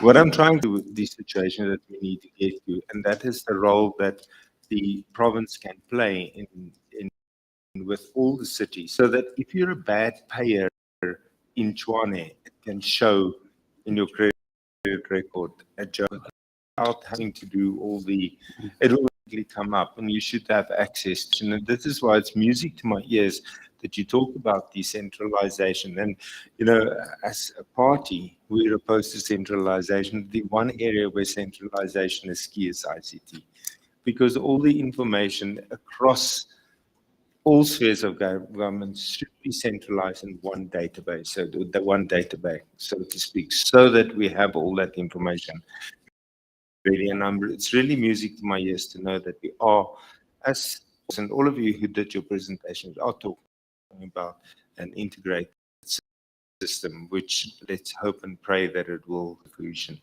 Thank you. Thank you, Member Njube. Thank you, City of Joburg. Let me appreciate your presentation. And I heard you talking about, you are also utilizing the ICT in interacting with the communities in terms of what can they do together with themselves. You also mentioned the closing of the potholes. And I'm very much happy. I'm deployed at the Parliamentary Constituency Office of Alexander. If you can take a drive on the London Road, you will see, driving when it is raining, you will see the swimming pools. I even reported that to I don't know whether he's still an MMC or what, Kenny. He never responded. I even took pictures to say, look at this. He never responded. So let's hope this method will help us, because you need to meet the button, the city, and those that may come up if they have skills, which are halfway, because really it is not acceptable. The last one is what you raised about the expo. In the previous administration, I belonged to the e-Gov, and there was an expo that was organized, and we were invited as the portfolio, and we saw a lot of innovations from the young entrepreneurs. which we don't know where are they now. And from that time till now, there are other entrepreneurs that have emerged that are also having a lot of ideas that can help the province and the country. Thank you. Thank you very much.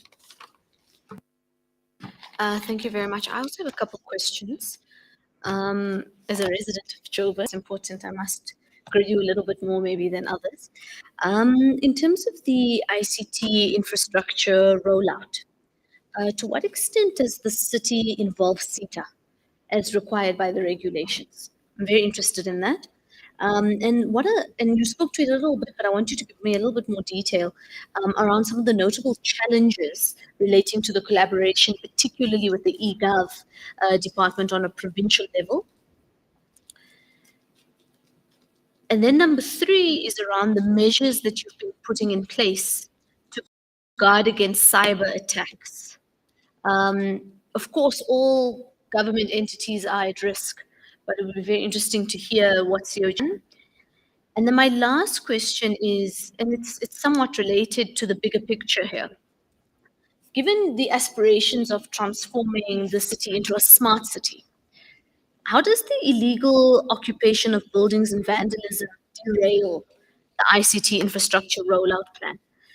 Because we're seeing that especially in our hubs, in our areas, where we are building not the majority, but where you would want the nerve center of their systems to be. So I'm just interested to know what the plans are there. Thank you. I've inspired of you. No. Just as a matter of interest, as we welcome the presentation by the city of Johannesburg, I think there isn't enough convincing to why Mr. Mojela kept on addressing Member Dijacher. Maybe in answering other questions, maybe you should also take us into context. On a lighter note, yes. Thank you.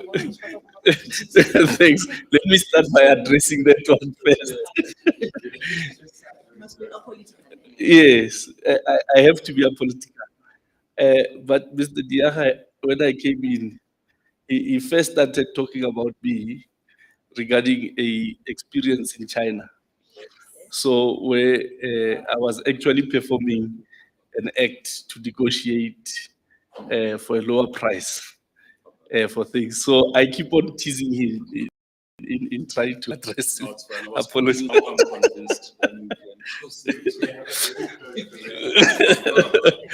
Yeah. So he's the only person who saw me cry. Yeah.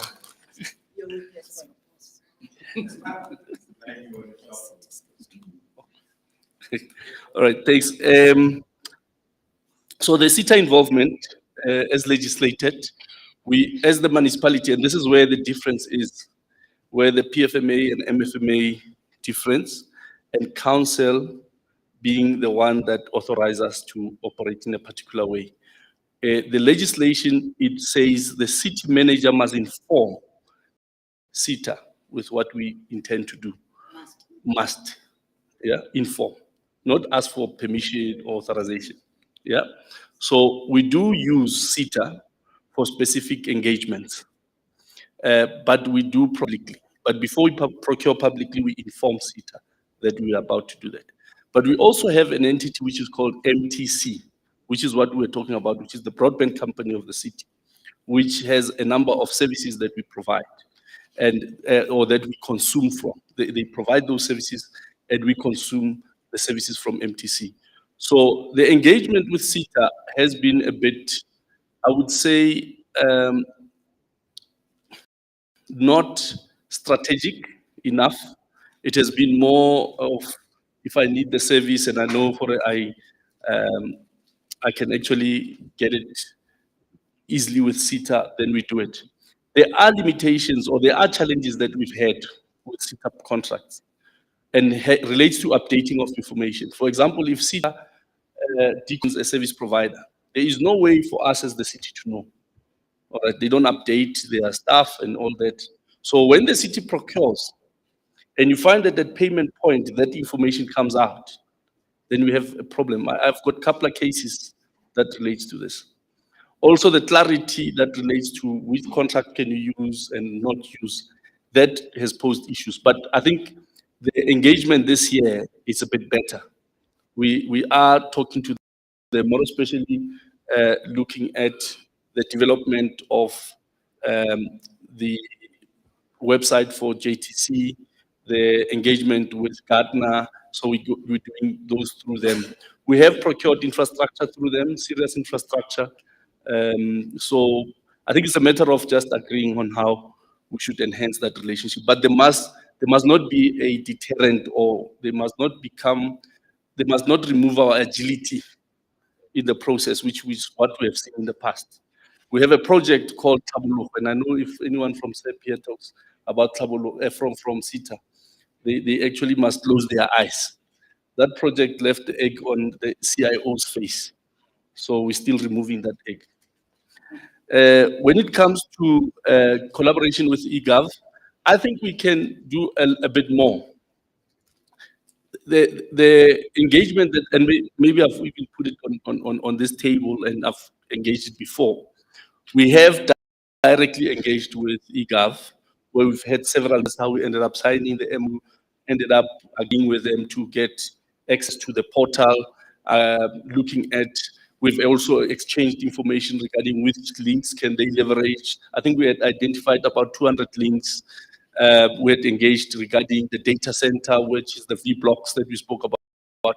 I think what we now is the formalization to say in the MOU, can we put a schedule of things that we must deliver? The training one I've covered on it and so forth. It's just that level of expansion. I actually sent an email to one of the committee members on the ICT steering committee infrastructure to say, I do not understand why we should come to that session if you are not incorporating us into the agenda as a standing item.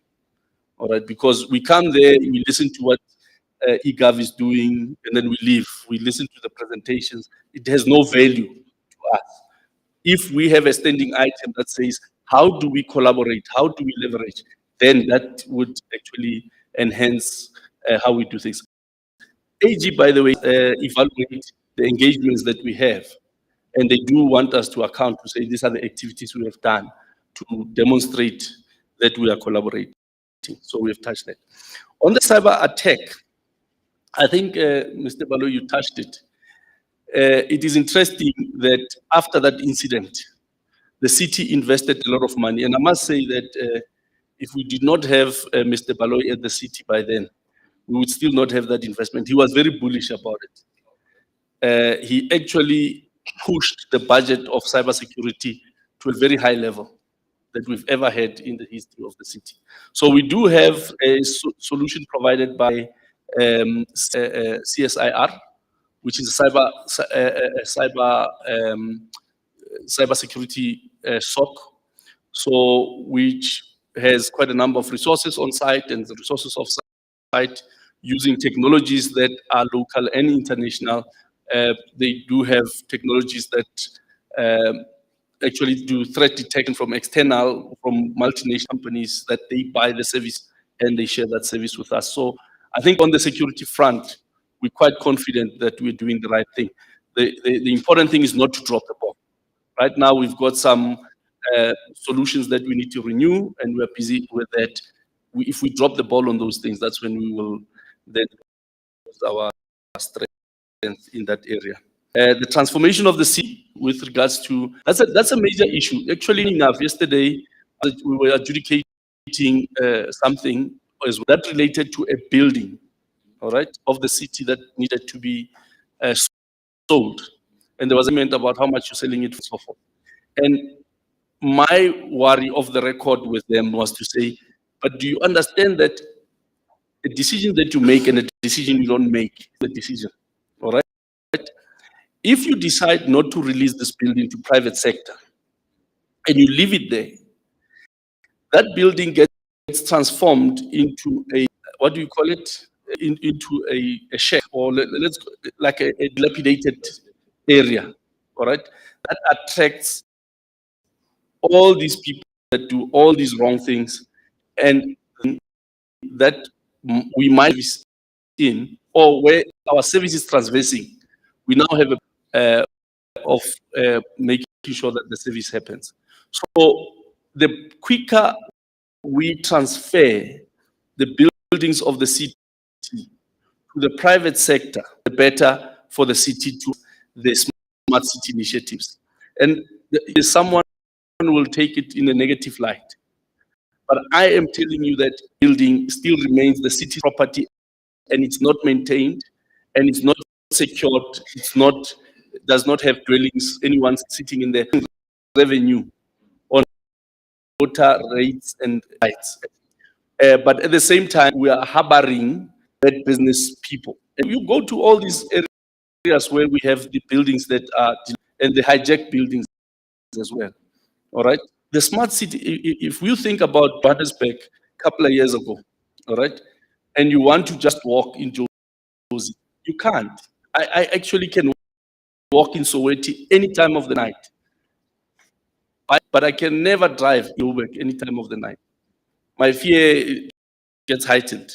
So for us to be able to do that, the city has adopted a strategy to let go of buildings that they cannot maintain. Our book value is actually, crazy. We were talking about this as well. The way we account for our depreciation based on what the cost base is not based on evaluation.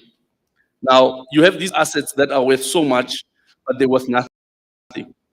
And you are sitting with them. Release them to the public. Get the money, more especially with the state of the financing. Get the money for selling the property, then get the money for the servicing or for the services. But it's a strategy that needs to be looked at and considered by the greater authorities. I think that was the thanks. HOD, you have anything? Thank you. I must also say, Aubrey should have did that or put a disclaimer that the presentation. Having said that, I think so that Mr. Muchala, we want you to come to the CIO because the CIO Council has changed, not the way you know it.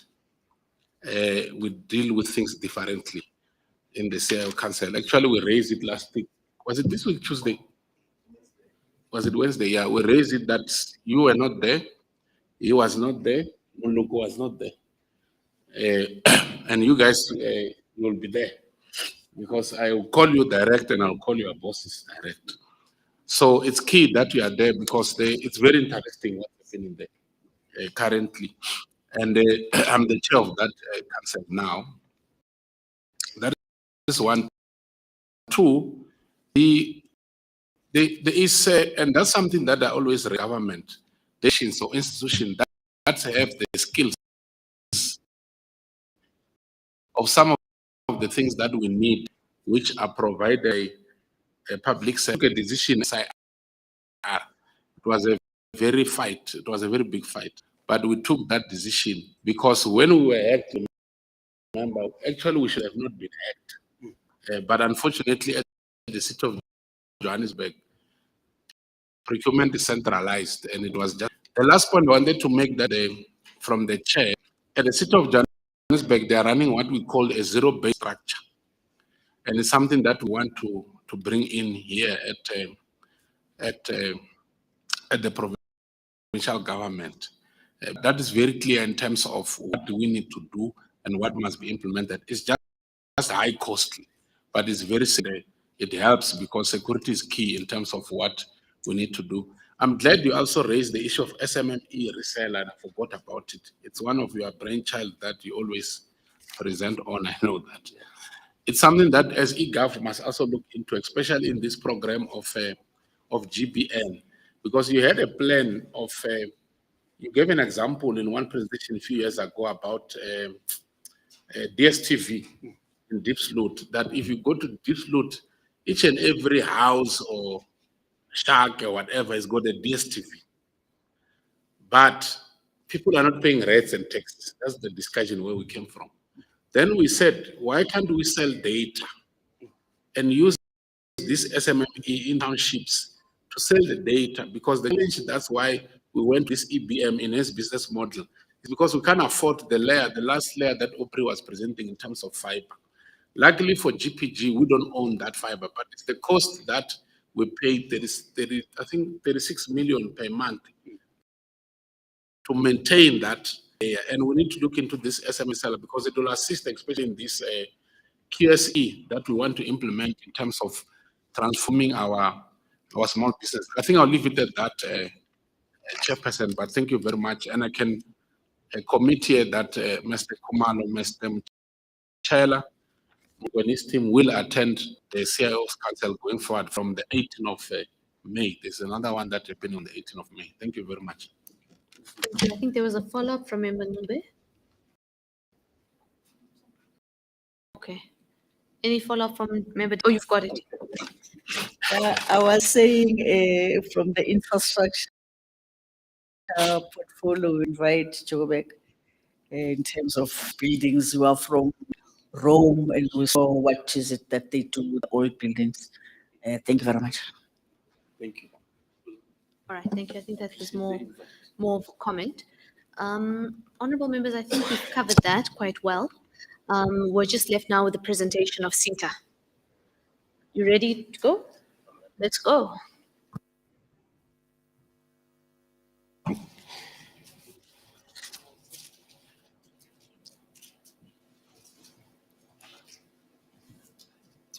Okay.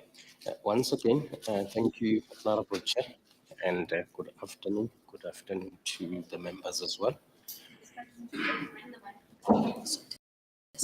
Oh yeah, thank you. That's it. Okay. My name is Sianda Beko. I am the acting provincial manager for Gauteng province within SITA. With me here, I am with Ms. Rose Ngwane. She's sitting at the back there. She will be assisting me later on when we open for questioning. Chair, thank you very much for inviting us into this session, and hopefully we will be able to meet your expectation. So in my agenda, I've got about 21 slides that I will be covering, which covers 3 areas of the agenda, which is the national broadband coverage, just a little bit, a brief study on that. And then I will move on to cover SA Connect program. And I will then eventually bring it home and talk about the Gauteng broadband network. So without really wasting much time, let me get to the study that I'm referring to. So really the study that I am projecting there, it is looking at the gap in terms of the broadband connectivity nationally, where it looks at it from the municipal area perspective. And if you look at my left on the slide there, the list covered in green, you would notice there that Gauteng province, as well as the Western Cape, they are the provinces that got more coverage in terms of their municipalities. They dominate the top 20. But as you move on to the red list on your right, you then notice there that that's where the province with most of their footprint that is covered by the rural areas. You find most of the municipalities there, which the coverage in those areas, it's actually less than 45%. And really the reason I've put up this slide is because it is the basis of then what the SA Connect is seeking to achieve to close that gap, which is also the same as the Gauteng broadband network. It's looking at closing that gap of broadband connectivity, which then also bridge the digital divide in a sense. So if I then move on to the SA Connect, I will not dwell much really on what SA Connect is. I think we are all well vested on what it is, but just maybe to give context of slide that I will be getting in just a second. So with SA Connect, it is also aiming to bridge the broadband connectivity gap, and it is one of the technology goals that are or rather achieving the National Development Plan 2030. And the program itself, it's approached in phases. There is phase 1 and there is 2. In terms of SITA's role in this, we are tasked or mandated under DCDT together with BBI, which is Broadband Infrastructure, to provide the end-to-end broadband services. And as such, as I was told, there are 2 phases. In phase 1, the target was to achieve just above 6,000 sites, which we then ended up achieving about 970 sites. And that covers only 7 provinces. You would know that the 2 provinces, which is Western Cape as well as Gauteng, those 2 provinces are driving their own broadband. Hence, I'm not covering them here in the SA Connect, but later on I will cover the Gauteng broadband. So we have achieved the 970 sites in phase 1. And really that was due to the same challenges that we are facing with broadband, which is the funding constraints. And then on phase 2, as I now move into the next slide, this is now talking to the SA Connect. So as we move on to phase, we took it from phase 1. We also took into account the challenges that we have encountered there, mainly with regard to the funding issue, where we are then adopting measures to make sure we are achieving better results with phase 2.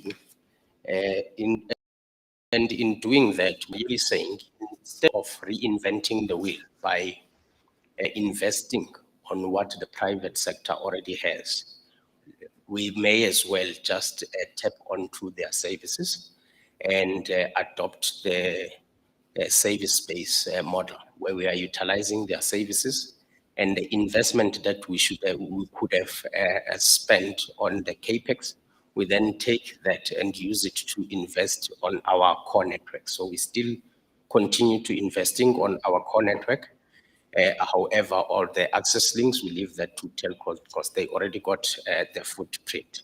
And we then also say, as much as we are going into the competitive bidding, when we put this contract in place to roll out the SA Connect, we need to extract optimal value out of that.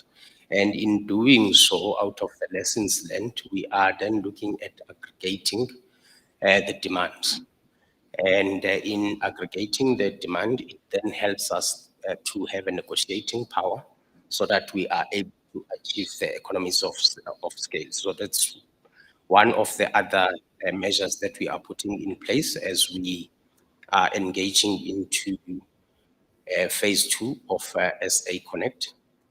And in line with those lessons learned that we have learned and the interventions that we are putting in place, we have also put in place a contract RFA 1880, which is consists of the panel, which is really aimed at appointing a single service provider per province or per region. The service provider that is, or rather, and we then scope the contract in a sense that that service provider is able to provide end-to-end services. And also, as part of making sure that we minimize the cost, are also looking at a long contract. Usually you'll find that the contracts that we put in place are the 3 years contract, but looking at this type of service and the discounts that we can benefit from longer contract, then establishing contracts that are between 5 to 10 years. But in us saying that we are then appointing a single provider that is able to provide the end-to-end services, we are also cautious of the fact that we need to develop the SMMEs. And that's where again EME and USE come in, and I'm explained earlier, so I don't have to explain that again. But we are also cautious of that. We are making sure that we establish these contracts. We are cognizant of it, and we are implementing that 30% allocation on our SMMEs, which is a similar thing that we are doing with the broadband locally in Gauteng as well. And then if I move on this slide, I'm really lamenting on some of the I have already covered, but I think what is important to note on this slide is to say we are then saying the same approach that we have adopted. SA Connect, the approach can be extended beyond the SA Connect, that can be extended to the local government as well. So then if I move into the engagement process with the, so actually we are mainly grading the sites that have been connected so that they are the minimum speed that they are running at least it is megabytes per second. And as we are upgrading these, or rather the funds for upgrading these sites comes from the department. So as SITA to do approach the department at a national level, the customer advocacy or CRMs, they then engage with the department to understand the demand, the number of sites that they would need within a given period, as well as the sequence of those sites so that we can plan properly, which is similar to the provinces as well. We do the same, where we engage with the provinces to understand the demand, understand the budget and the volumes in terms of the number of sites, and subsequently we get the relevant accounting officers to then also sign on that. And once we aggregate those demands, we then go back to the contracts that we have put in place and embark on the procurement process accordingly. Now, if we then move on to look at the breakdown in terms of the bandwidth on the national as well as the provincial sites that have been implemented to date, and I must maybe just be clear, on the line for the Gauteng is the line for the Western Cape, to say, as I've indicated earlier, that those two their own broadband connectivity. So when I talk Gauteng there as well as Cape, I'm not talking about the provincial GBN. I'm also not talking about the Western broadband. I'm actually talking about the sites that belongs to the national government that are within those provinces. So if we look at that stats, we still quite a number of sites that are below 10% megabytes, but we are then moving towards getting the sites at megabytes. Slowly, but we are getting there. And on this slide, I'm just reflecting on within the engine of S8, the areas in which we are concentrating on, which is the upgrade of the existing sites. As I just mentioned on the previous slide, we are also connecting the new sites. We are upgrading the core network, upgrading the internet infrastructure. We are also developing the applications that are then going to run in the on the network.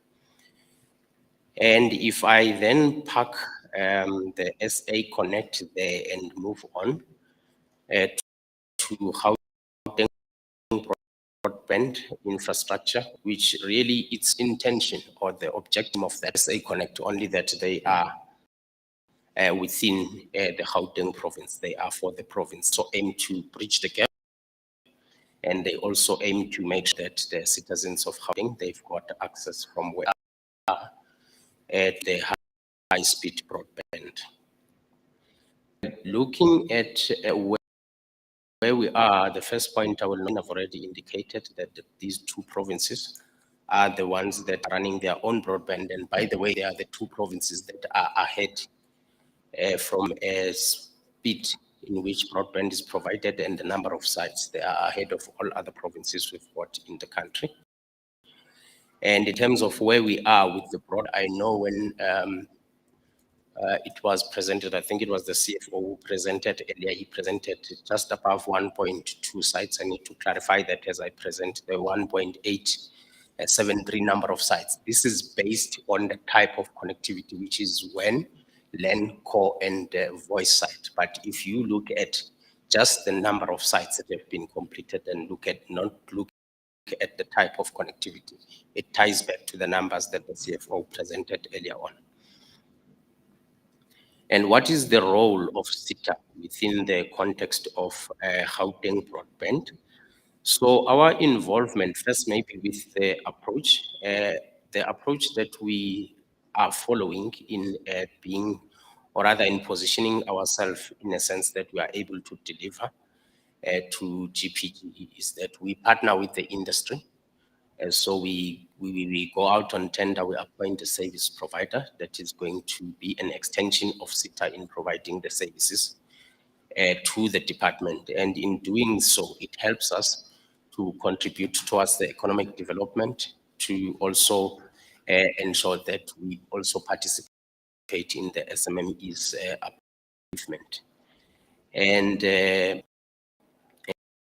our from where it begins, inception, where the department tasked us to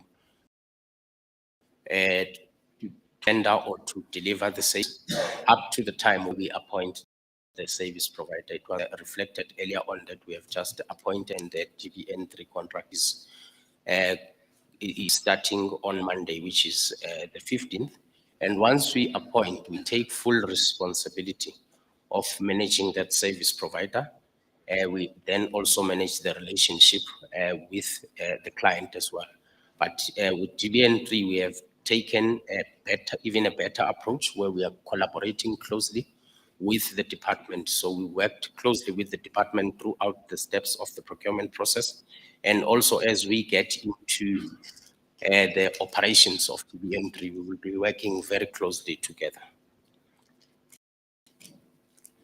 And now this is really just looking at now the operational role of SITA in terms of broadband. I would not really cover the details on the right, but perhaps just touch on the first column where we are indicating that we form part of the build from inception up to when the site go lives. And we also provide project management services as well as service management as well. Now, in terms of the support of Gauteng Township economic revitalization, with regard to GBN2, we have done a few things in terms of uplifting the SMM in all 5 corridors of Gauteng. One is the training that we have provided to them. So we have provided them training. The network is really dominated by the Huawei infrastructure. So we have given them the Huawei training. And when they implement the sites, they also got the over-the-shoulder coaching from what we call the ILOs, who then really give them that support throughout the implementation of the sites and making sure that the sites that they are rolling out, they are rolling it out according to the standards that we have prescribed in the RFP. And as part of the support through our service provider, we had warehouses that we have provided to them so that they can keep their equipment. And when they need to take that equipment to various sites, that is also the support that was provided in terms of the logistic delivering those equipment or material for them to the sites that they need to implement. And this will probably be my last slide. There are a number of this slide, as you would see in the presentation that was shared. But by just covering this slide, I would have then covered all the slides that comes after. The slides basically indicate the number, or rather the names of the SMMEs that participated in GBN2, the corridors in which they participated in.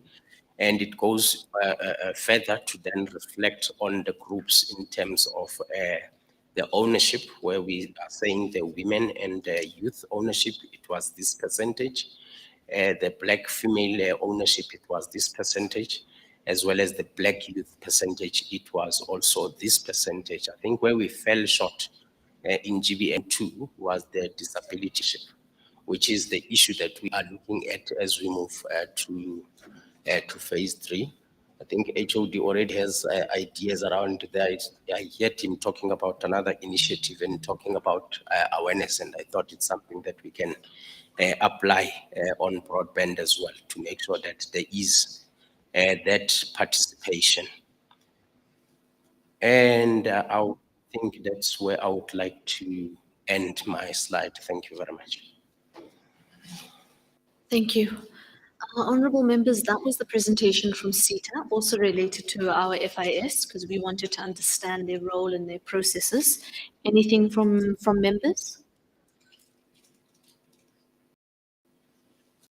Okay, I think also members, you'll recall last year as well, and there were a number of questions that did come up then that we had posed. I thought that was quite comprehensive, and I think this just covered up some of those other gaps that were there. So I'm personally quite comfortable, and I'm not saying honorable members telling me that they need to say anything, but let me just confirm, Member Ngube. Thanks, Honorable Chairperson. My take will be the relook into capacitating people with disabilities. They do also have to have benefit in terms of being capacitated and participate effectively in the economy of this country. Thank you. Thank you. Anything, any maybe closing remarks you might want to add between yourself and HOD? I think we covered. I think I know.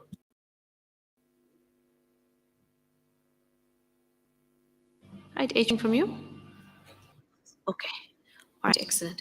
Honorable members, we are going to take the minutes and the resolutions at the next meeting. I think we've lost a number of members today, but also I think focus levels, et cetera, et cetera. It's been quite a long meeting. So executive decision made on that.